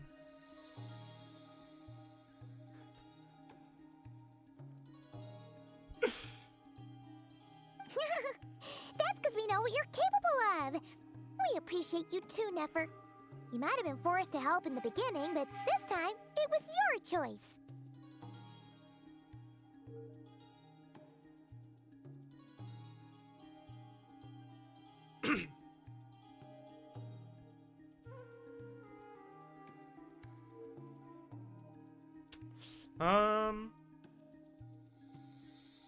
That's one way to put it. Another is this, that once a decision's been made, it's set in stone. After that, my only goal is to see it through. Was the voice director the decision? I think that's generally more likely, but I also feel like the voice direction in Genshin has so often been lackluster. And also, in this very quest, I feel like Arlecchino's VA had some delivery that took away from the subtext.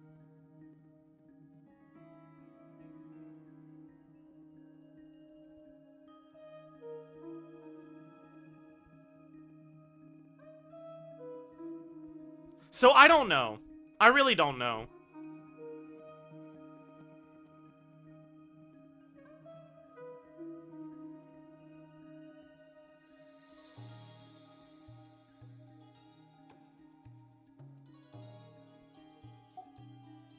All right, so here's how it is. I'm going to access Rarir's thoughts again using my confidential method. Now, I'm sure you've seen things like this before on your travels, so you're surely well aware of how dangerous it can Wait, be. since when was Yahoda here? Oh, she hasn't said anything yet. Okay. I was like, I didn't register Yahoda was here. What the hell? The reason I've gathered you all here is to ensure my safety during the proceedings. I plan for us to enter the fragment of his consciousness together, and once inside, I will focus on searching for information. Think of this as a diving expedition into someone's brain. If I'm the diver, you are my safety equipment, tasked with keeping me alive while I'm under the surface. Once the ceremony begins, we will all be spying on privileged information. But in the interests of safety, you must remain absolutely silent at all times. We will discuss our observations after the ceremony has concluded.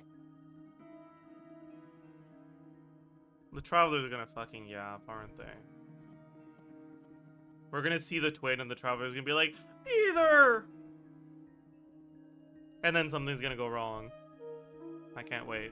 Lastly, any individuals of a weaker constitution are advised not to partake in the ceremony. In any case, Paimon has her own job to do, which requires staying in the room but not joining the ceremony.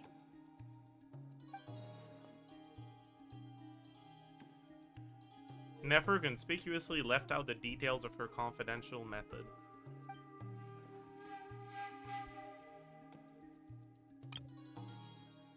Yeah. I mean,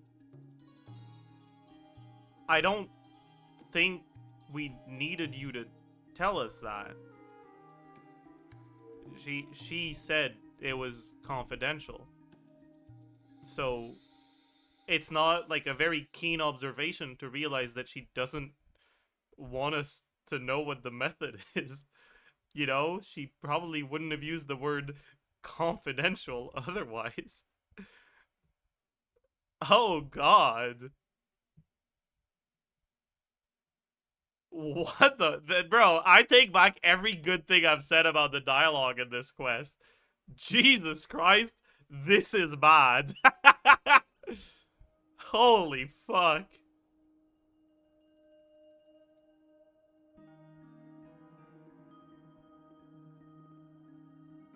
And like if their intent here is to make it so that the method being confidential is plot relevant, don't have the traveler matter-of-factly notice the confidential method is being hidden from me.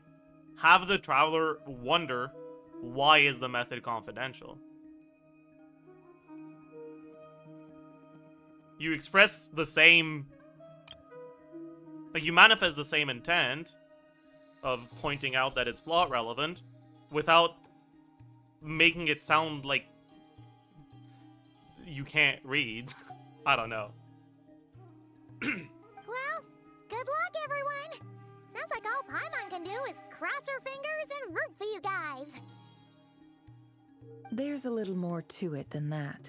I was being serious when I said you have a job to do. While the rest of us are inside Rarir's mind, it's imperative that we have a team member on the outside.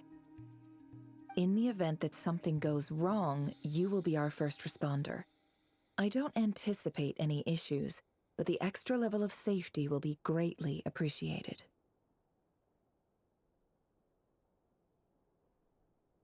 See, if it was an important job, they wouldn't leave it to Paimon. But Lomba's here, so it's probably affecting Nefer's decision-making. Maybe it is an important job. I second that. This is a dangerous operation here, and you're our whole rescue team. That's pretty much the most important job in the crew.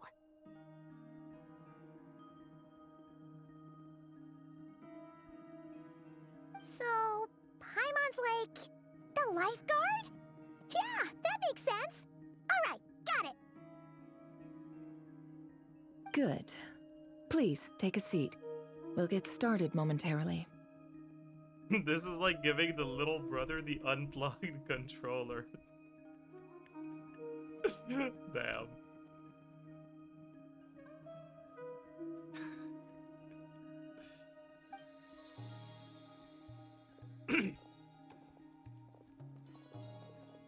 So, did Mr. Dainsliff tell you anything else? He told me that he believes Rarier kept some big secrets in his life. What is Yehuda He's doing? not sure that they were the cause of his eventual downfall, but he's asked me to uncover what those secrets were all the same. Why is she staring at the wall? Like, everyone else is sitting down, but Nefer didn't give her a chair, so she's trying to look like she's doing something and not just standing there awkwardly. So she goes and ponders while looking at a wall. I like that. That's funny.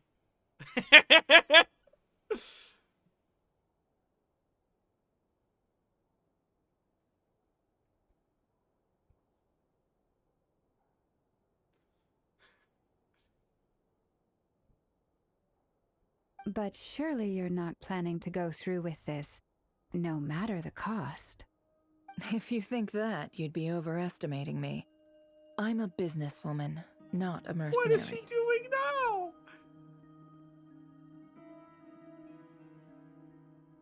What is she reaching out to the door? Or the window? Is that a door or a window? I can't tell. But I do have my own professional reasons for taking this job. You think I'd turn was down she lighting the opportunity to candles? get a first-hand glimpse I think she was into lighting the Kanye candles there. history? Okay. No chance.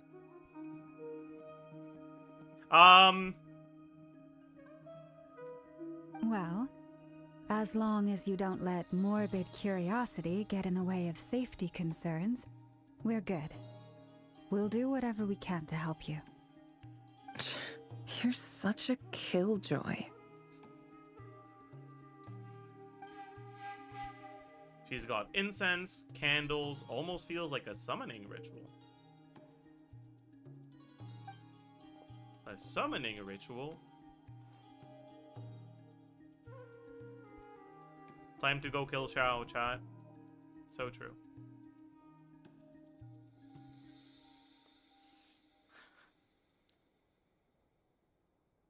Seems like Nefer still has no intention of sharing her trade secrets. But now is not exactly the moment to pry. I see there's a chess set on the table. Could that have something to do with her intel gathering methods? All right, I'm good to go. All set over here, too. I'm ready as well. Promise, Paimon, you'll be extra careful. Pinky promise. All right. Let your whole body relax. We're about to begin. Alright. Time to go for drugs again. Close your eyes. Chat, do it with me. Close your eyes.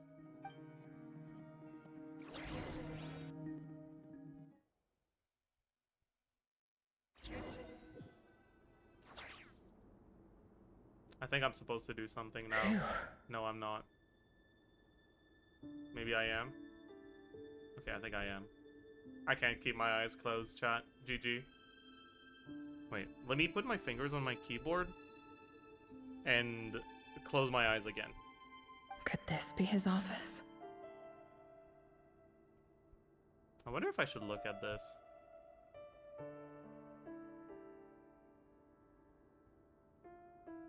Yeah, I'm pretty sure I'm supposed to look here. Because I think canonically we're supposed to be seeing this, right? Pretty standard setup. Bookshelves, paperwork, files. According to Dainsliff, Rarier used to be an intelligence operative. Chances are there's plenty of top secret intel stashed away in this room. Is this where you keep your secrets, Rarier? Can't say I'm not looking forward to this.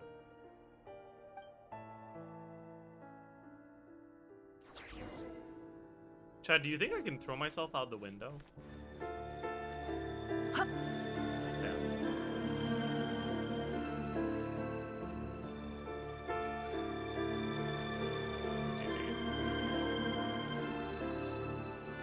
It all adds up. Yeah. Wonder if there's a way to glitch ourselves out of here. Nefer does have some movement abilities, right? Bookshelves full of documents. Looks like these are all files, packed with the personal details of individual Conrians. The Crimson Moon dynasty preceded the eclipse. Since Rerir worked as a secret agent during the latter, it stands to reason that he was tasked with purging remnants of the old dynasty. Thoughts on the OST? I like it so far, but I don't have any, like, major thoughts. Like, ambient OST? It takes a while for me to, like, decide whether I like it or not. It's not the sort of music that's supposed to be like, oh my god, this is so good on the first listen. Right? Like, the quality of your immersive experience is a cumulative effort between many things. And no matter how good the music is, if it has to fit what's going on to be immersive. So ask me again when we've been here for a while. Yep. Lines up exactly with what Dainsleif told me.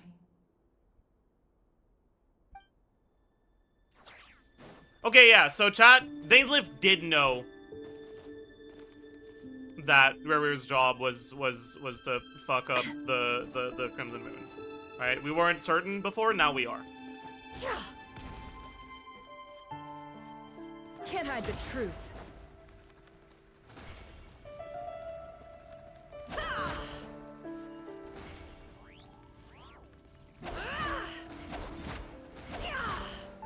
Doesn't look like we've got any way of glitching into walls on Nefer. Why does he know? Because Nefer just said it stands to reason that his job was to purge the remnants of the dynasty. Yup, lines up exactly with what Dainsleif told me. So, like, yeah. Clearly he knows.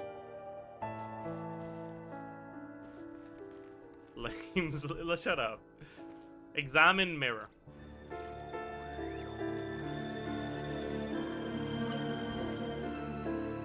Oh, never. I was like, why are we seeing Nefer in the mirror? Today's files are in.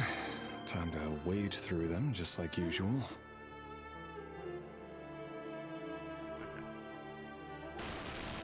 Male, 51. Occupation? Chat! Cook.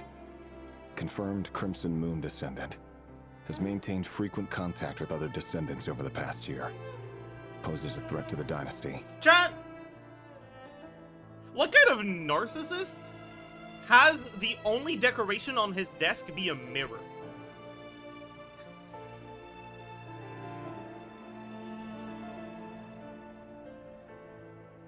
Like, I get it from a meta-contextual perspective.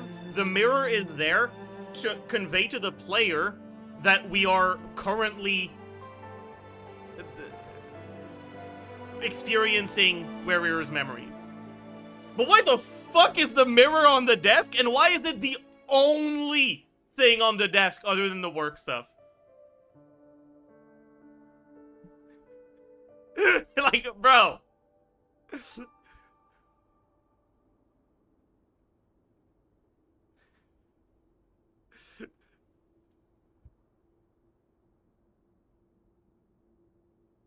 Maybe he does his makeup at his desk. Who knows?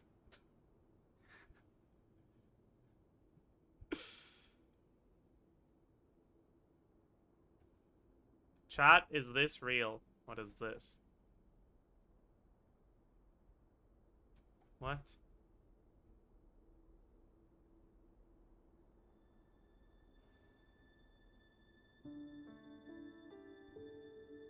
Okay, I don't know about that one, Chief. That's a huh from me.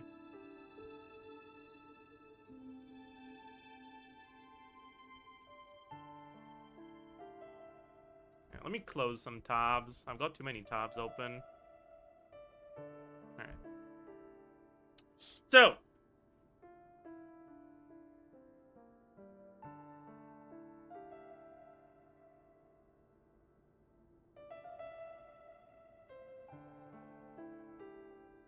I wonder how these separate sentences are supposed to be linked together.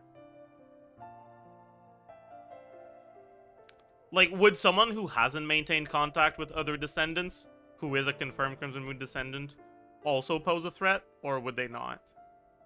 According to Waywar's standards.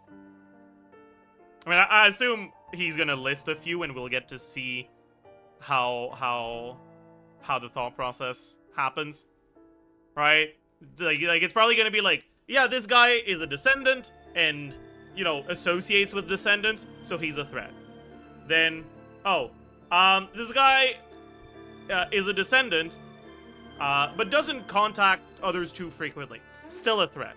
Oh, this guy isn't a descendant, but he does associate with the descendants quite often. So he's a threat. Oh, this guy once borrowed or once lent $5 for breakfast to a descendant. I think he poses a threat. That's kind of what from the way this is said. This is what I yeah, for kebab, exactly. This is kind of what I'm expecting the progression of these lines to be. So let's see if I'm right. Neutralized.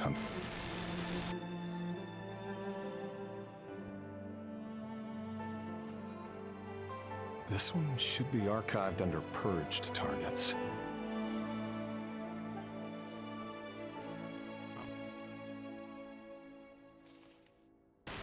Female, 23.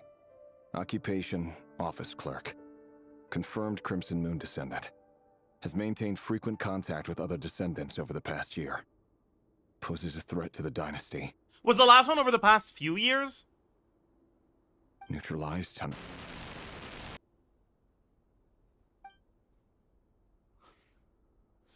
Another one for purged. Sounds like she was that other man's daughter. Never mind. What's it got to do with me? Male, 40. Occupation, teacher. Confirmed Crimson Moon. Yeah, okay, we guessed it. This is what they're doing. Contact with other descendants during the past year. Poses a threat to the dynasty. Right, like the first one has maintained frequent contact over the past few years, then frequent contact over the past year, then has been observed within the past year. Neutralized on.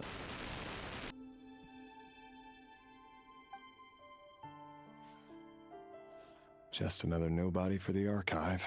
It's very predictable, but it's not like bad. Come to think of it, I remember surveilling this man.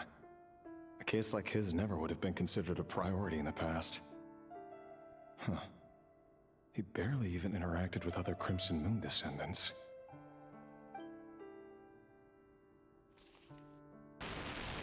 Female, 16. Chat. Occupation, none.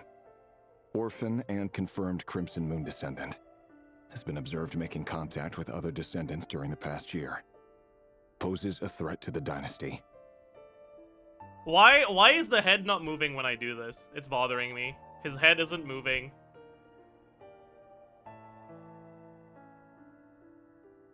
In the mirror, it's just staying there.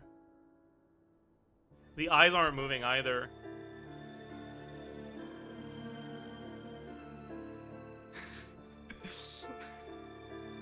Anyways, Neutralized on.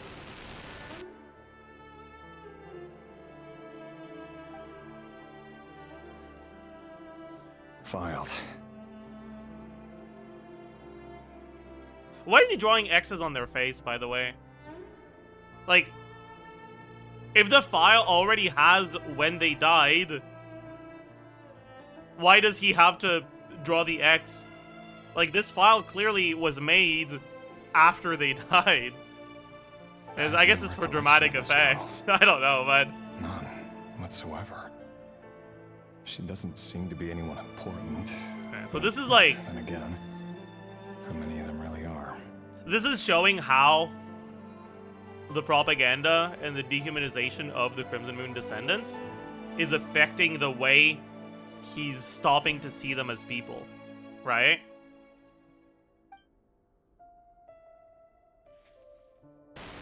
Like he doesn't remember 13. them anymore.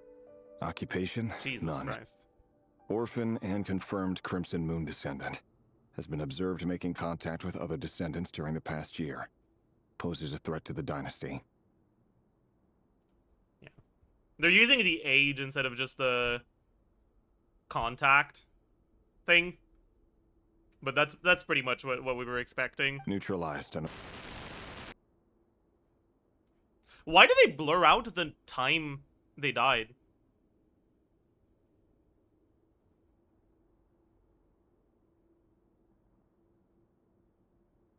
Is it relevant?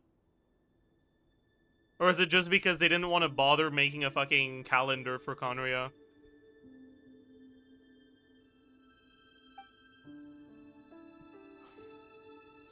Filed.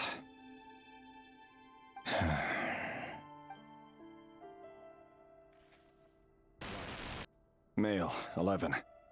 Occupation, none. Orphan and confirmed Crimson Moon descendant. Has not been observed making any contact with other descendants during the past year. Yeah. Poses a threat to the dynasty. Probably to prevent any timeline inconsistencies.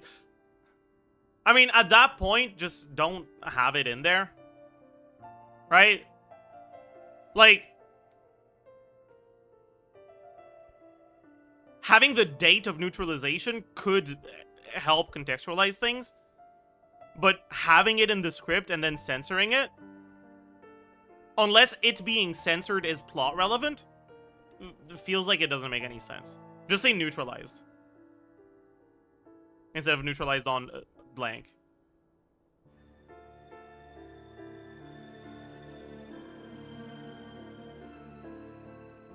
Neutralized and...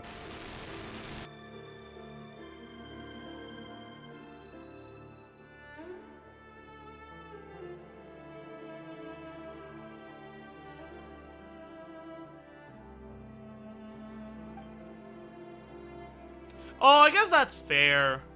This is Rarier's memory. And it makes sense for him to have forgotten some things. That's fair.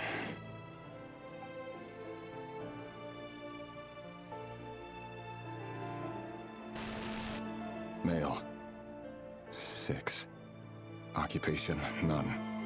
Orphan and confirmed Crimson Moon descendant. Poses a threat to the dynasty. Because, like, blurring out the name has a dramatic effect. Right? It goes to show the dehumanization. Blurring out the date just doesn't. So, I don't know.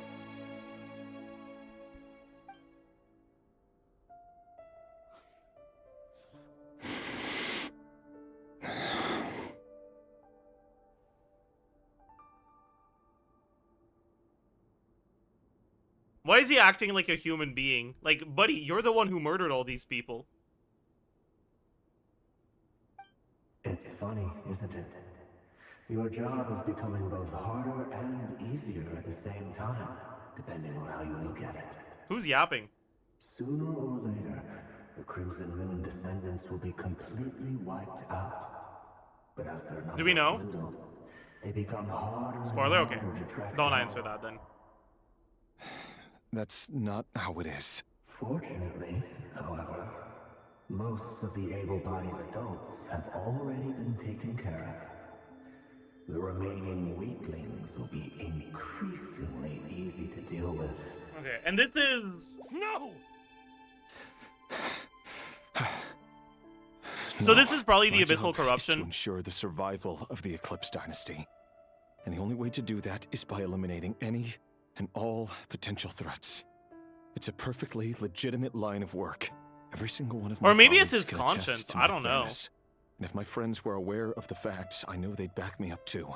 Assuming, of course, that they were aware of all the facts.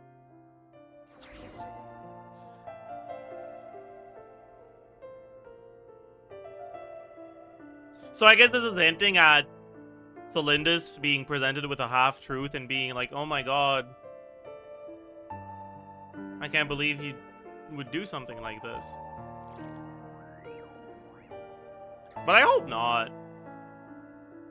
I hope it's not a misunderstanding thing. Like...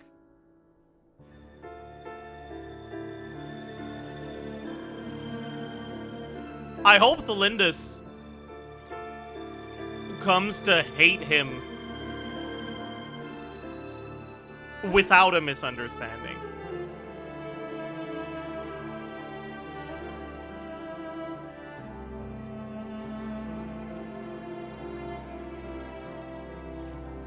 I hope he gets his just desserts.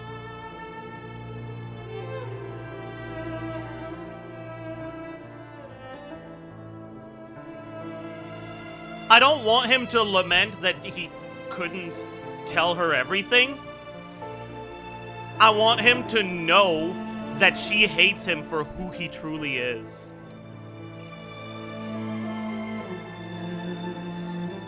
That's what I want.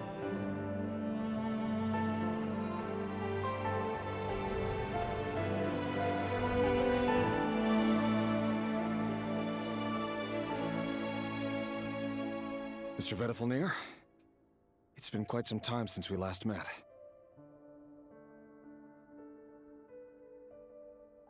Rerir, I trust you're here because you have something important to discuss. I will say, though, Rare is growing on me a lot right now.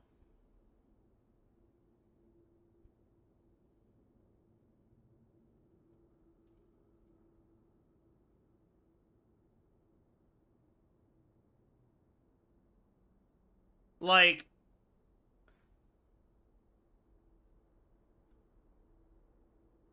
a deeply evil character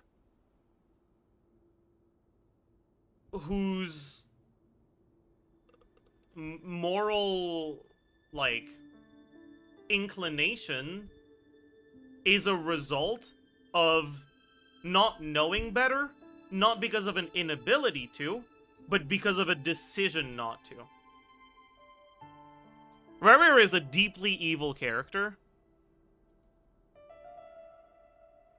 Not because he wants to do evil things, but because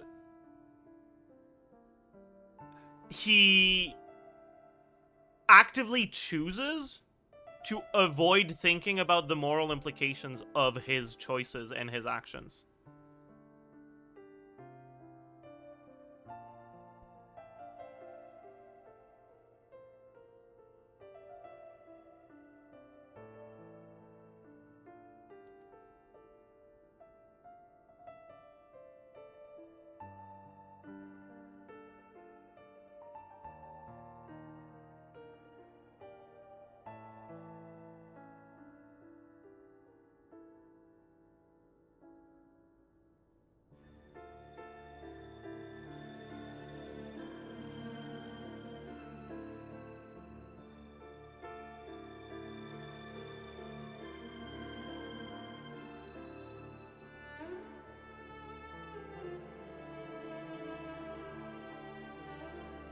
Rare is just following orders. I mean...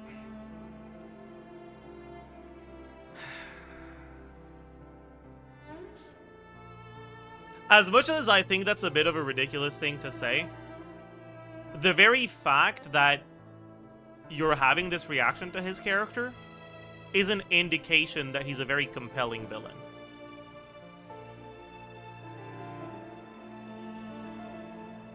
You fell for the character's facade that the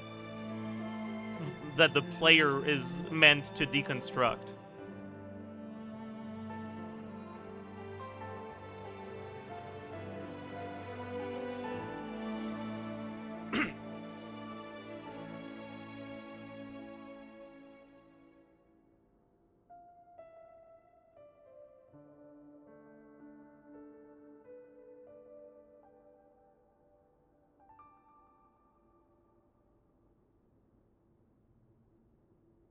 He was coerced?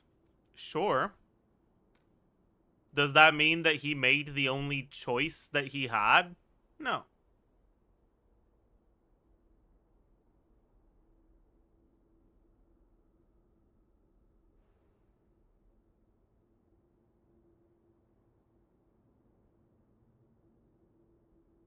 Like, he was coerced, he didn't have a choice. That's what he tells himself. You're not meant to agree with him.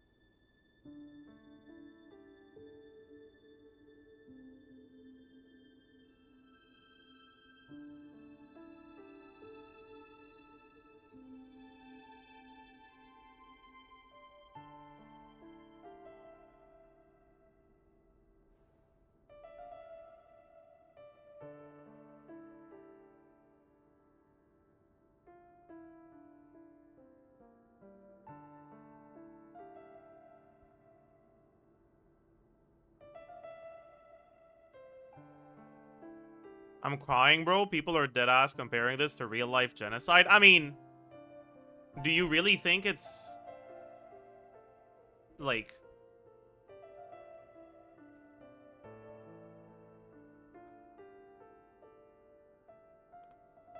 crazy that there are similarities between fictional genocide and real-life genocide? Like, yeah. Thing in fiction will be compared to thing in reality if it's the same thing. Obviously, Rarier's impact on the world has not been as bad as a Hitler, because Rarier is a fictional character in a fictional story. But, like, I don't think anyone was making that argument, you know? Like... we can make the argument, was Rarier as, like, a person within the universe of Teyvat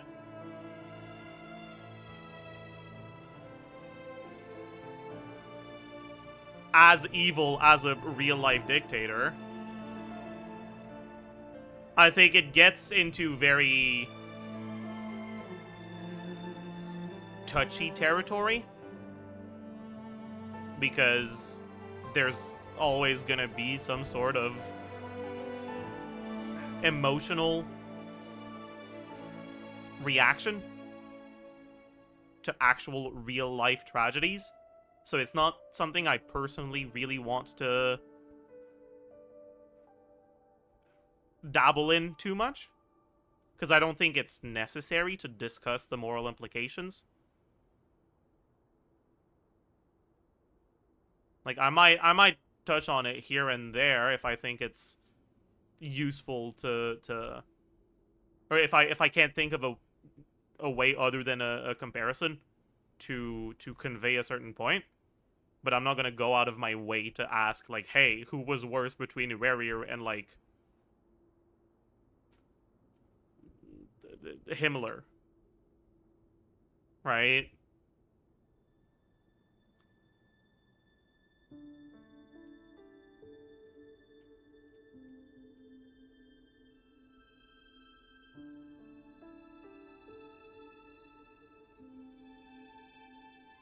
Or not Himmler. The one I was thinking of was Heydrich, right?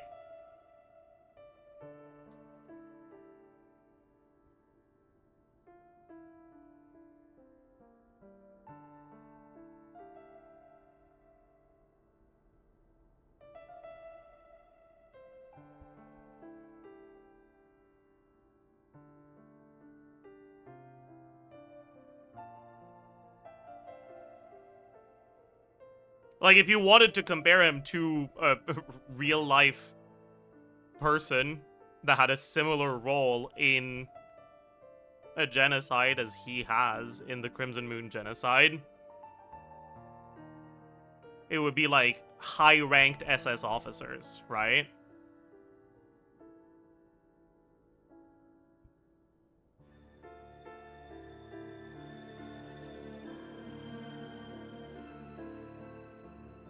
And I'm not all that knowledgeable about World War II, but one of the historical, I don't know what to call them,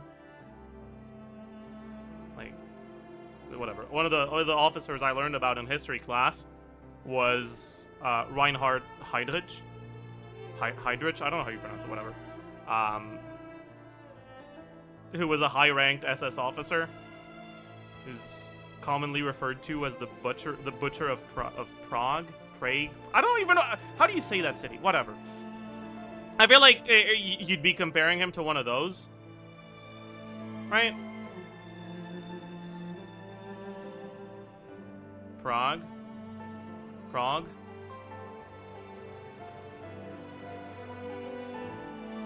Oh, yeah.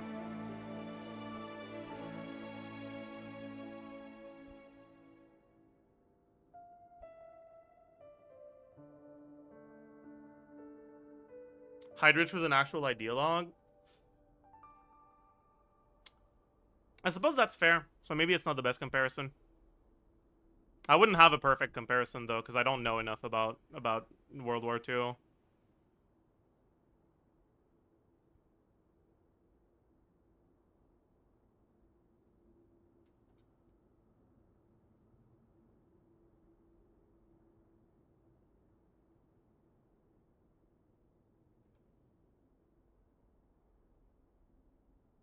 Rary is low ranking enough to be comparable to a foot soldier?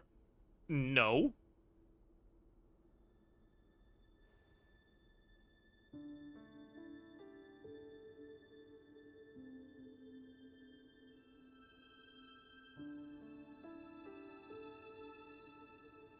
Rary is like very high ranked. Yeah, he's referred to as the King's Executioner.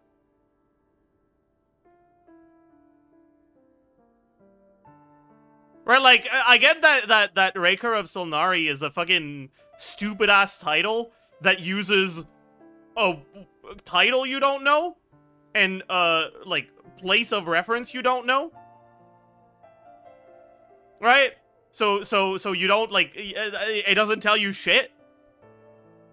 But he's also referred to as the King's Executioner.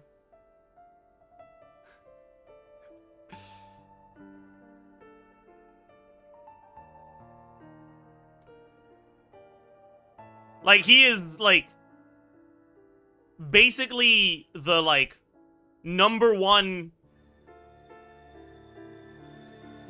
like, of the secret police, basically. Yeah.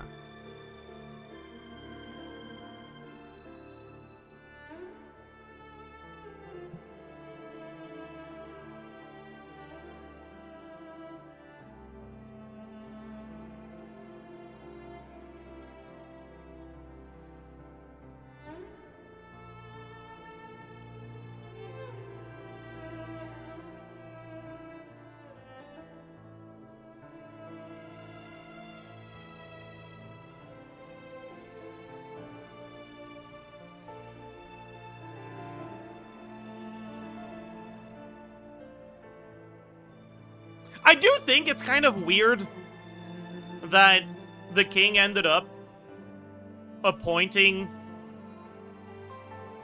someone with Rarir's background as his #1 guy. Like,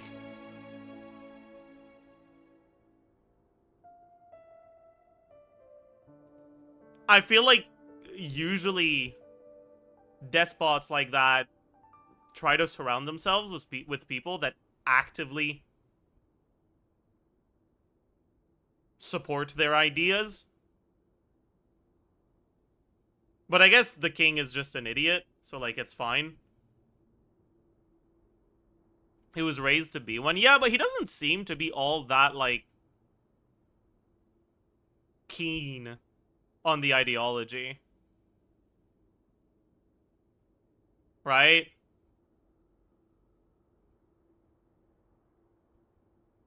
But I guess he's just really good at genocide, so he climbed the ranks anyways. So, yeah.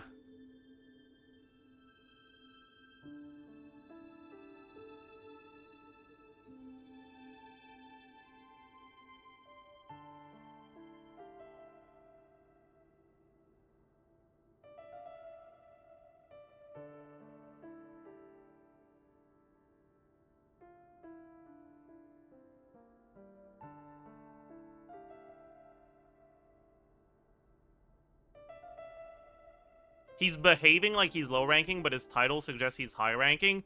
That's kind of a fair thing to say. So that's probably why there's some confusion about it. Because you're kind of right. He kind of does behave like he's just a foot soldier.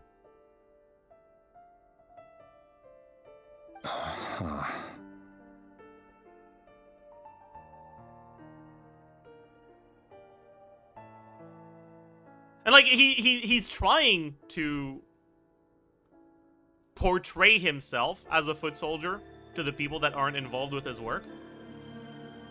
But I feel like that's like he managed to gaslight himself too.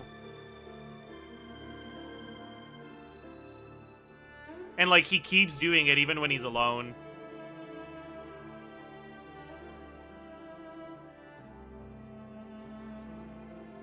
Yeah, I suppose that's probably somewhat driven by guilt, right? Like, deep down, he realizes that what he's doing is completely inexcusable. But he downplays his own,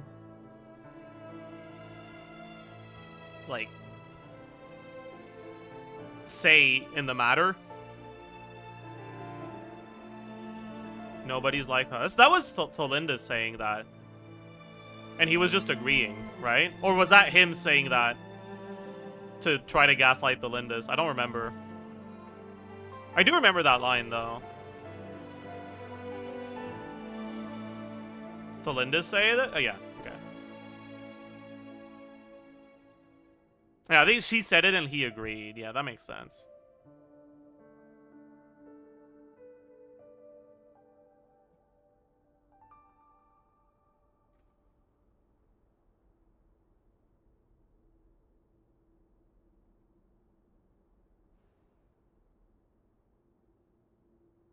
Anyways, let's keep going. Forgive me. I wasn't tuning out. It's just, I noticed you didn't even phrase that as a question. As if you knew I was coming.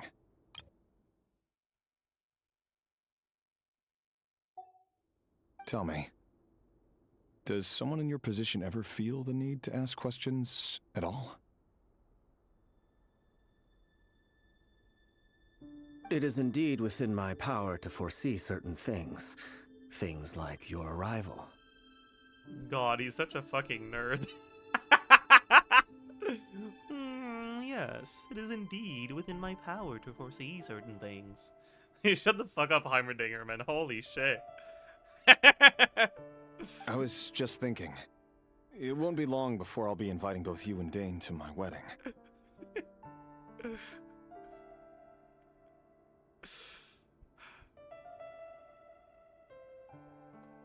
Okay, so is he probing Ved for answers right now? I feel like he is. That isn't a lie, but nor is it a fact as such. It's a wish, isn't it? No fooling a prophet, is there?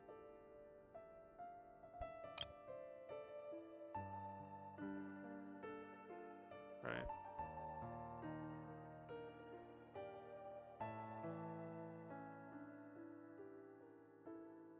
I see.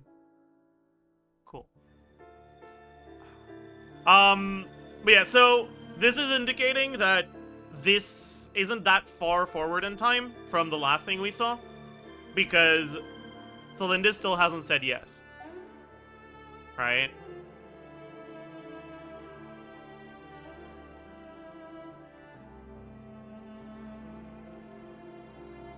Ever since that day we met for drinks, I knew it was only a matter of time before you came looking for me.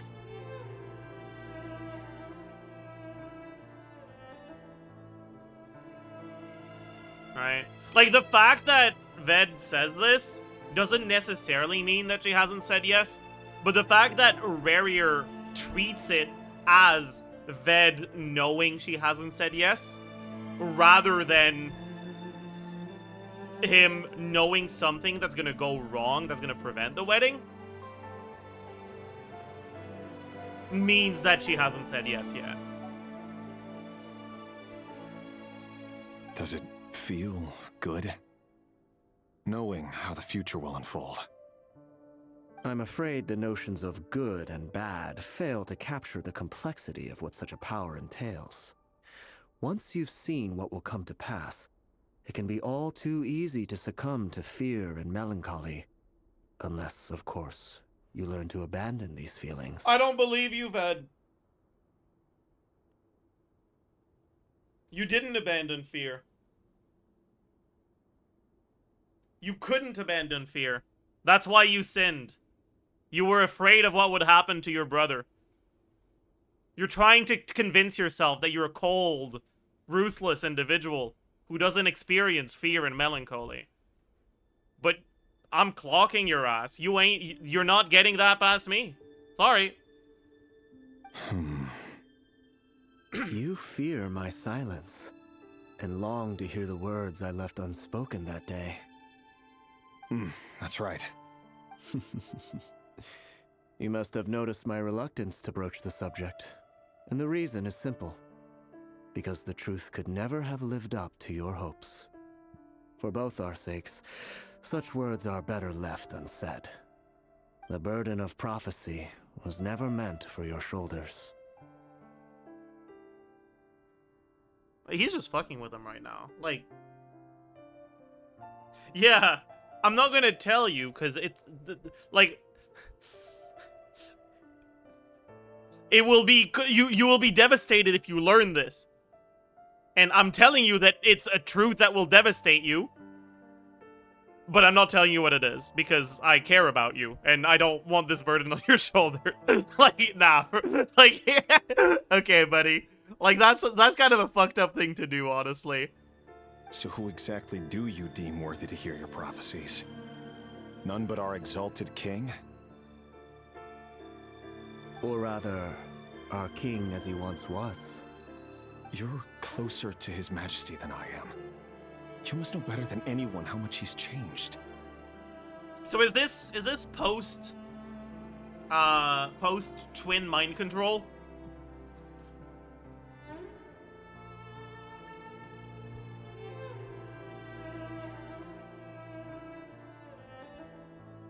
You say that as though it is to my benefit. Yet precisely because of that, I dare not speak rashly. A king can turn out to be the most virtuous of rulers, or a tyrant, more terrible than the most vicious of dragons. Mind control? I'm calling it mind control. It's not actually mind control. It's just the king's behavior significantly changed when the twin showed up. I don't think we know why yet.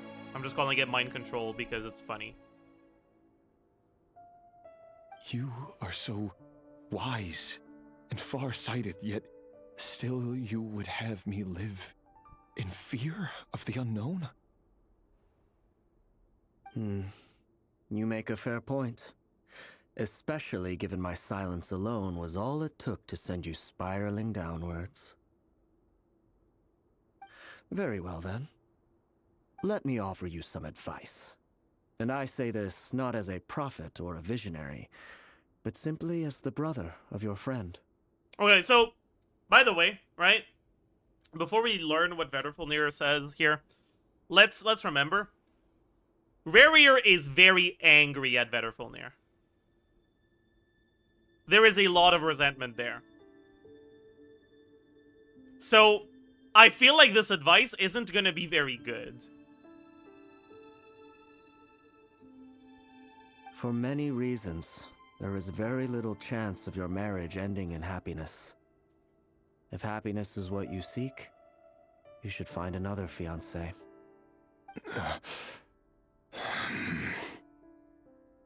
Dude, imagine you're in a relationship and someone breaks up with you because a fucking prophet told them, yeah, no, you won't be happy in your relationship.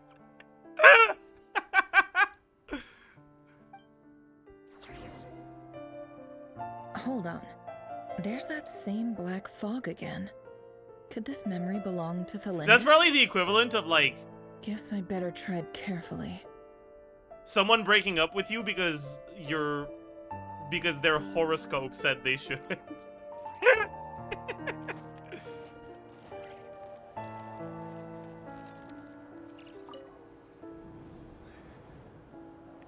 Wait. Hear me out. This time we finally got a clear look at his face. and learn to Okay, so we get to see the ending of the cliffhanger we had last act here. His name is Rayrir, and he claims to be one of the king's guards. What did you say? A cruel irony, isn't it?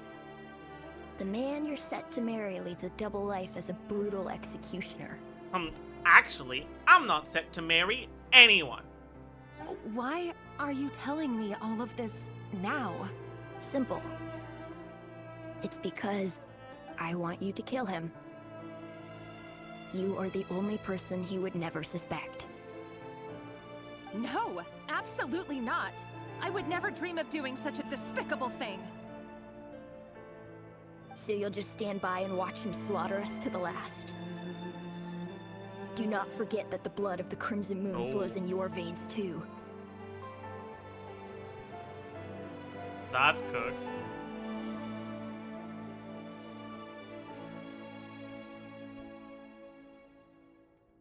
This was one of the first things, like, before we even fucking learned anything about her. This is one of the first things I considered.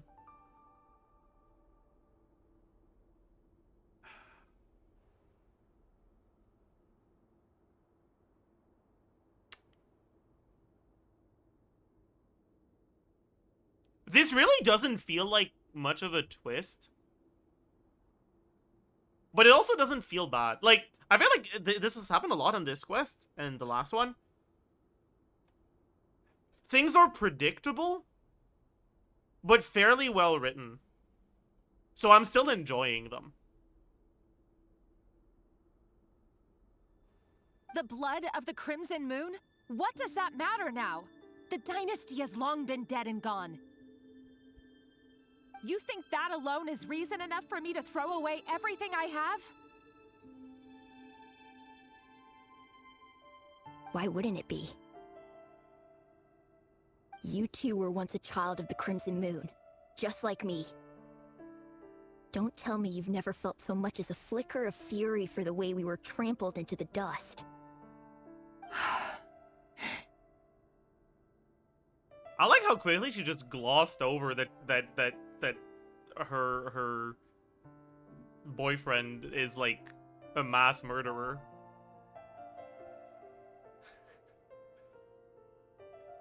So one of the things I considered was that maybe she already knew. I wonder if this is what's like being implied here. As long as you promise to abandon this pipe dream of restoring your dynasty, I can try to persuade him. Or have him persuade the Vinster King.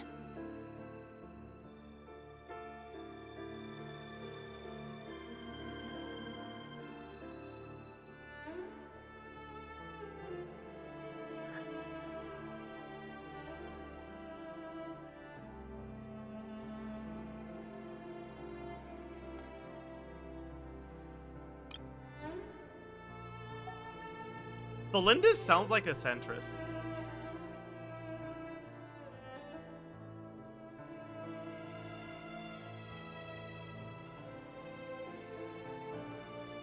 I mean, she is a centrist, yeah.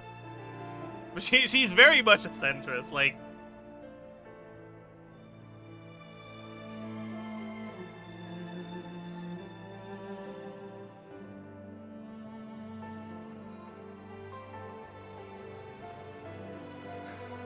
My apolitical streamer Thalindus. Hell yeah.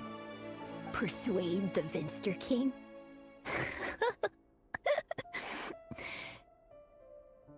Do you even know why he's so obsessed with hunting us down?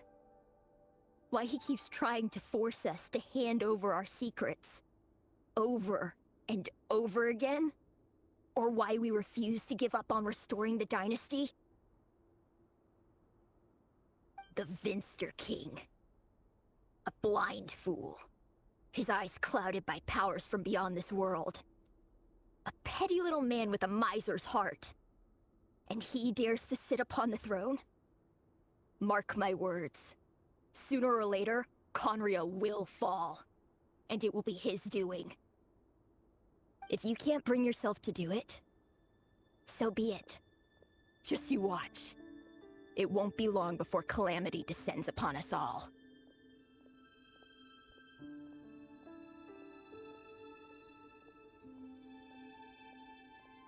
The Ray here of Solnari.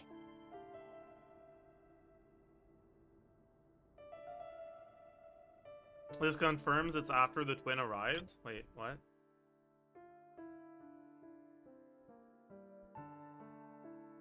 Because of the blinded by powers from beyond the world, this world? I love the Orlog performance. I don't know if I like the Orlog character as a whole. I feel like they shouldn't have made him this eloquent if they wanted to make him a child for like the emotional impact. Like, this feels like a regression protagonist.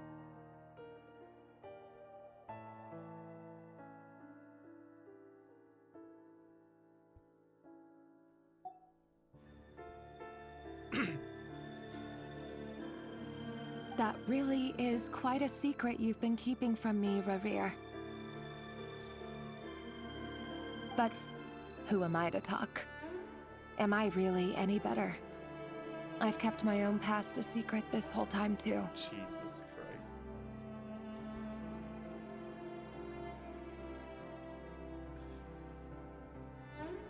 What's that?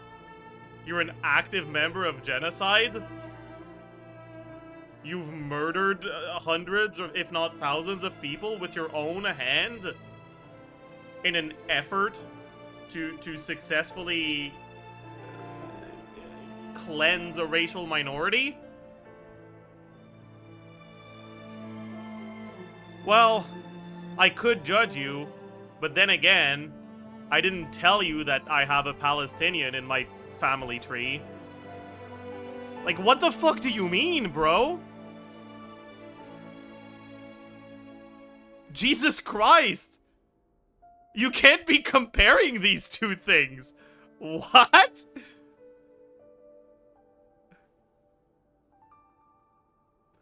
Holy shit. Yeah, maybe she has another secret that we don't know about, actually. That's true.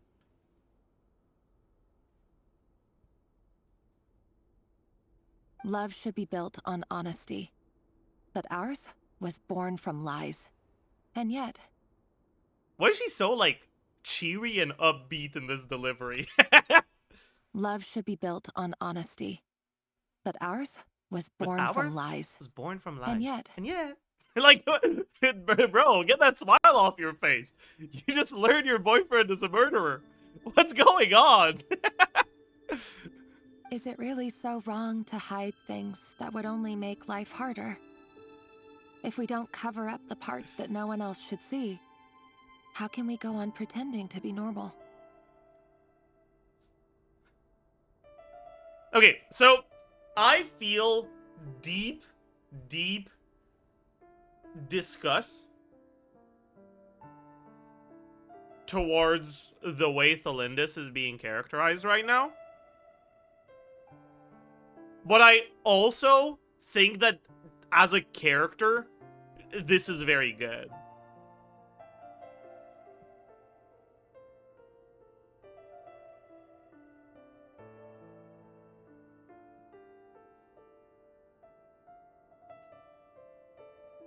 They're perfect for each other? They are.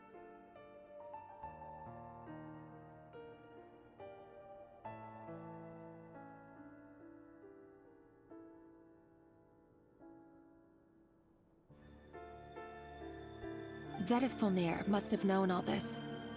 And that's why he made his prophecy. In the end, nothing stays hidden forever. Okay, so if you think nothing stays hidden forever, what the fuck do you think he's gonna do when he learns that he's gonna have to kill you too? Like, I guess she doesn't realize how bad the genocide is, right? Like, she's probably under the impression that as long as she doesn't try to bring back the dynasty, the Eclipse dynasty won't go after her.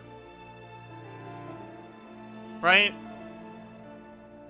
So that's probably why she can have these thoughts.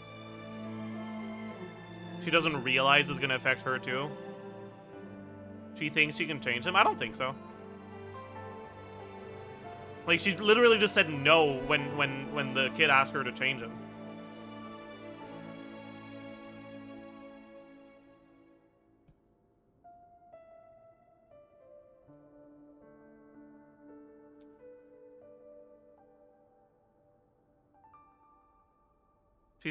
She's brainwashed. She thinks her people deserve to die.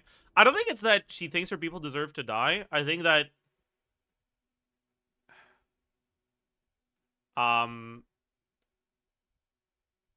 she thinks that the Crimson Moon, like, I think she thinks of it as a power struggle, and the Crimson Moon dynasty lost. And in her mind, people that aren't, like, trying to take revenge or, like, somehow, like, turn the tables aren't a threat to the Eclipse Dynasty, so the Eclipse Dynasty won't go after her. That's why she's saying, like, if you abandon the pipe dream of restoring your dynasty, I'll think about it. Right? Because, like, in her head, those that aren't trying to achieve the goal of restoring the dynasty are safe. She's wrong, though. Right?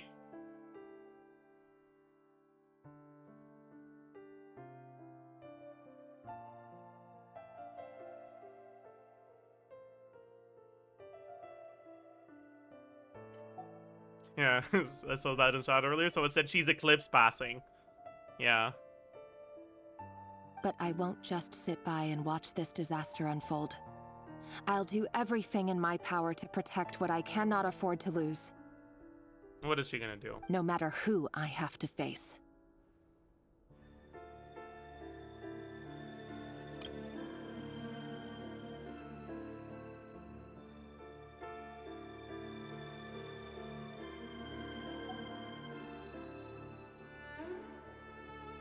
I wonder what she's gonna do here. Oh, the eyes just give them away? I mean, she doesn't have crimson eyes, though. Like, there's a few options, right? Here. She could try to plead with Vetterfulnir for advice. She could try to plead with Rarier. She could try to plead with the Vinster King. Or she could just be like, you know what? You're killing remnants of the Crimson Moon? Bet. I'll help. I'll kill the Crimson Moon itself. We saw her, like, in a vision flashback thing when we went with Arlecchino, right? So I feel like it's kind of leading into that. Like, whatever this decision is probably what led to her being there. Whatever resolution she's just made here.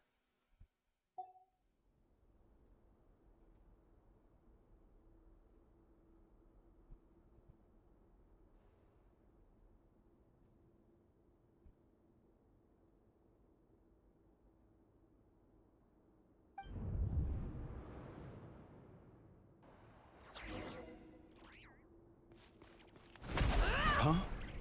Was that Rarier who just walked past the window?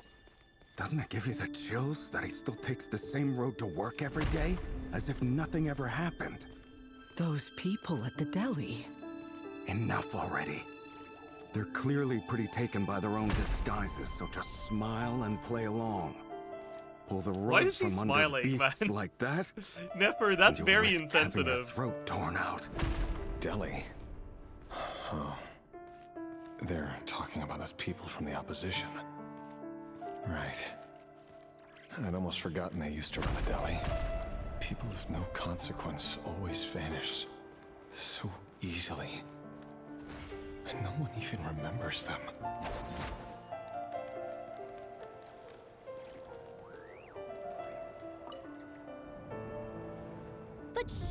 you can see he's not the man he pretends to be. So many have died already, and they say that the king's madness grows with each passing day. We're not going to survive this, are we? But why does it have to be this way? Do we really deserve to die just because of the blood that runs through our veins? Felindis, are you even listening?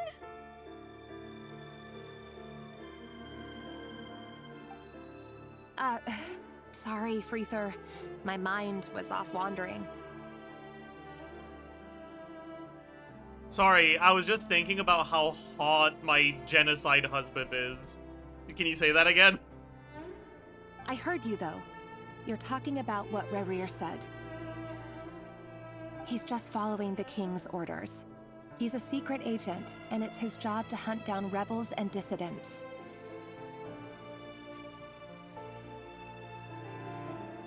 By the time you first met him, he'd already taken lives. Maybe he was using you from the very beginning. No. Rerir has no idea I have anything to do with the Crimson Moon. My family are only distant relatives of the main lineage, and besides, my eyes are perfectly ordinary. Truth be told, apart from my teacher, pretty much no one knows I have any connection to any of it. It's been a long time since my family severed ties.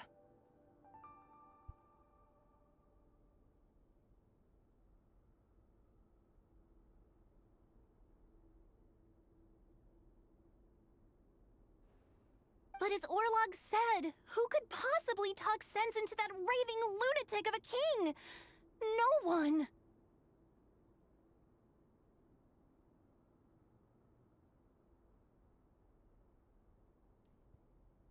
What the fuck?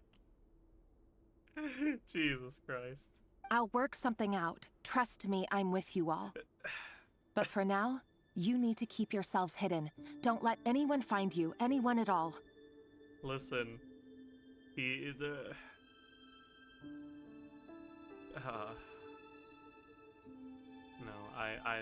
no.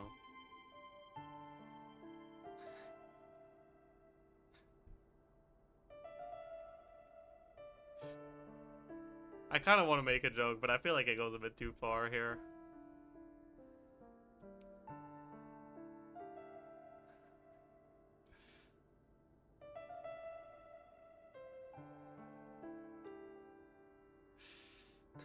It's a safe space to do it. I feel like it's not going to be a safe space anymore if I say it, is the problem.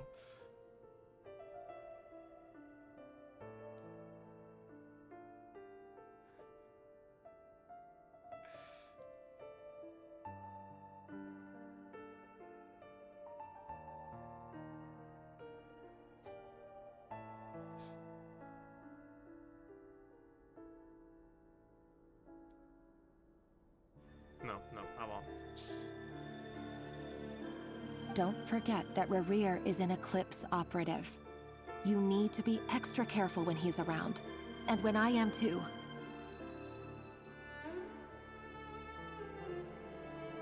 For now, don't come looking for me. And if anything happens to me, just act like we've never met. If even you can't escape this, what hope do the rest of us have? But after all this time together, surely he wouldn't lay a hand on you.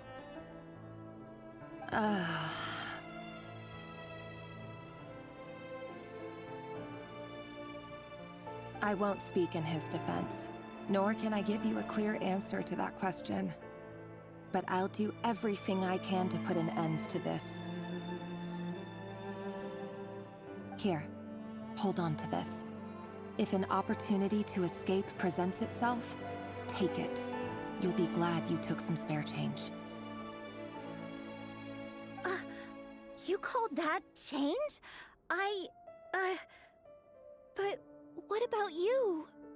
I've got a job, and there's still money coming in. But you can't go anywhere right now. Please think about yourself for once.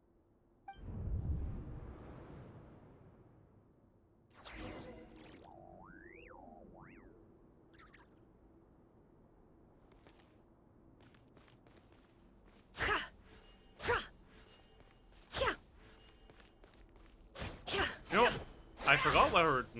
Yeah, I forgot her normal attack string looks like that. Man.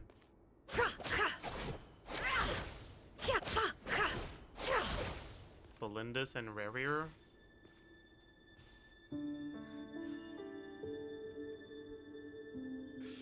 I mean, I don't think that's true. You know? Because, like...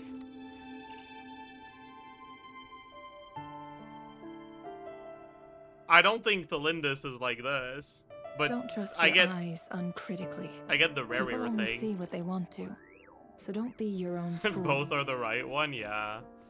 Oops. Oh, what's the build? Okay.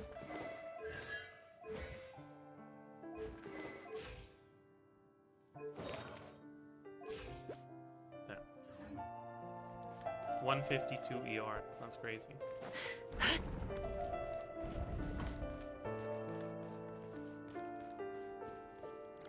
I go here? Dude, why do the doors look like walls? Assassination training. Training ground is just beyond this hidden passageway. When you kill a person, doesn't it bother you when you end up covered in their blood? Why would it? Aren't we all just walking blood bags? But not everyone is accustomed to hunting down others like prey.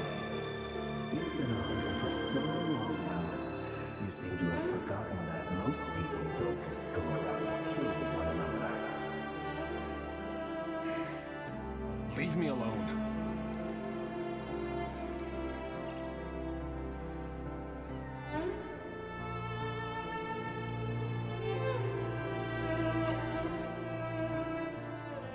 Make sure you have a firm grip on the handle, then choose your angle well. Keep your movements light and brisk. Oh. And the prey won't sense a thing. Wait, the E doesn't do enough damage to kill them? Wait, do we not one-shot them if we don't crit? No traces.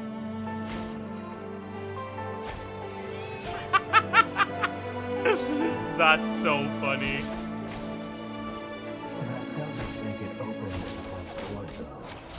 The king just happens to need you right now. Or do we just always need 2 hits for these and we need a... That won't happen. You see, ever since you fell under the spell of that power, in the beginning, you only had to take out a handful of the guilty. Okay, I think the first few just had less HP or something. The ones I dealt with have always been guilty. And I've carried out my work flawlessly. Okay, why am I even doing this? Like, do I need to? I feel like I don't.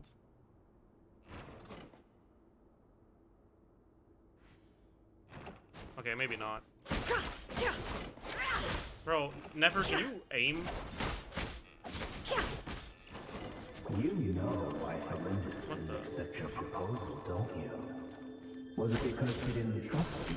Or something else?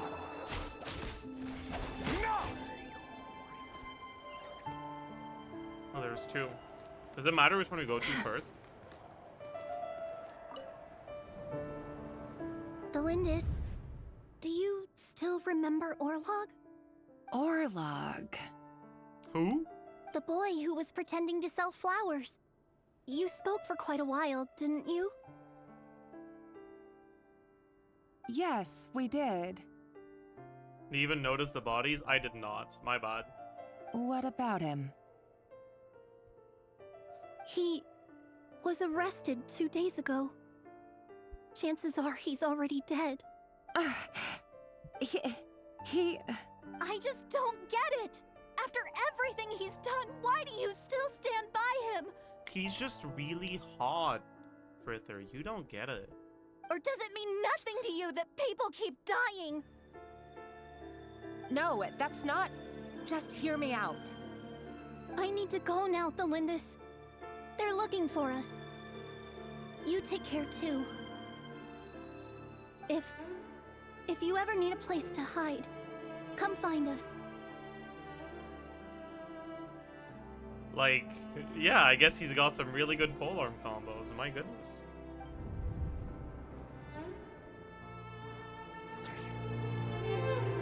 There's the bodies.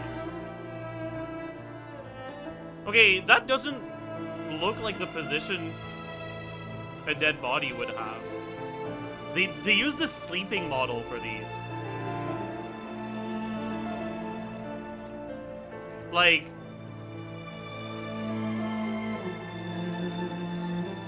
this one, sure. But this one, that just looks like someone who's sleeping. Okay, don't call it cadaver TC, please.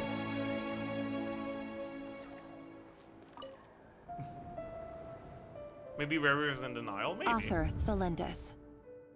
Over the course of this week, the research object was subjected to interference for a total of 47 hours for experimental purposes. The results are as follows. All subjects of observation that were sent inside have now... The situation within is proving more problematic than anticipated. No progress whatsoever. What now? Won't you give me even a glimmer of hope? So, like, is her research supposed to be, like, trying to figure out some shit to do with the Crimson Moon itself? Or, like, the iridescent moon? And, like... I mean, probably. Maybe she wants to give the iridescent moon's marrow to the Vinster King. And be like, hey... please don't kill me. Can I be an honorary Eclipse person? Things are getting worse by the day. I have to find a way or we'll all be in danger.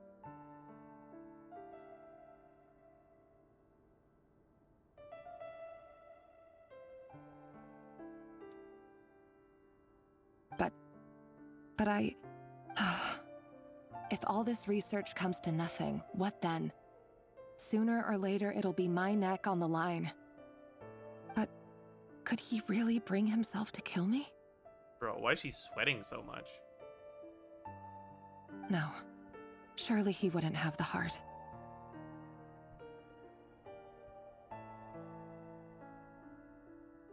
I guess it's really hot in Conria.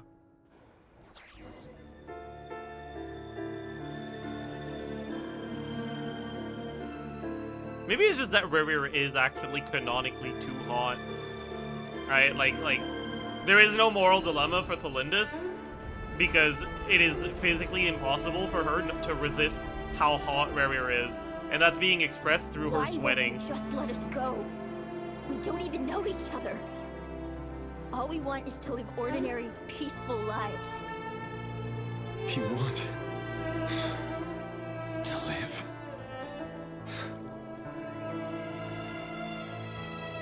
Dude, this fucking stupid-ass cat that's following me is, Just want to go on living. It's really distracting. Is that really such an unforgivable crime?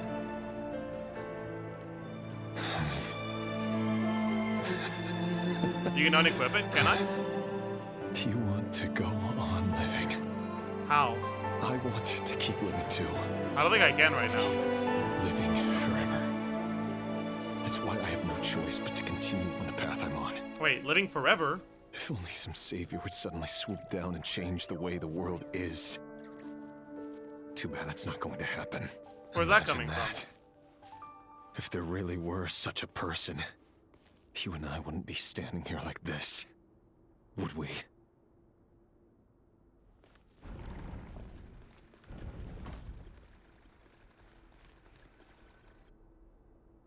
Today's files are in. Time to wade through them just like usual. No, I don't get tired of it. It's my job.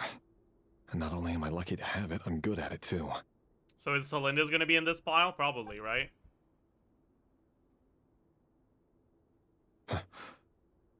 Wait. That's... Actually, I kind of expect it to be Frither or whatever.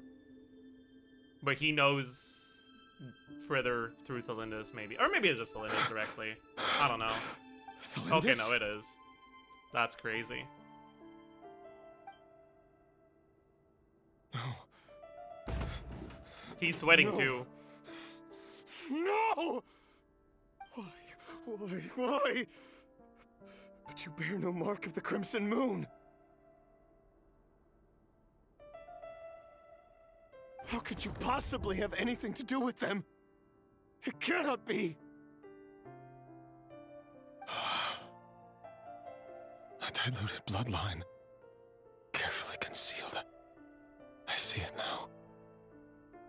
You've been living in the shadows just like me. Okay, he doesn't know that she's aware of his job, I think. Right?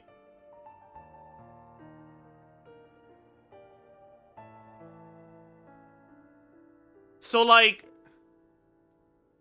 is he really saying, what? You're a racial minority? Well, I guess you're just like me for real. Because I'm a mass murderer. Like, Jesus Christ, man. This, oh.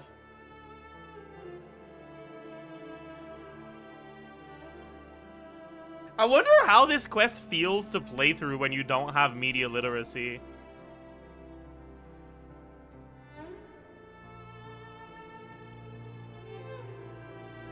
Like, what do people think about Rarier and Thalindis? Arnold, I know, I know you had to get the disclaimer out.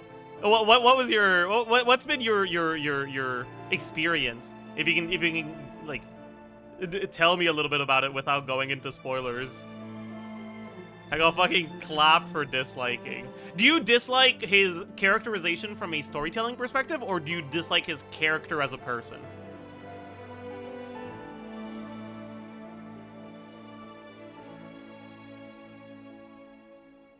Because if you dislike him from a storytelling perspective, I agree with them. You deserve to be clapped. This is probably the best antagonist we've had in Genshin so far.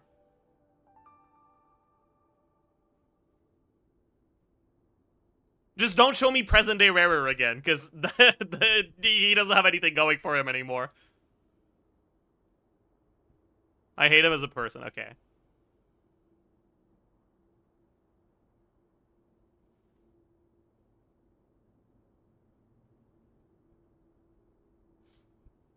I saw someone on Twitter get 8,000 likes for saying Rarer did nothing wrong. Okay, to be fair, sometimes people say that when they don't actually mean it, just as a way to express, hey, I think this character is really hot.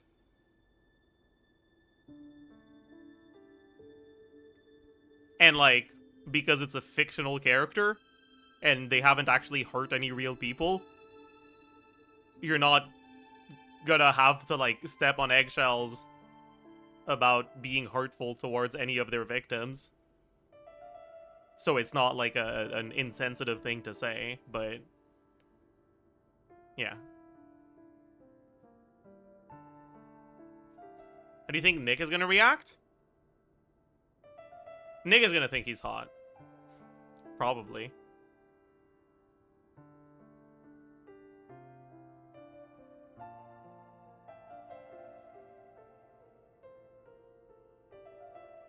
I think Nick will get the nuance of this quest, though.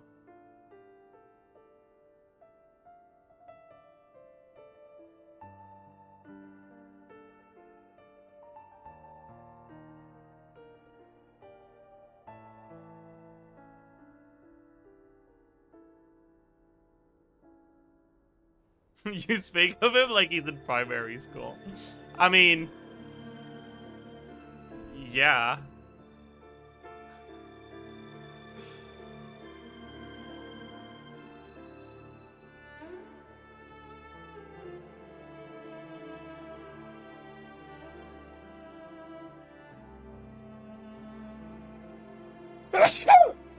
Sorry. How was the sneeze on the mic, actually, with the new settings?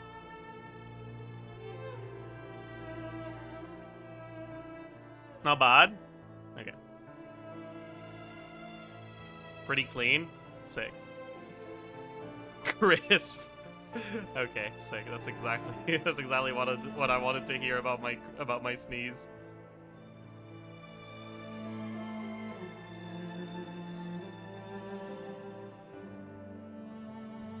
What a fool I've been. Numbing myself with talk of justice. Even imagining my friends would back me up. But in the end, Irminsul. What? Mr. King!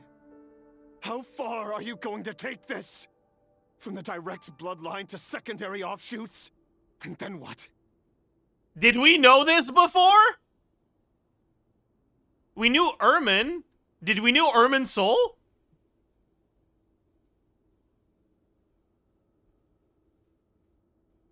We kinda? From books. Okay, I can't read, so I didn't.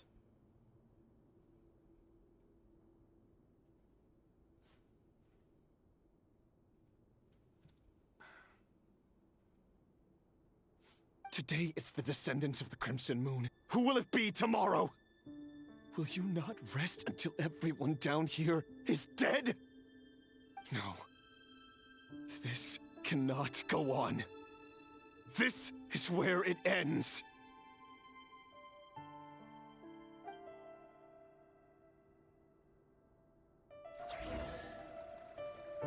Oh, we got a chest. I didn't know they had chests in Conria. What's the lore for the Exile set? Because this is something that we have obtained in the past, okay? This is something that Rare has obtained, which means that everything that is said in the Exile set and the Adventurers set were canonically already, like, they already existed pre-Cataclysm. Exile set Genshin.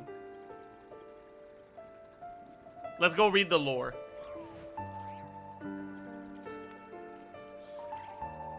It happened before the exiled who the fuck is Parsifal? What the hell? 1,000 years ago. Okay, so that's fine. That's pre-Cataclysm, no problem.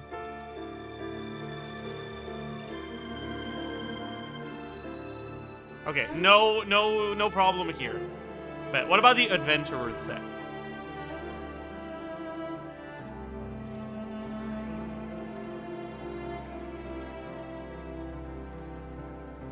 Why does Ashru sit up on the counter? Is this just generic? To welcome our clients, of course. A kitty's gotta earn his kibble somehow.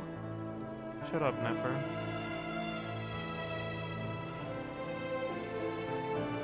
How old is the Adventurers Guild, actually? It's about official, is it?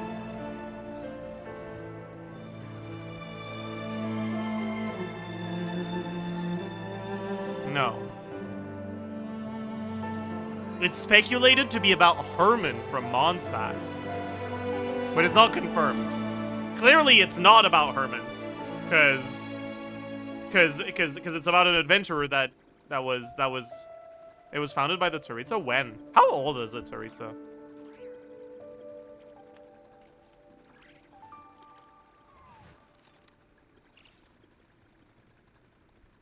Over 500. Were adventurers a thing pre-Cataclysm? Likely it was founded after the Cataclysm.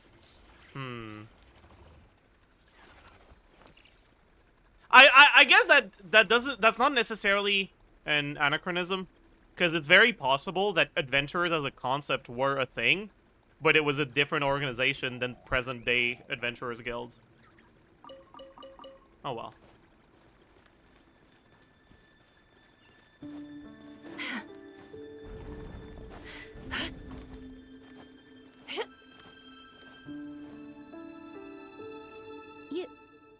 You're really letting me go? I am. As long as you can guarantee that no one will find you. Don't worry, I'll be extra careful. No one will know I was here. But what about you? Me?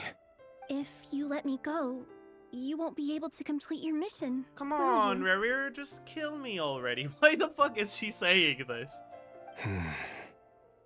Good point. In that case, maybe you should stay. No, please!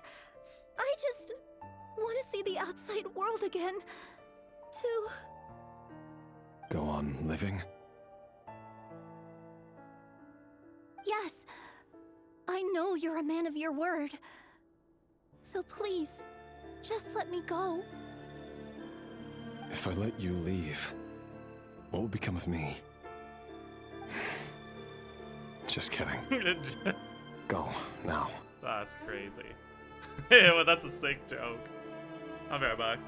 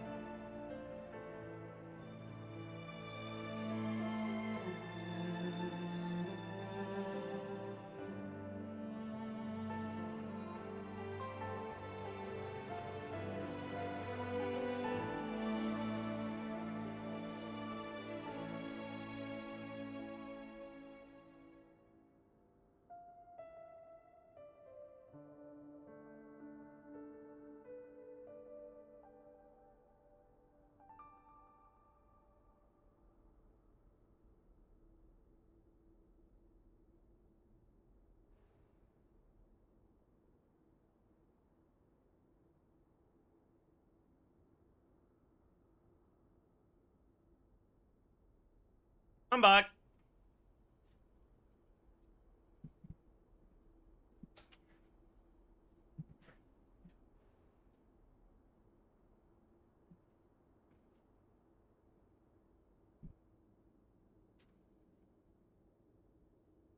But yeah, bro, also, why do we not have access to, like, the previous voice lines here? That's annoying.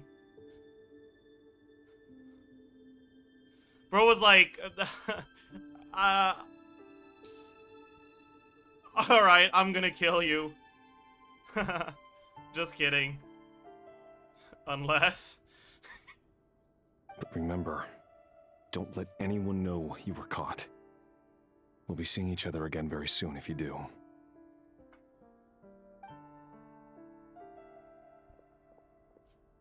Even shadows in the dark must live by a code. But you can't save everyone. The barrier You've has been been whispering in my redeemed. ear for days now, Vedifilnir. Hoyo did it with their What are you excellent trying to do? storytelling. Break me down? Oh, this was Vedifilnir? Ooh.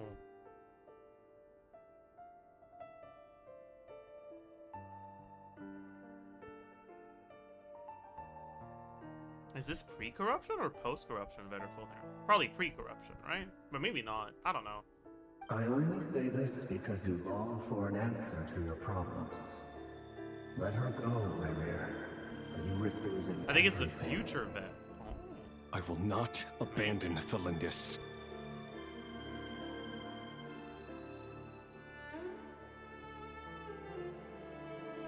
Then you'll need a little more vigilance and a lot more power. The world is changing, Rerir. Keep your eyes peeled for your moment of opportunity. Do you remember the crystal from the Care Bear That Archon voice used quest? to be No. so unclear. That was too long ago. But now I know exactly whose it is. It's Vedifilnir.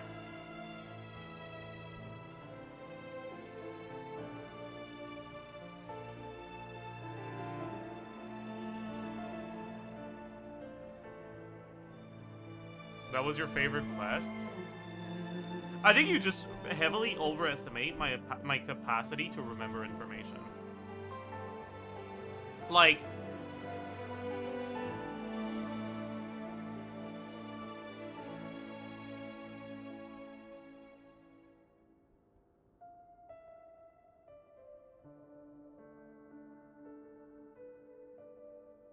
information that I don't use for, like, a week is permanently deleted from my memory.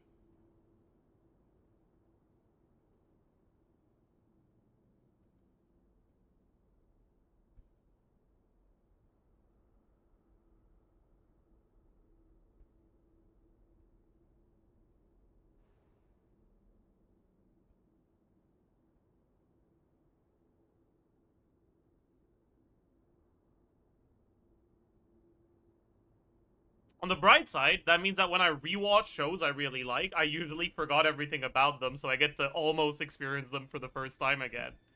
On the less bright side, it kind of makes me an idiot sometimes.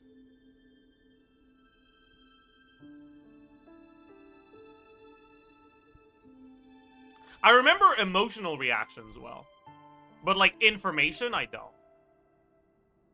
I remember that I had a very good time with the Carry Bear quest, but I don't remember what it, like, all that much about it.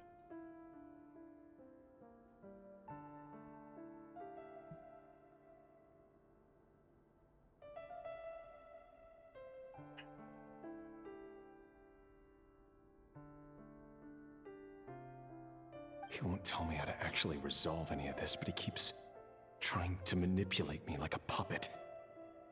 What's his game here? Tell me then. What will this moment of opportunity look like?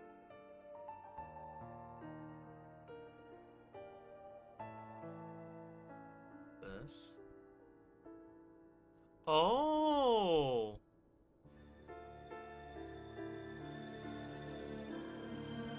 Right, that was in the Carry Bear quest. Okay, I remember that now.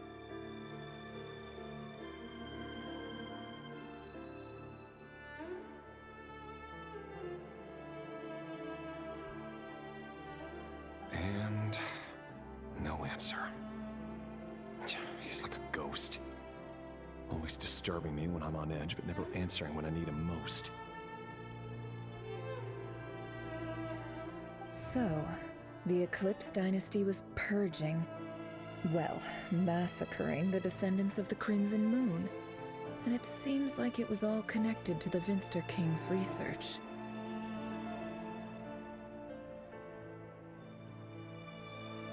Chat, which word do you think has a more, like, violent connotation?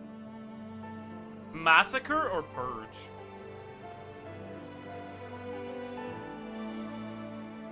Because I feel like purge is more violent. So I don't get why she's correcting herself from purge to massacre.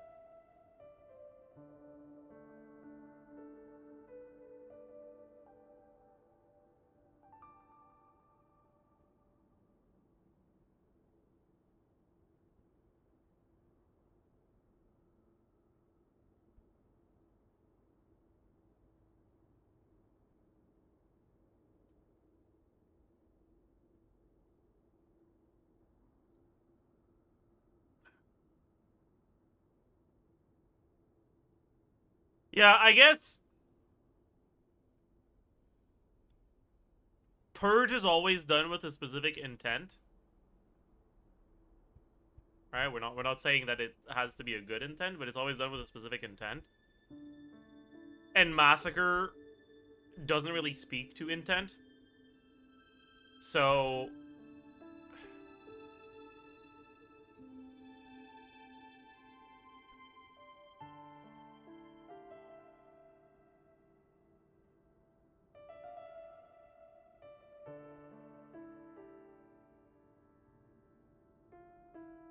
I don't know. The king's obsession with abyssal power left the future of Conria hanging in the balance. No wonder every aspect of Rarir's life was so unstable. And it looks like this Thelindis, Rarir's would-be fiancée, herself belonged to a sub-branch of the Crimson Moon dynasty's descendants. Purge just refers to removing stuff, doesn't have to mean killing them. Yeah, but in this context, using the word purge dehumanizes the victims more than massacre. So I feel like it kind of makes the word purge imply a more violent connotation.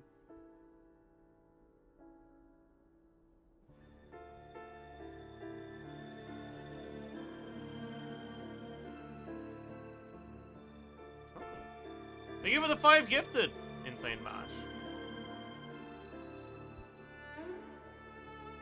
Holy.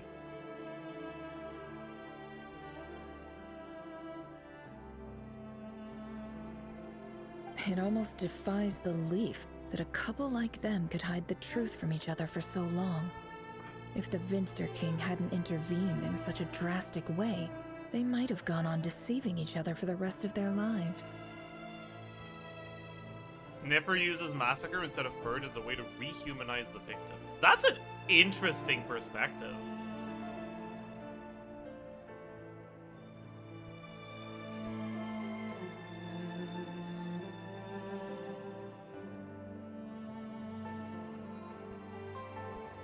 I don't agree with it, because I don't think it makes that much sense for Nefer's character to do that. But it is interesting. And why does Vedderfanir, Daneslif's older brother, keep talking in Rerir's head? This guy kept more secrets than I ever imagined.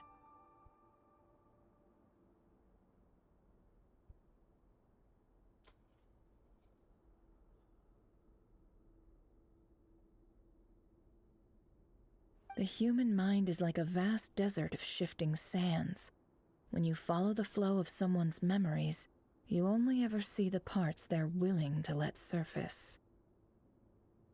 Yeah, I don't know, man. I don't know if it's actually supposed to be the real Vedderfanir.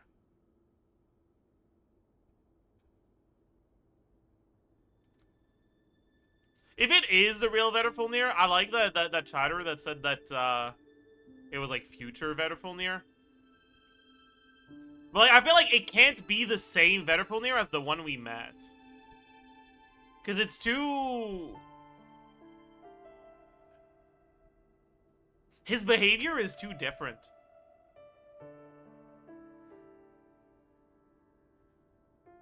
Time for something a bit more creative.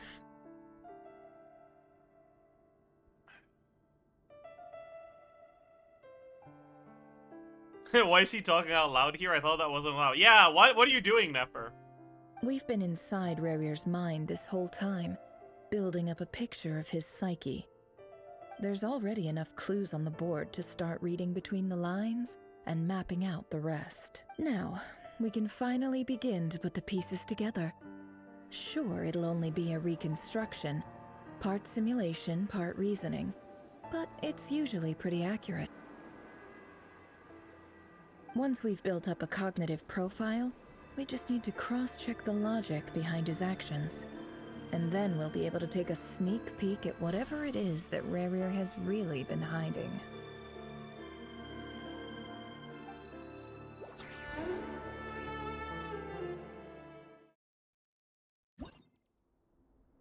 So...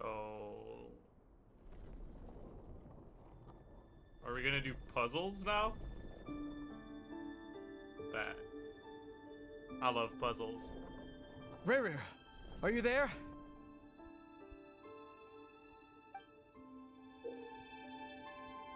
Moving pieces consume action points. When all your action points are used up, you'll be returned to the previous save point. When a piece moves to a square with this marking... Okay. You will gain the corresponding number of action points, and they will become a save point.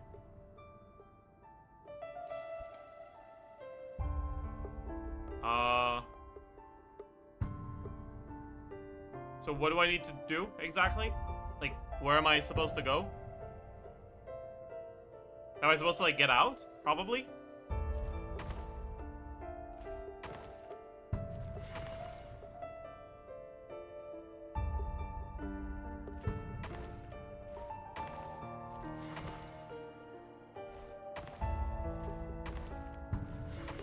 Oh! I thought that marker was on the bed, but it was on the... It was just, like, really high above the tile.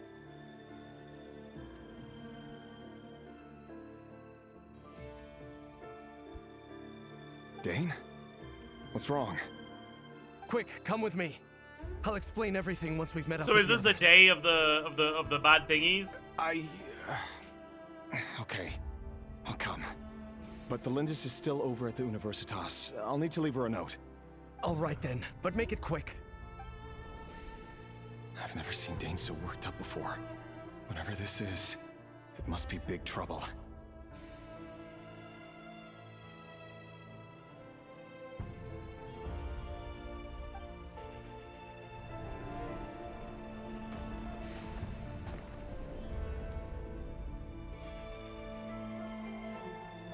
Oh my god, new tutorials. Moving this way does not consume action points. Can I not move the camera?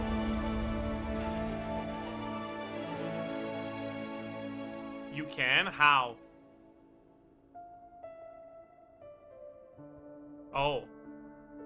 Oh, but you can't rotate, I see.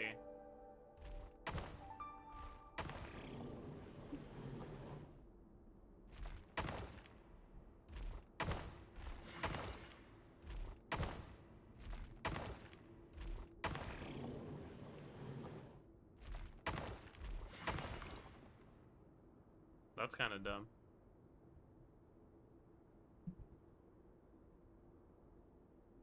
Who the hell is that? Well, this is a nice Oh my change, god! meeting you all at this hour. Her! When men and women of ambition can speak face to face in broad daylight, I say that's a big step forward for our dear Conria. Have we heard her speak before?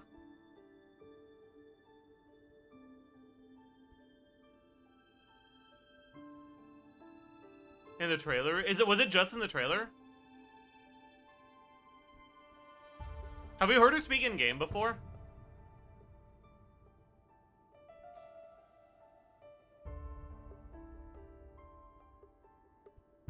.5 event. What? No. Albedo event cutscene? Okay, I see. Anyways, Don't be ridiculous. We do not fear the day. Why would we seek refuge in the night? That's kind of funny. Sirtologi's just a fucking sword. You might ask your blade that same question. I'm told it That's where the horses were! Reindaughter took them all! Dude. Holy shit. He used them for alchemy. Albedo is the horses. Holy shit.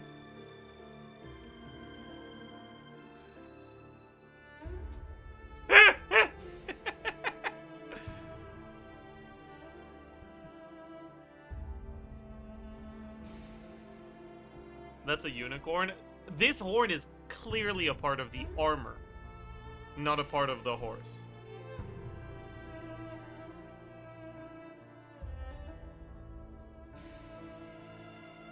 Clearly, like, buddy.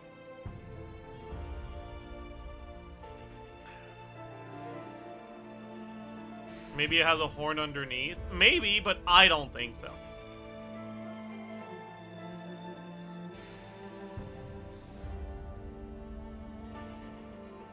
The word on the street is that Sirtologi only strikes when he has an unfair advantage.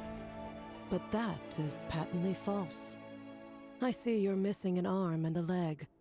Surely only a fair fight could explain that.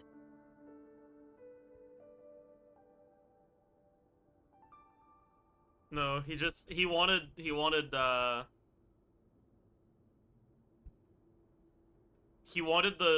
5-star skin from Miliostra, and he lost 50-50 to the wrong gender, so it cost him an arm and a leg. True.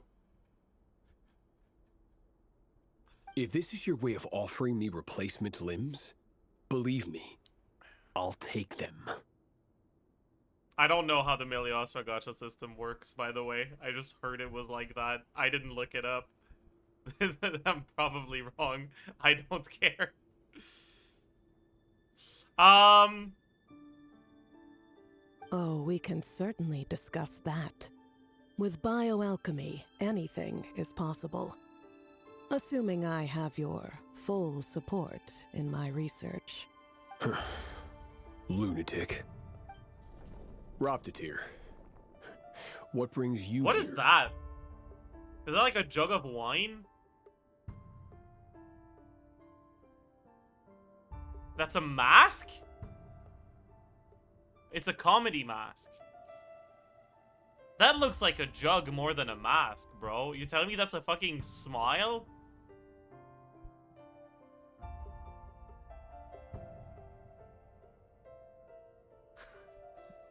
Why are you sending me Pot of Greed? Why, Dainsleif, of course. He invited me. Please, cast aside your apprehensions, Miss Rhindaughter. Whatever the rumors may say, I am but a humble servant of the king, and I can assure you he affords me no greater convenience than he does you. Well, the Universitas Magistrorum won't stop fawning over you, so at least some of the rumors must be true. You're clearly doing well for yourself, so drop the humble servant act. It endears you to no one. Okay. I like Horoptatir. Because Rhindaughter doesn't like him. You're president of the Universitas Magistrorum, the chief royal mage known as the Wise by royal appointment, and by far the most favored among the 4 pillars of Conria. Vice President Veet doesn't even try to hide his envy when he sees you. My success is the product of hard work and good luck. It's as simple as that. Were the king not such an extremist, I hardly think I would have received a senior post at my age. Of course, no job is without its gripes. Serving a king like ours can be a challenging task, as I'm sure you can imagine. And as for Efterveet, in missing out on the presidency, he's dodged a mountain of stress. Like everything else in life, it comes with pros and cons. So, Rhindaughter just called this guy by a nickname. I wonder if that's because he goes by that nickname and Horoptatir is just being fucking cringe and lame, or if it's to suggest a personal relationship between them.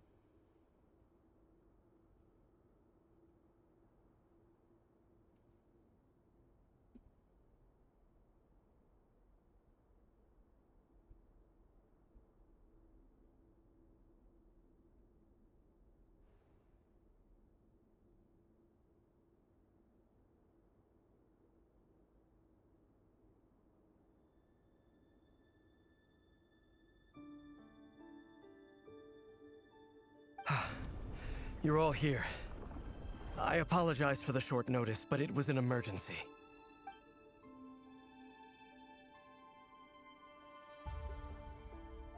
You must be Rarir.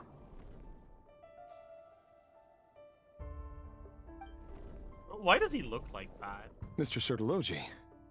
Yes, I handled your case. Is it because he's like the king's Nothing hunting personal, hound? Of course. I'm pleasantly surprised that you remember me. He's got that dog in him. Noted.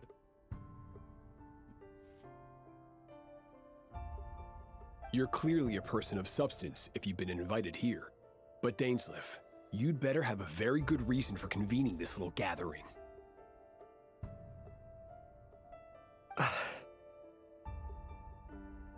It's my brother, Vedafenir. After he spoke at the court this morning, the king was so infuriated by his words that he had him blinded in both eyes and thrown in prison. Vedafenir in prison? Strange. I thought the king trusted him and Horoptatir more than anyone else in the world. Does this mean the king's circle of trust just got even smaller? It has nothing to do with trust. It's about what the king wants, which is as clear as day to anyone paying attention. I simply appease him, because it's in the best interests of the Universitas Magistrorum. And also because you're slimy. Vedafenir, perhaps less so. But still, a visionless visionary? It rather inclines me to think that qualifications are not what get you ahead in Conria. Do you honestly think this is an important discussion to be having right now? Dane, what are you planning to do? Rescue Vedafenir, I assume. Correct. It will mean storming the palace by force. Tonight. I need all of you on my side. Sertologi being the voice of reason? Yeah, that's kind of crazy. That's far too dangerous. And don't forget, Dainsleif, you're captain of the Royal Guard. You swore an oath to the throne. Hmm? You've been planning this for a while, haven't you? I have no desire to commit treason. But whatever critique the king may have of Vedafenir, disfiguring your most loyal subject for putting the best interests of his court and nation first. This is not the conduct of a wise ruler. My blade will force the king to see the error of his ways. So, Vedafilnir's prophecy enraged the king. I'm sure it wasn't what he wanted to hear, but if he won't take counsel even from the visionary, that is deeply troubling news. The extent of His Majesty's madness is now all too clear. The question is, how does a man like me get out of this situation unscathed? You have noble ambitions, Dane, but I'm afraid they don't do much for a guy like me. I'm not interested in saving the world. All I want is a letter of pardon.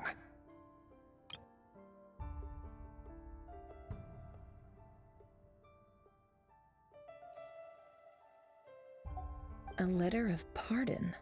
For whom? Thelindis? The chances of the Vinster King issuing a pardon for anyone connected to the Crimson Moon seem vanishingly slim.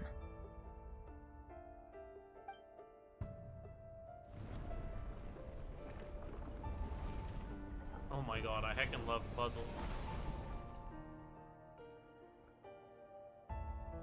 This black fog over the board must have some connection to Thelindis. But why is it taking this form? Does it have something to do with Rarir's past? Another mystery I'll need to...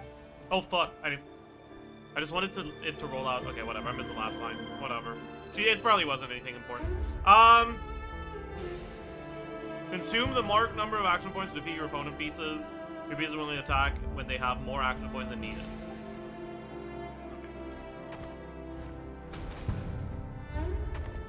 Oh.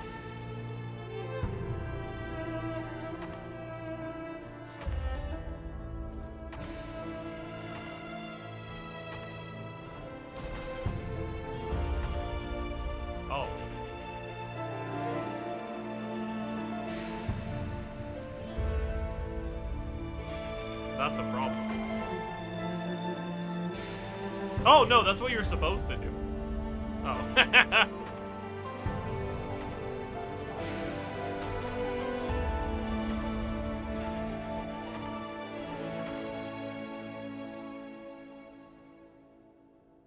Am I...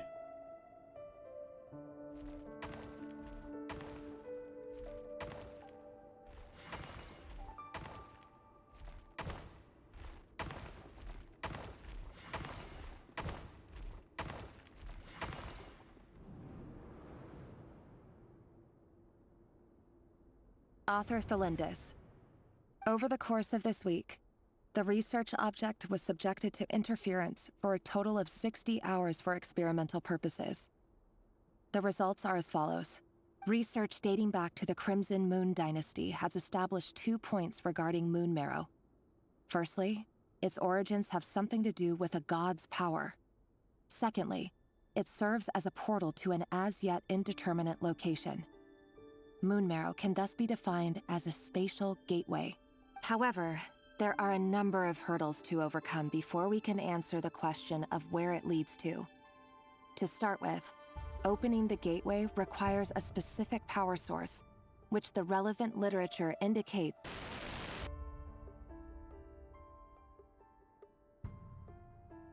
an enormous amount of power is then required to keep the gate open. Currently, the total power output of our instruments remains in the single digits.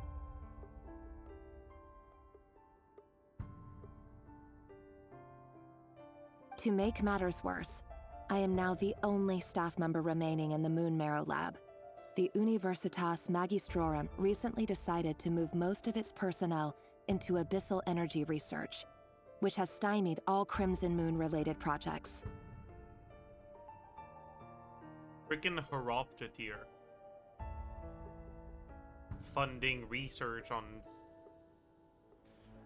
the Abyss. This is not a wise move. I have always maintained that placing all our hopes in a single source of power is risky, especially one as poorly understood as this, as well as making ourselves overly reliant on a single resource. We are neglecting other promising technologies. Okay, by the way, like, why do they give it such an ominous name? Like,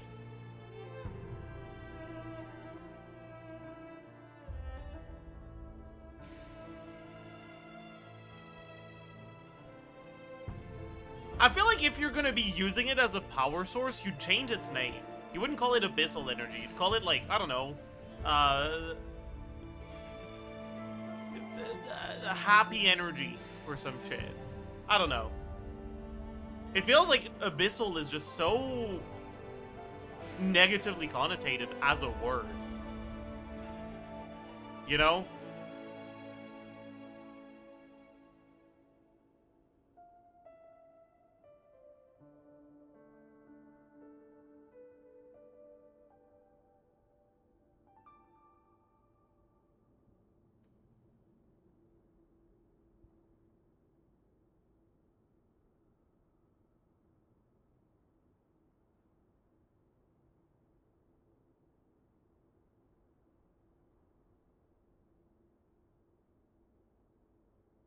Conrians are edgy? Fair. I think it's simply a location. Are you telling me that, like, abyss as a word does not exist in the language in Teyvat, and it only exists to describe the abyss? Like, capital A? 'Cause I don't know, man.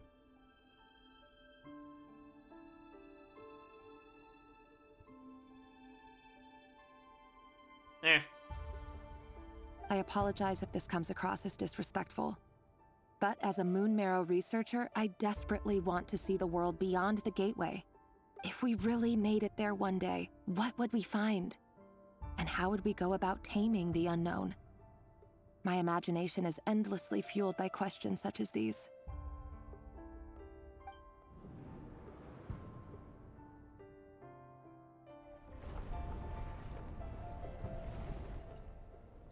Oh my god, we have to go backwards now. That's crazy. Do I have to kill the enemies, by the way, or can I just fucking beeline past them? You don't?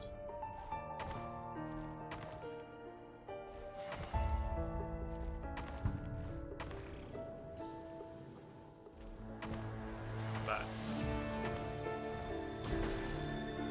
Let's die real quick. Wait, that was a...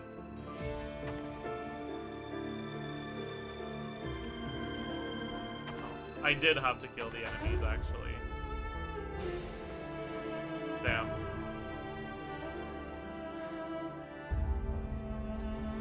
Chad baited me so hard, what the fuck?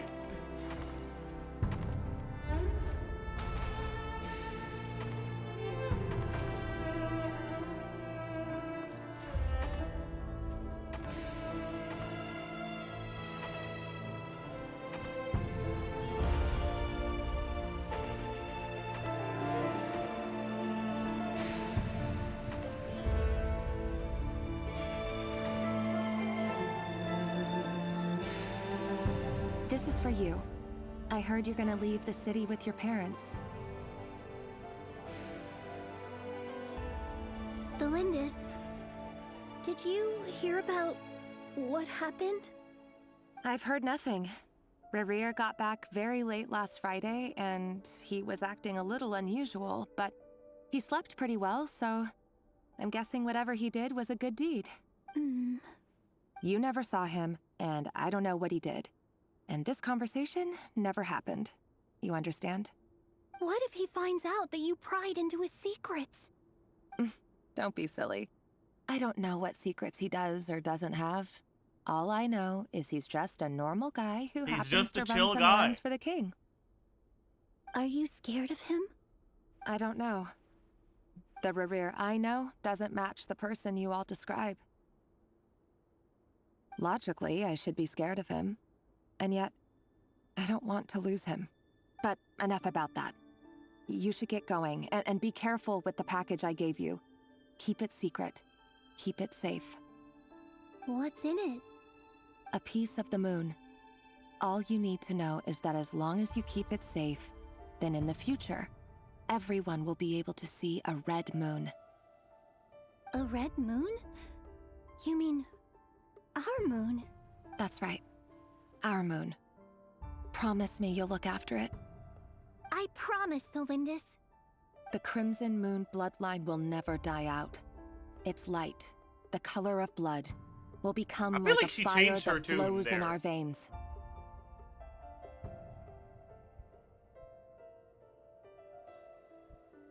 Well, like, where the fuck is this coming from? No matter how long it takes.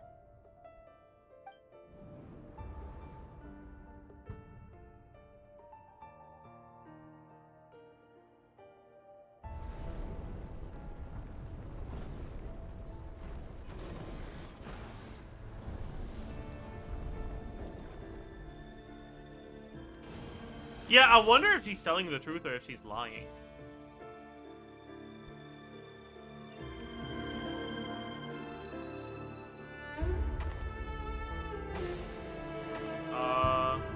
That isn't gonna work, right?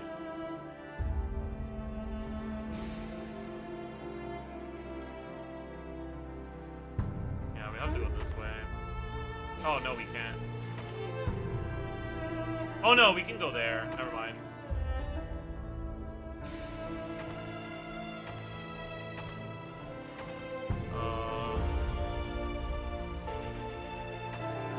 Wait, no. I'm an idiot. Wait, can we?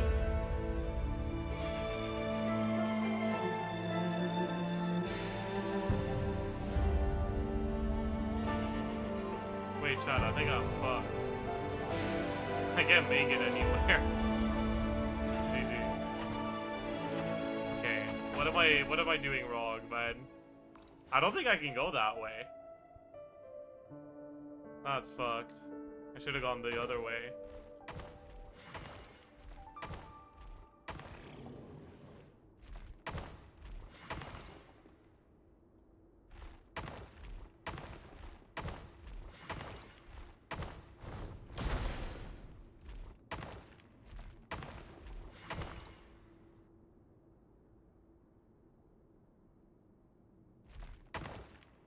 Wait. Yeah, we're fine. Don't get baited by that. Okay, this is...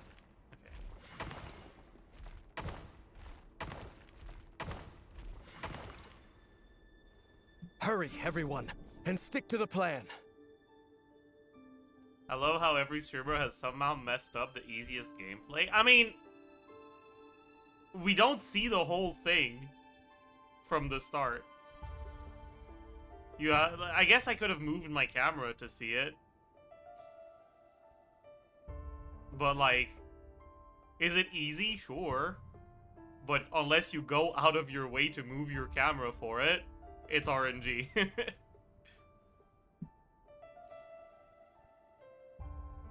And I don't care enough to successfully get it first try. Sir Dainsleif, what are you? Is this treason? You know what happens to those who betray the throne. Please, don't do this! It is the king himself who has betrayed the throne. He has betrayed all of Conria. If you have any love left for justice in your heart, you should join me. It's showtime. Dane and his group will handle the troops in the palace. Then Hraptatyr and Rheindater will disarm the security measures. My job is to enter the prison and rescue Vedifalnir. Stay safe. Wish me luck. Look after my brother. Draw your blade. It is time for justice to prevail.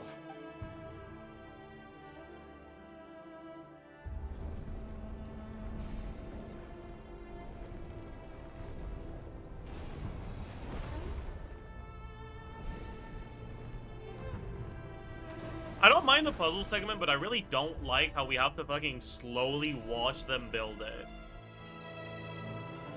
I think that's very boring.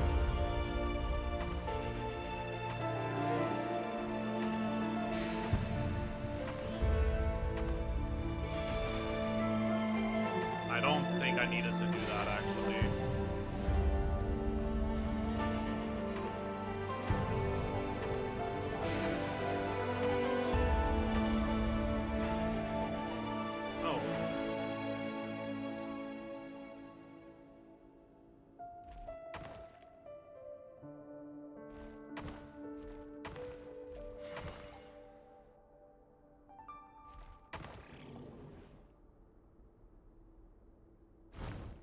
think I'm gonna have to... I'm gonna have to die once, right? So I can go back here. Maybe I could have gone around. Yeah, I probably could have gone around. Oh well.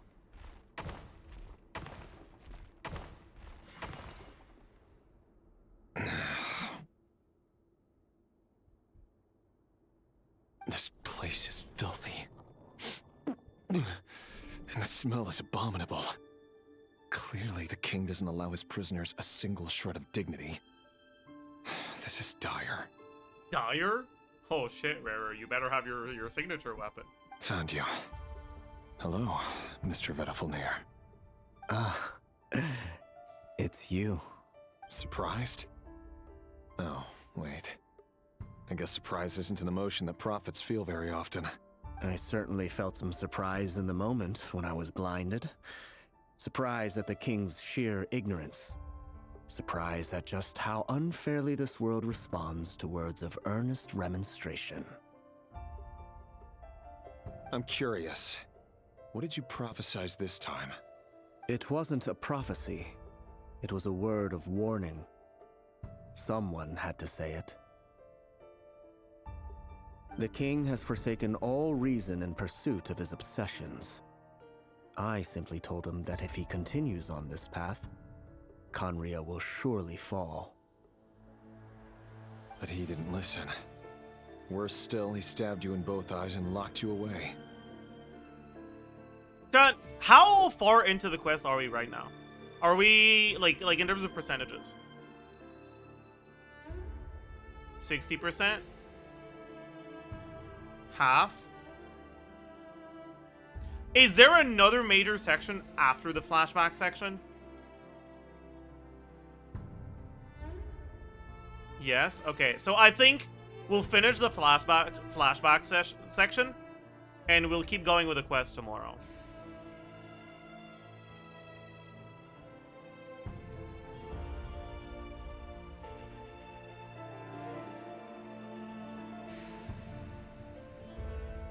Because I want to be in top form for our conquest stuff. Especially because this quest is really fucking good so far.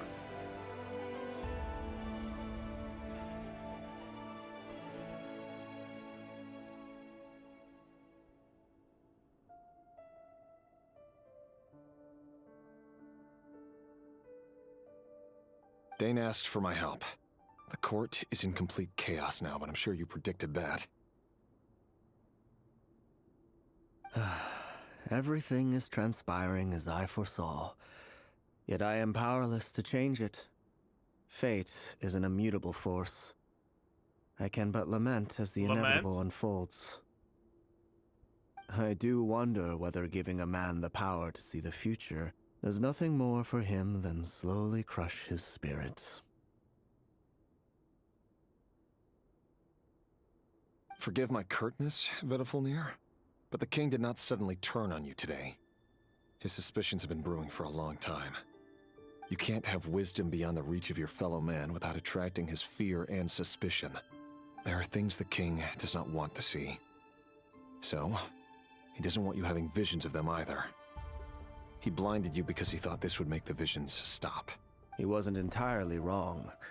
I did indeed lose my power to see the future. Right up until... Until what? Just now. I believe I saw something new.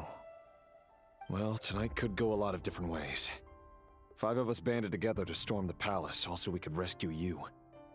This will go down as the most tumultuous day in Conrian history.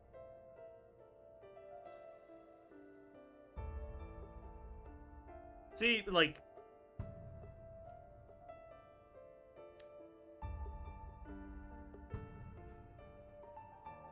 I feel like he's aggrandizing the weight of his own good deeds here.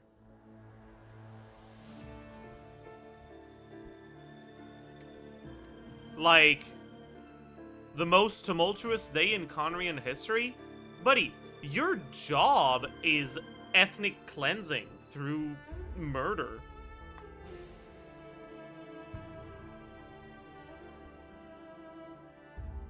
Like...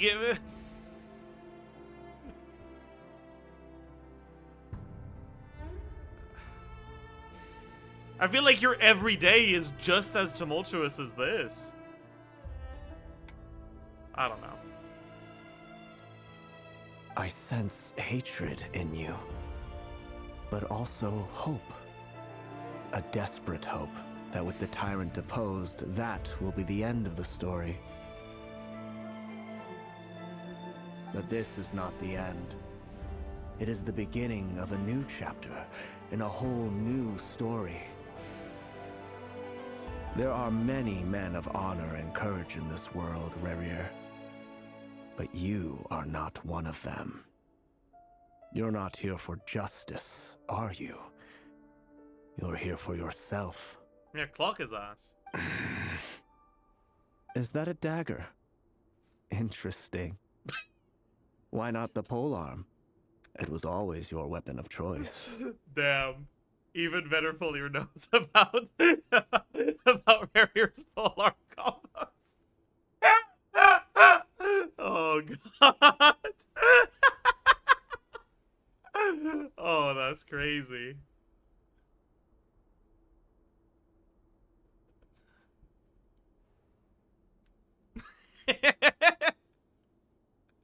Yeah, I mean, I guess Rerir swings both ways, you know? Polearms, daggers, he uses both. True.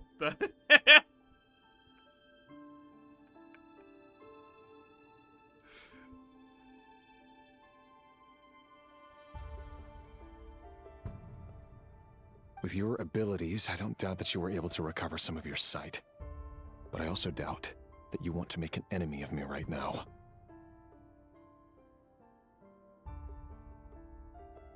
Of course not. We're on the same side, aren't we? We could be. But I need you to be honest with me, Vidafalnir. At this point, you're my only hope for the future. You mean your future? With your beloved, Felindus? Yes. And I know there are bigger things at stake here. A dynasty, a nation, maybe the entire world. But forgive me, I care first and foremost about myself. It's also quite funny that Rerir's main weapon is a polearm that's a weapon of war. You're killing 6-year-olds. That's a good point. Like...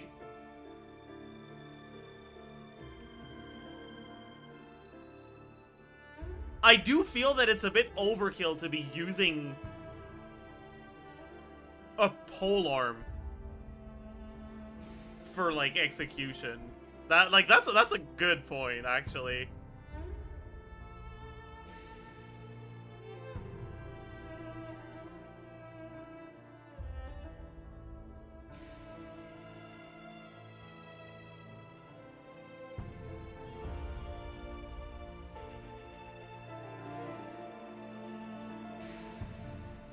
I can't abandon the one I love to save myself.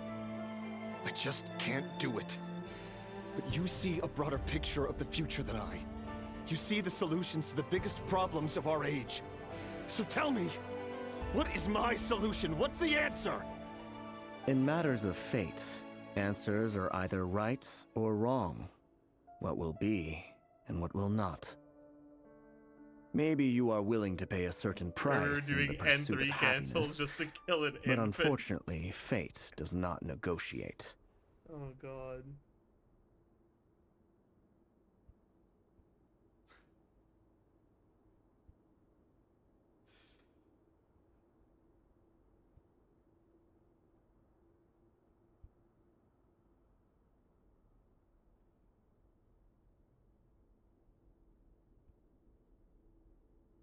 That is the cruelest thing about fate. It is unmoved by your sacrifices. That can't be true. Wait, what did you just say? I got distracted. Fate does not negotiate. Rebozo. I know it's your voice that I keep hearing in my head, urging me to see how the world is changing, to seek more power, so I can protect the things I love. You show me disaster, but you won't show me how to avoid it? Why? Why are you doing all this? My voice. In your head.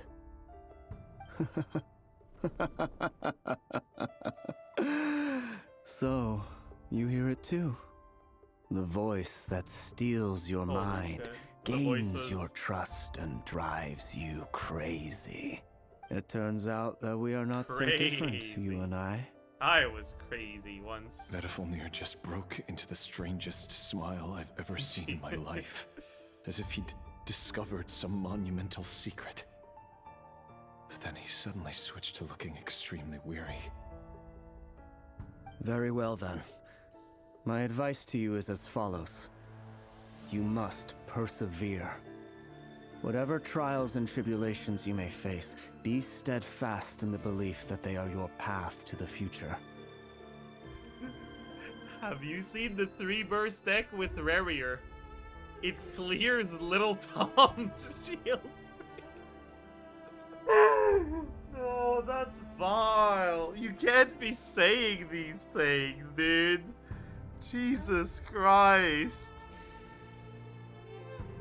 Oh, God. Oh. For as long as you live, your story with Thelindis shall not come to an end. That is the only chance you have of fighting back against fate. It is up to you whether you believe my words. Regardless, that is all I will say on the matter. I have no right to intervene any further. I will hold you to your word.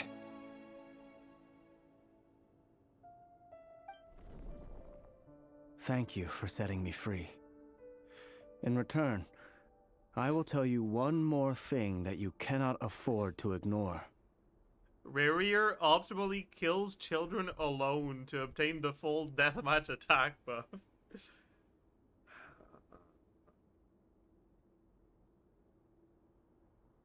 See, I don't think that's true. I think Rarier kills multiple children at once because he's a defense scaler.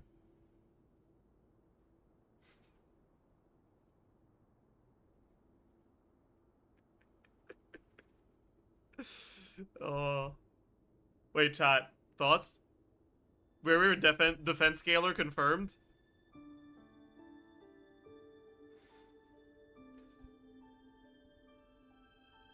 I didn't understand that one. So, a lot of people don't know this, but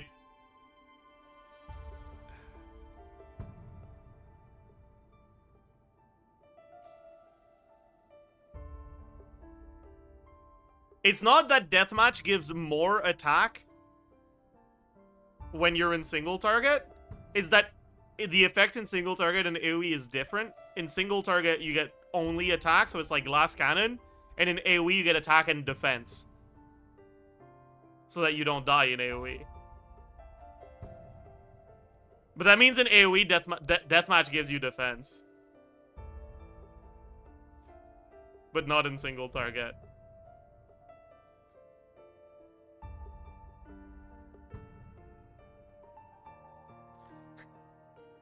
Give me polearms, give me fire, give me children in AoE, or I retire.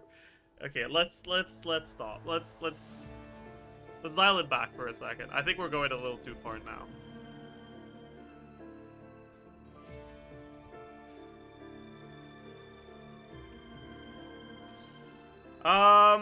Thank you for saying. Okay. Just then, a strange wave of energy rippled through the city. We had no idea what it could mean. If I were you, I would head to the Universitas Magistrorum. The Universitas? Oh no! Damn, he's moving sure fast! We'll be Jesus seeing Christ! each other again very soon, Rarier. Whatever Vedifilnir said, I didn't catch it. I didn't even help him out of the prison. There was no time to lose.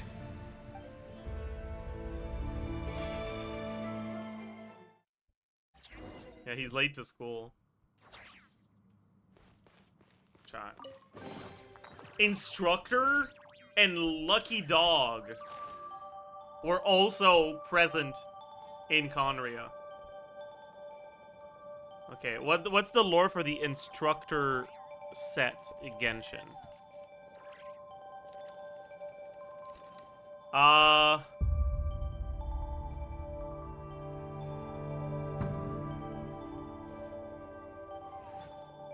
don't want to read all this, actually.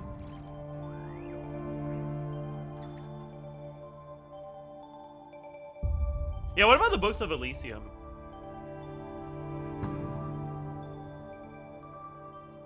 Don't trust your eyes uncritically. People only see what they want to, so don't be your own fool.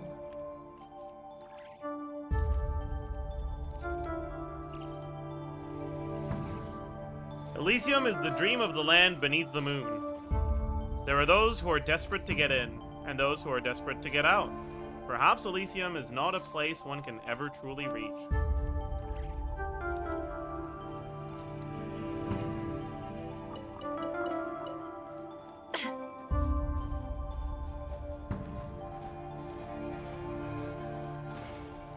Why am I even doing a charge attack?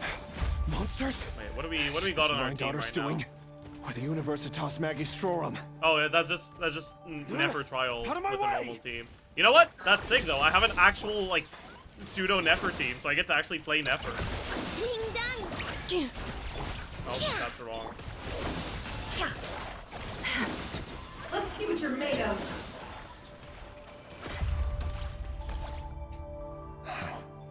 The Universitas. That reminds me of a rumor I once heard. Allegedly, the king installed secret mechanisms in the palace and around the city. No one knows where they are or what kind of power they hold. But if they were ever going to activate, it would probably be on a night like tonight. Help! Help! Hold on! Don't let them anywhere near you! Save me! I can't! Ah! That sounded like an explosion. So, the rumor is true? The king really went through with it. What other means does the king have at his disposal? They must run on power from the Abyss. And given it's a major center of Abyss research, anyone over at the Universitas will be in grave danger. I have to hurry!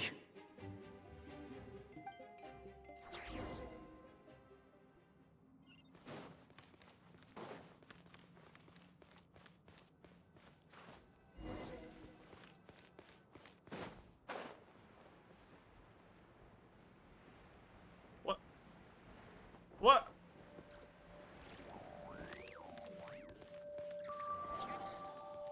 What the fuck just happened? It all adds up. Good luck!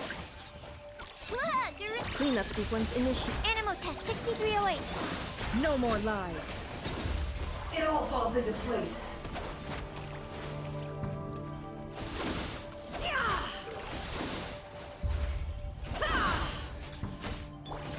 Flash attack! Final moment, I guess. Insulation chamber deployed. Can't hide the truth. Time to come clean.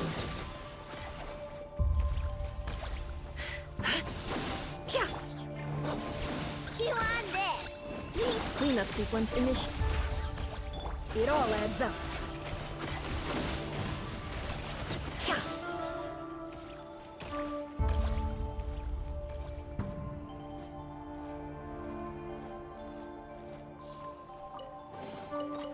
Check the mob name. Oh, I didn't see. What was it called?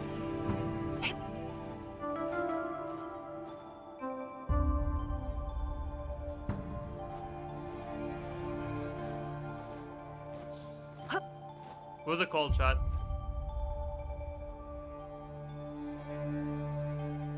Regicide Blood Money.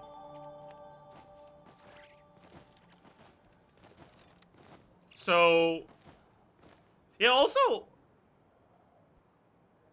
Rift Hounds, huh?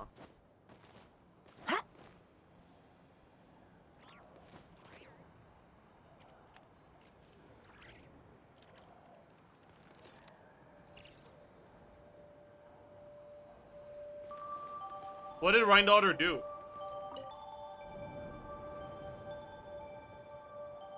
Monsters at the Universitas Magistrorum? Why now?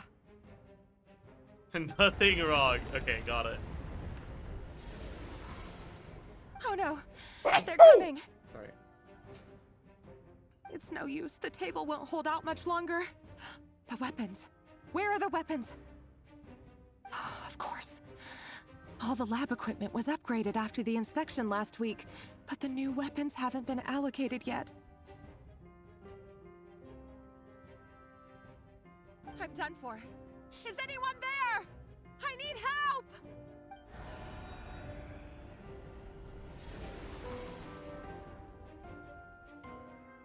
Ah!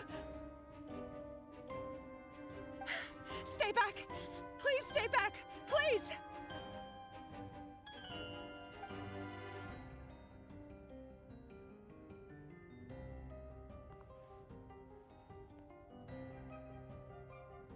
What the fuck is she doing?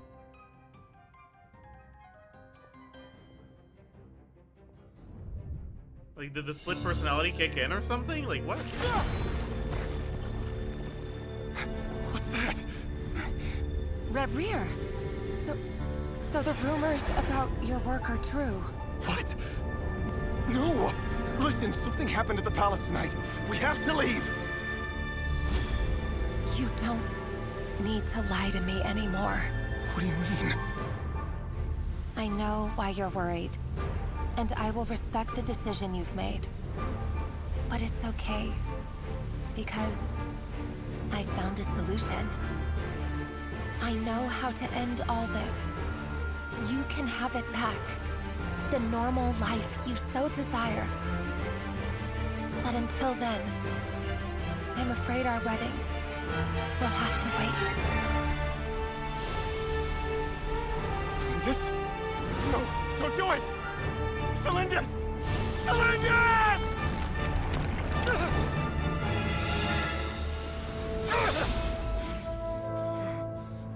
I told you, Rerir. Let her go. You will find someone better. No! No, I won't do it! I have to save her!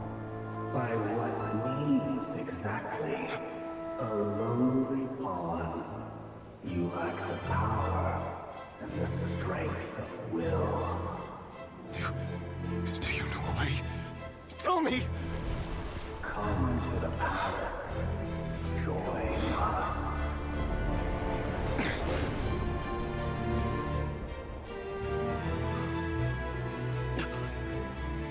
Rerir, thank goodness we... Step forth and take your share.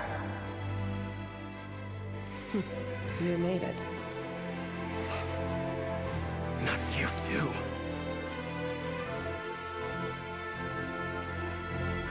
Hatred or grief, despair, desire. We all have our own.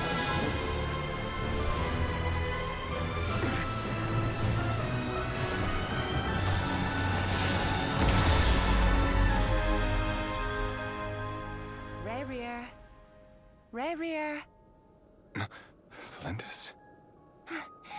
Were you daydreaming?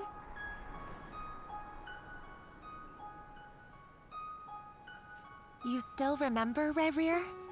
That question you asked me a couple of weeks ago? Oh. You mean the proposal? Yeah. I'm wondering, where do you think would be a good place to discuss it? Maybe in the garden? Or were you thinking a fancy restaurant? It's your choice.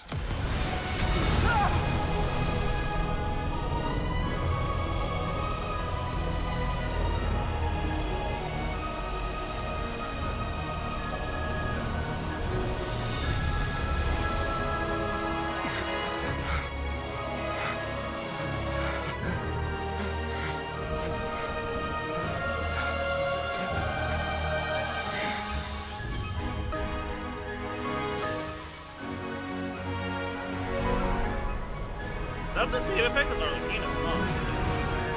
That's the same glitching effect as Arlecchino.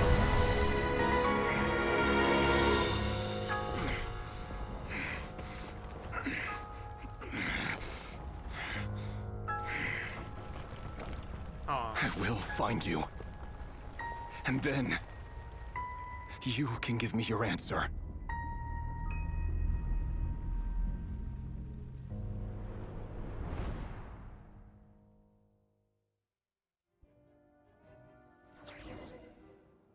Yeah, what if she says no after all that? So that's how the Raker of Solnari was born.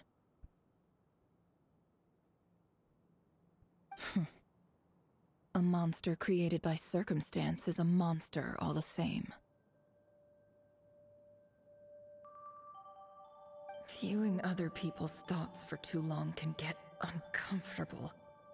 Right now, I'm feeling a strong sense of loathing. In a nutshell, the story of Conria is what happens when the truth falls by the wayside. Everyone tells little white lies, and before long, you have a huge pack of lies that destroys everything. Whew. Time to get back. His past is filled with sorrow, but the tale of any fallen civilization is one of endless tragedy. Cruel as it may be, that was Conria's fate.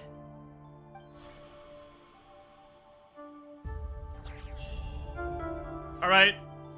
I think that's it for today's questing. As soon as we get to a point where we can, like, leave.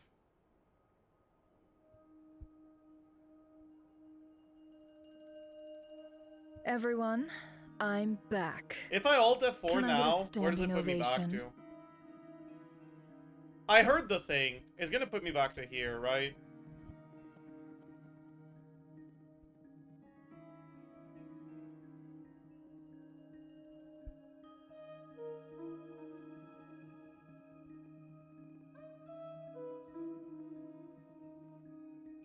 Resets the Mondstadt Archon quest.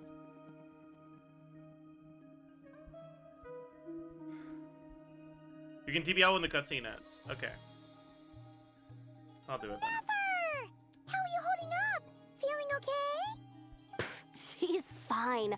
Boss is a pro. Yes, I'm fine. You will have seen the events of Rarir's life through my thoughts. It's now clear that he is just a regular nobody, driven by personal tragedy, No, it's not. as he said what himself. are you talking about, Nefer? I mostly What the agree. hell? There's only so much we can know about him from his memories alone, but they did give us a clear glimpse into his life in Conria. However, I would not consider Rarir to be a nobody. Llama gets it. He was deeply involved in the events of that era. Yet, when the catastrophe of Okay, a by the way, generation why the strikes, nobody is safe. did Thalindus do that? Like, is that something that's gonna be revealed later, or can we actually like talk about that?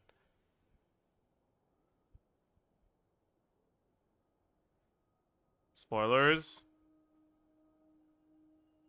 We don't know besides speculation. She thought Rarir was there to execute her? Yeah, but he said, no, I'm not, and she heard him say it, and she was like, well... Okay, moving on.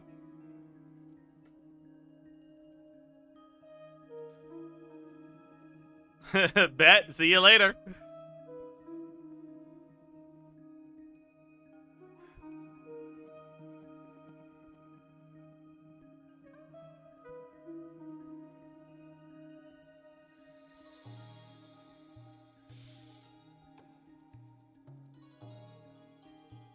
She kind of changed before Rarir found her. That's true. Like that interaction between her and that last interaction between her and Frither had her being like, yeah, I fucking you will see the red moon. The red moon will come back. The Crimson Moon dynasty will never die out. Yeah, exactly. It was like she was possessed or something. Anyways. Sounds to me like you're speaking in riddles again. Is this you urging me not to abandon the people of Nodcry in their hour of need? That's not what I meant. although I do hope you choose to remain a part of the plan. Without you, the mission ahead will be all but impossible. Then try to remember that I respond better to the carrot than the stick. Yeah, that's and true, I don't actually. appreciate being bossed around. The Crimson Moon is the result of the iridescent moon getting corrupted by the Abyss. So maybe Thelindis got corrupted by the Abyss too.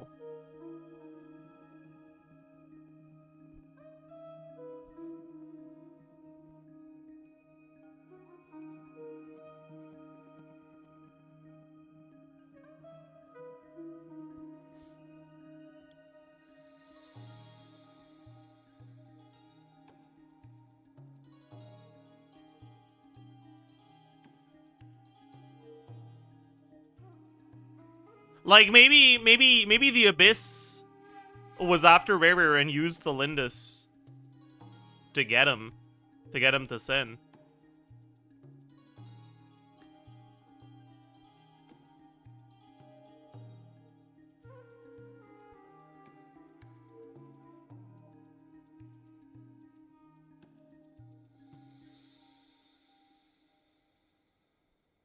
We didn't see any signs of Thelindis getting corrupted. Her last interaction with Feather kind of had an indication of some sort of corruption. Her stated motivations changed, did a full 180. Right? She went from telling her, as long as you don't try to... or she went from telling Orgo, or whatever the fuck his name was, as long as you don't try to restore the dynasty, Orlog, yeah. As long as you don't try to restore the dynasty, I'll talk with Rare. To... The red moon will fill the sky, and the crimson moon will be revived, and glory be upon red. Like, I don't know. Like, clearly her behavior changed a lot. It might have been due to a reason other than, like, a magic power corrupting her. But I do think that that's one of the possibilities. Yeah, and we know for a fact she was researching Moon Marrow. And we know that the Crimson Moon is, like, what happened to the Iridescent Moon when it got corrupted by Abyssal Power. Or some fucking shit like that.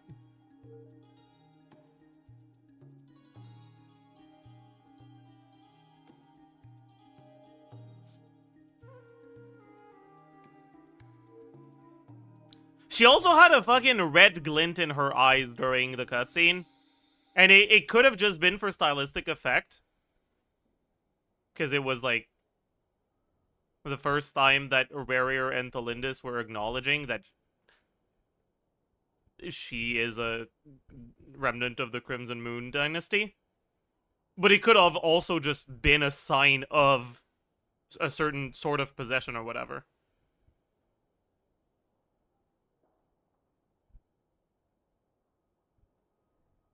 I took it to mean that she didn't care until she realized that she wasn't part of the in-group of the genocide. When she started having doubts whether Rare would kill her or not, she began to explore other possibilities. I don't think she was... Maybe. Like, it could be that, too. But I don't know.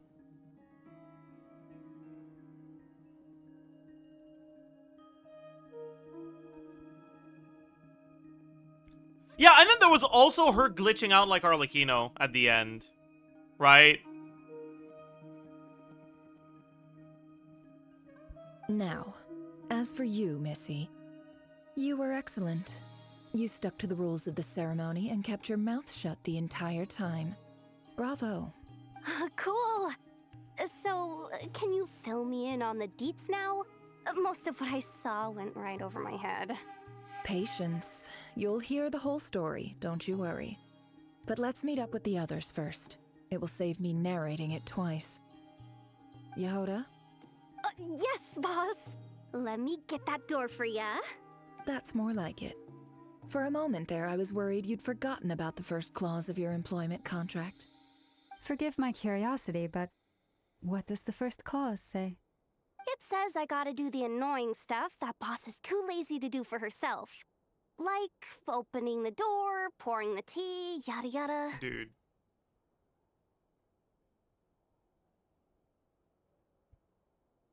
That's crazy.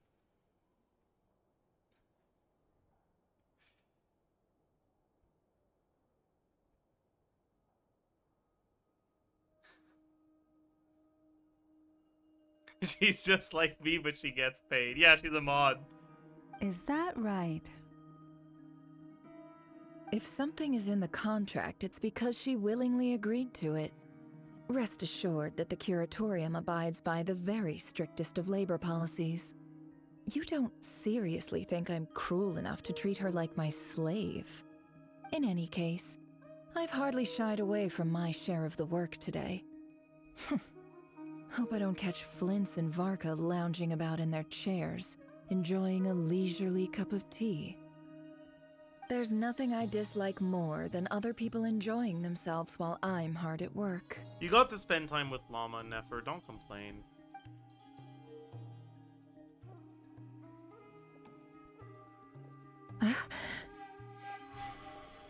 Oh no. Okay, so can I teleport out now? Sorry to No, disturb I you, cannot. but we seem to have run into some You can trouble. alt F4?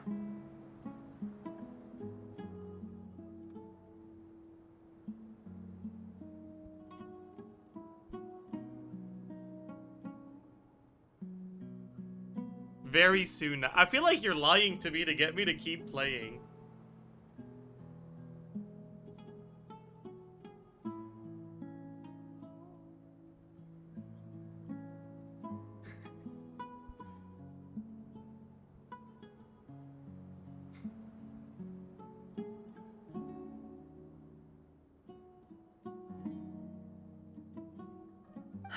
Evidently so. You can leave. All right, I'm Don't leaving. worry,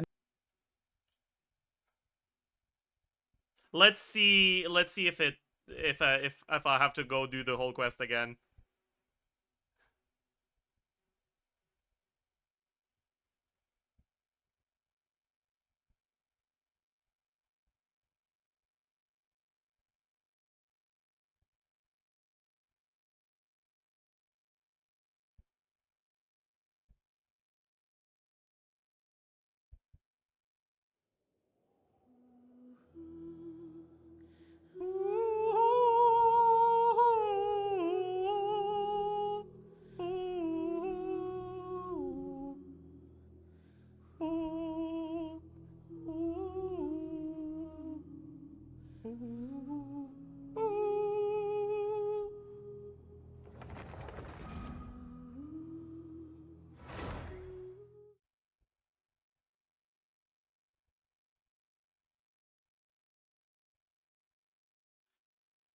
I'm gonna close my eyes and listen and hope it's Sumeru music. Sorry to disturb you, but we seem to have run into some trouble. Yes! Okay, sick. Sick! Sick, sick, sick, sick, sick, sick, sick.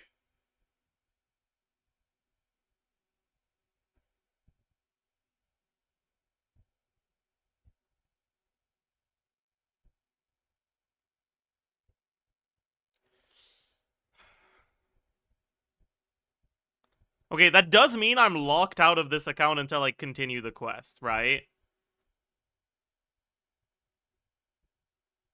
So, we have to do this tomorrow.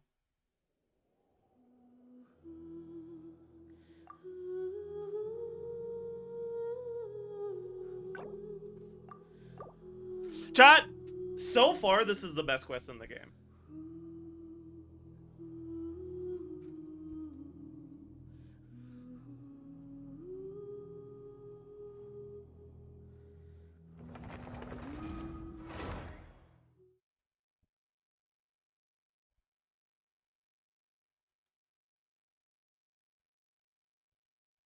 Quick character rating.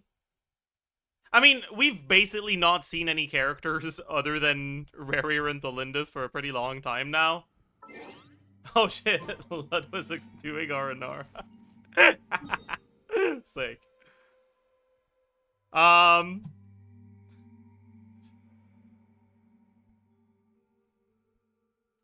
Nod, cry, characters, tier maker.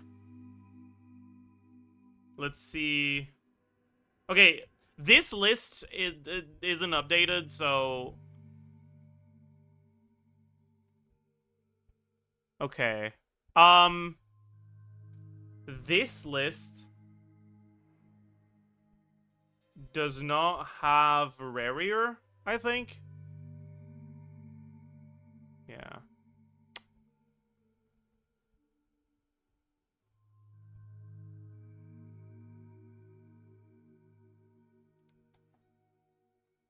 Yeah. Just manually add Rarier and Thalindus. You know what? Sure. How do I add a character on tier maker? Choose file. Okay. Rarier Genshin. Images.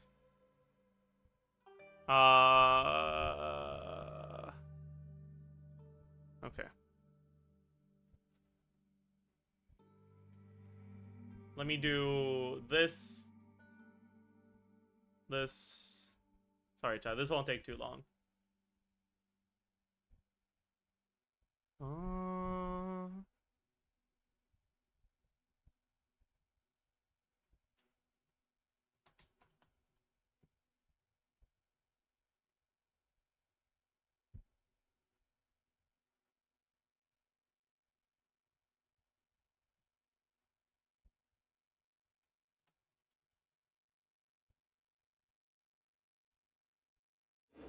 Also, let me put some music.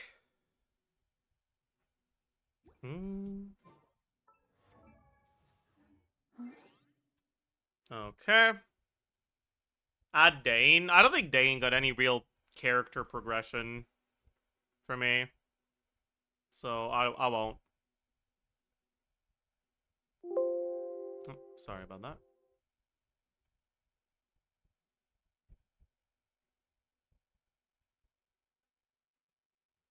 Okay. So, we have added them. And Durin was a placeholder for Rarier. So this was our list before this quest. After Act 3. Right? Maybe I should have a, like, present-day Rarier as well, actually.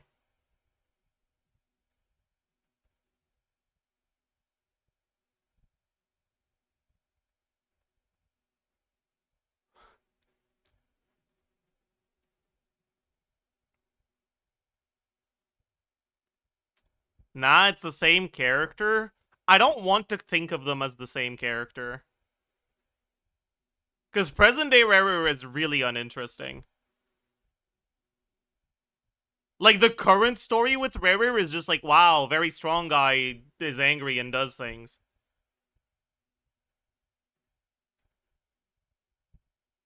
Like, as far as I'm concerned, at least so far, Act 4 isn't about us trying to find a way to fight Rarier. Act 4 is Rarier's story.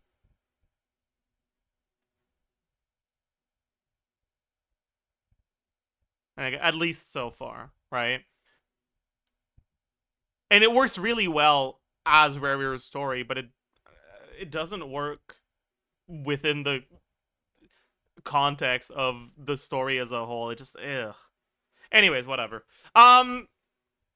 Yeah, like, that's why I had Rarier here. Because present-day Rarier, I still think is here. He's just fucking boring as hell. But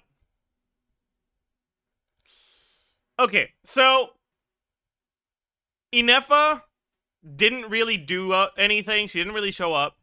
Aino didn't really show up. Syndrome didn't show up.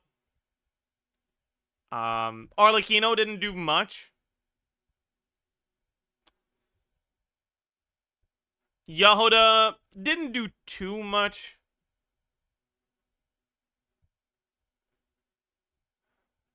Neither did Columbina.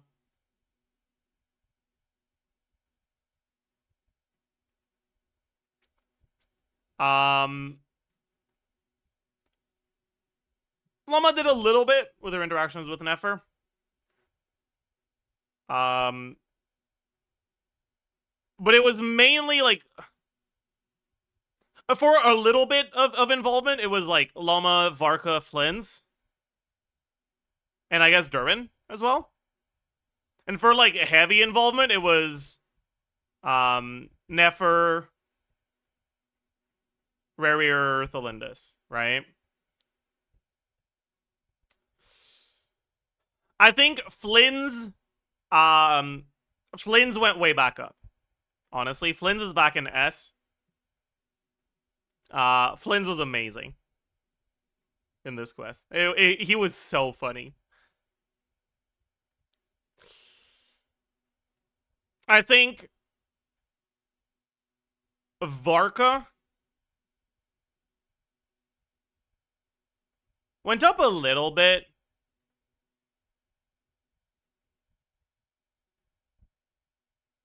But like, I don't know. Yeah, I think Himbo Varka is actually intended, but I don't think that what makes it funny is Varka himself. I think it's Flynn's. Yeah, like, he's only there to prop up Flynn's, exactly.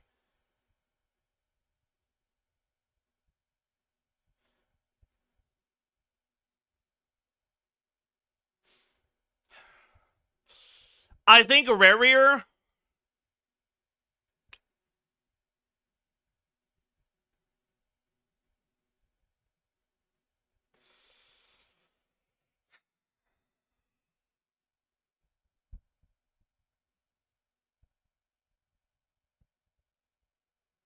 I think Rarier makes it into the SS tier.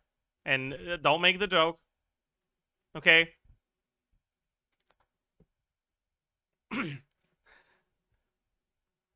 Let's rename the tier to S+.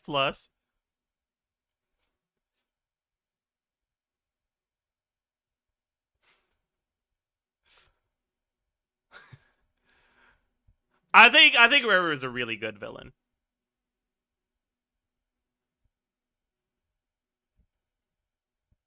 Like, I was not expecting this level of nuance in a Genshin quest. At all.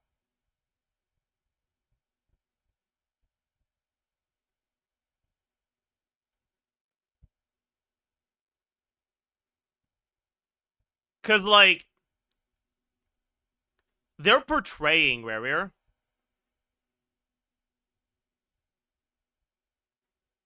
in a way that, like, shows the motivation for his actions, but still condemns them pretty heavily.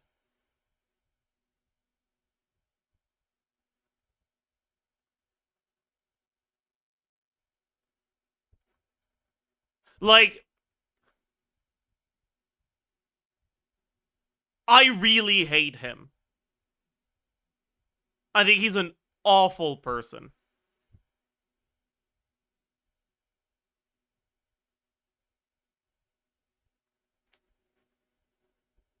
But in a way that makes the story so much better.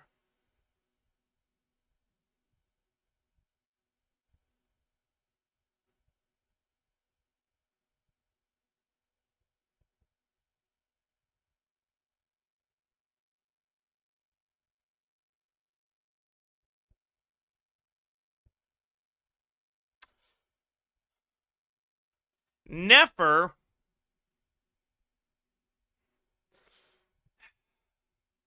Nefer. I mean, I get the feeling that we're about to have a lot of Nefer interaction, because I saw that her, like, amount of lines on the quest was supposed to be, like, 400 and something, and it didn't feel like she's talked that much so far. So we're probably about to have a fucking Nefer monologue for the, like, second half of the quest. But so far, she really hasn't done too much. She's worked as a way to prop up Llama a little bit. But, like, meh.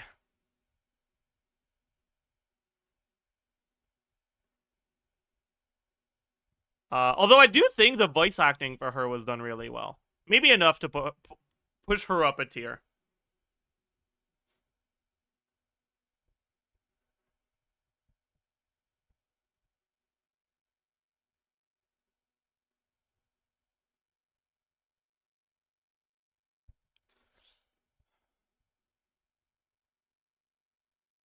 And finally, we have Thalindis. And honestly, if it wasn't for that last thing she did, she would have joined Warrior in S+.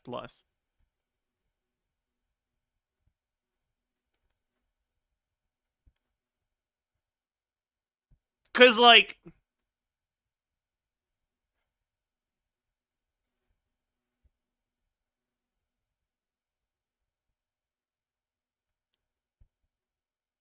she's so...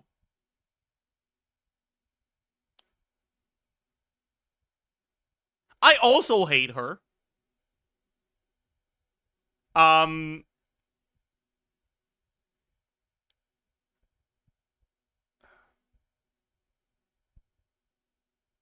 But...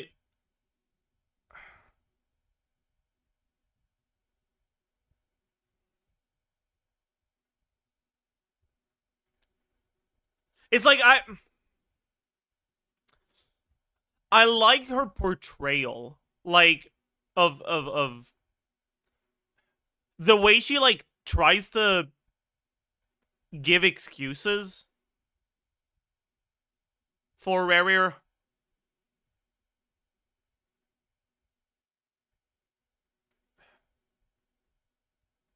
It's like...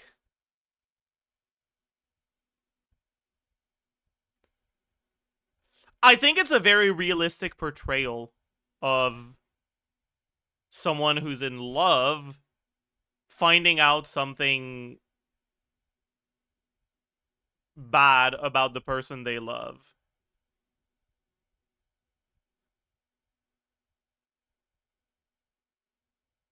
And I'm not saying she's justified in doing what she does, but it does... she feels very human.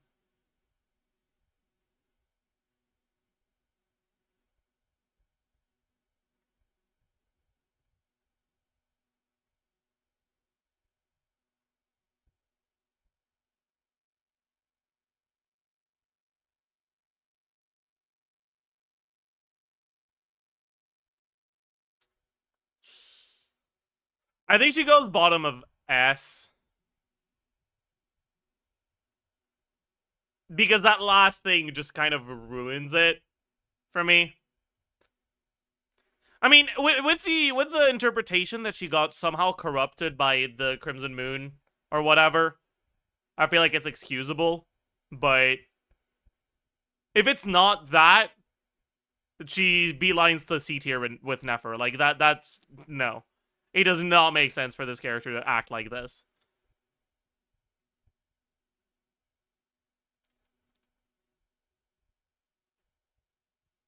But I choose to believe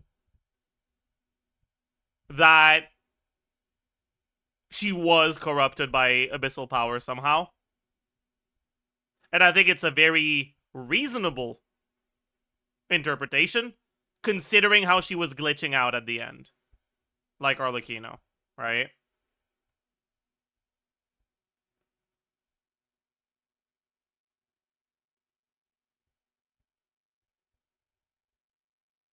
And then Durin. I don't have Albedo here. I guess I could have Albedo too, but I don't care. D for Durin. Durin didn't do shit, man.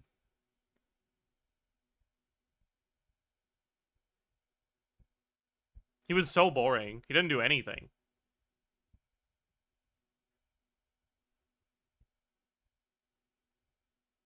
And he's ugly. True. Sorry. I don't like his clothes.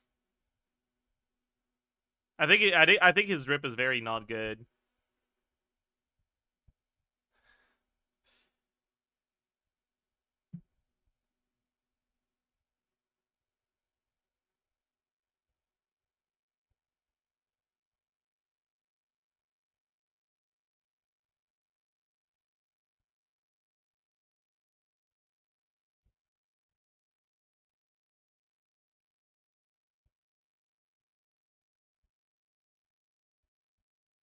Durin is a child. Please hide him from barrier.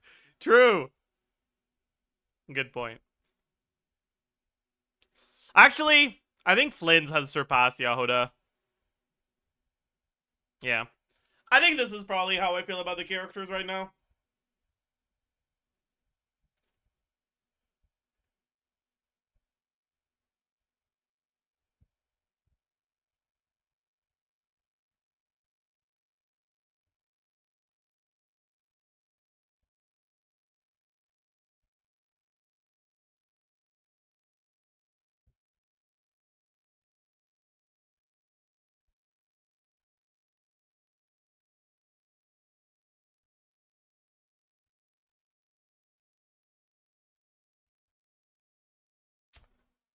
All right, chat. I think that's gonna be it for today, though. Tomorrow we'll keep going with the Archon quest.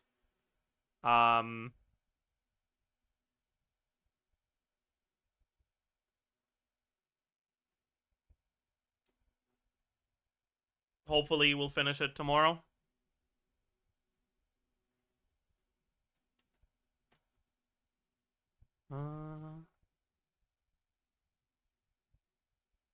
Should be able to. Yeah, I think so.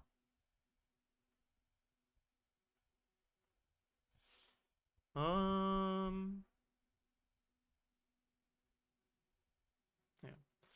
Let's.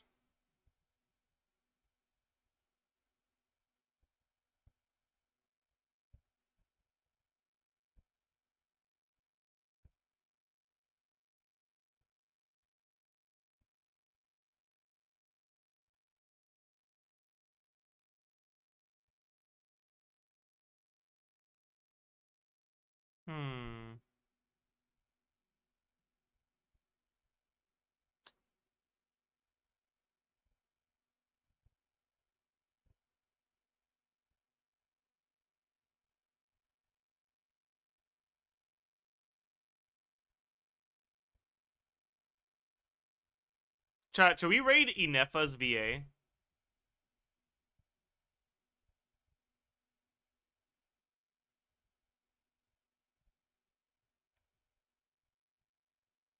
I feel like you guys are gonna be weird, though.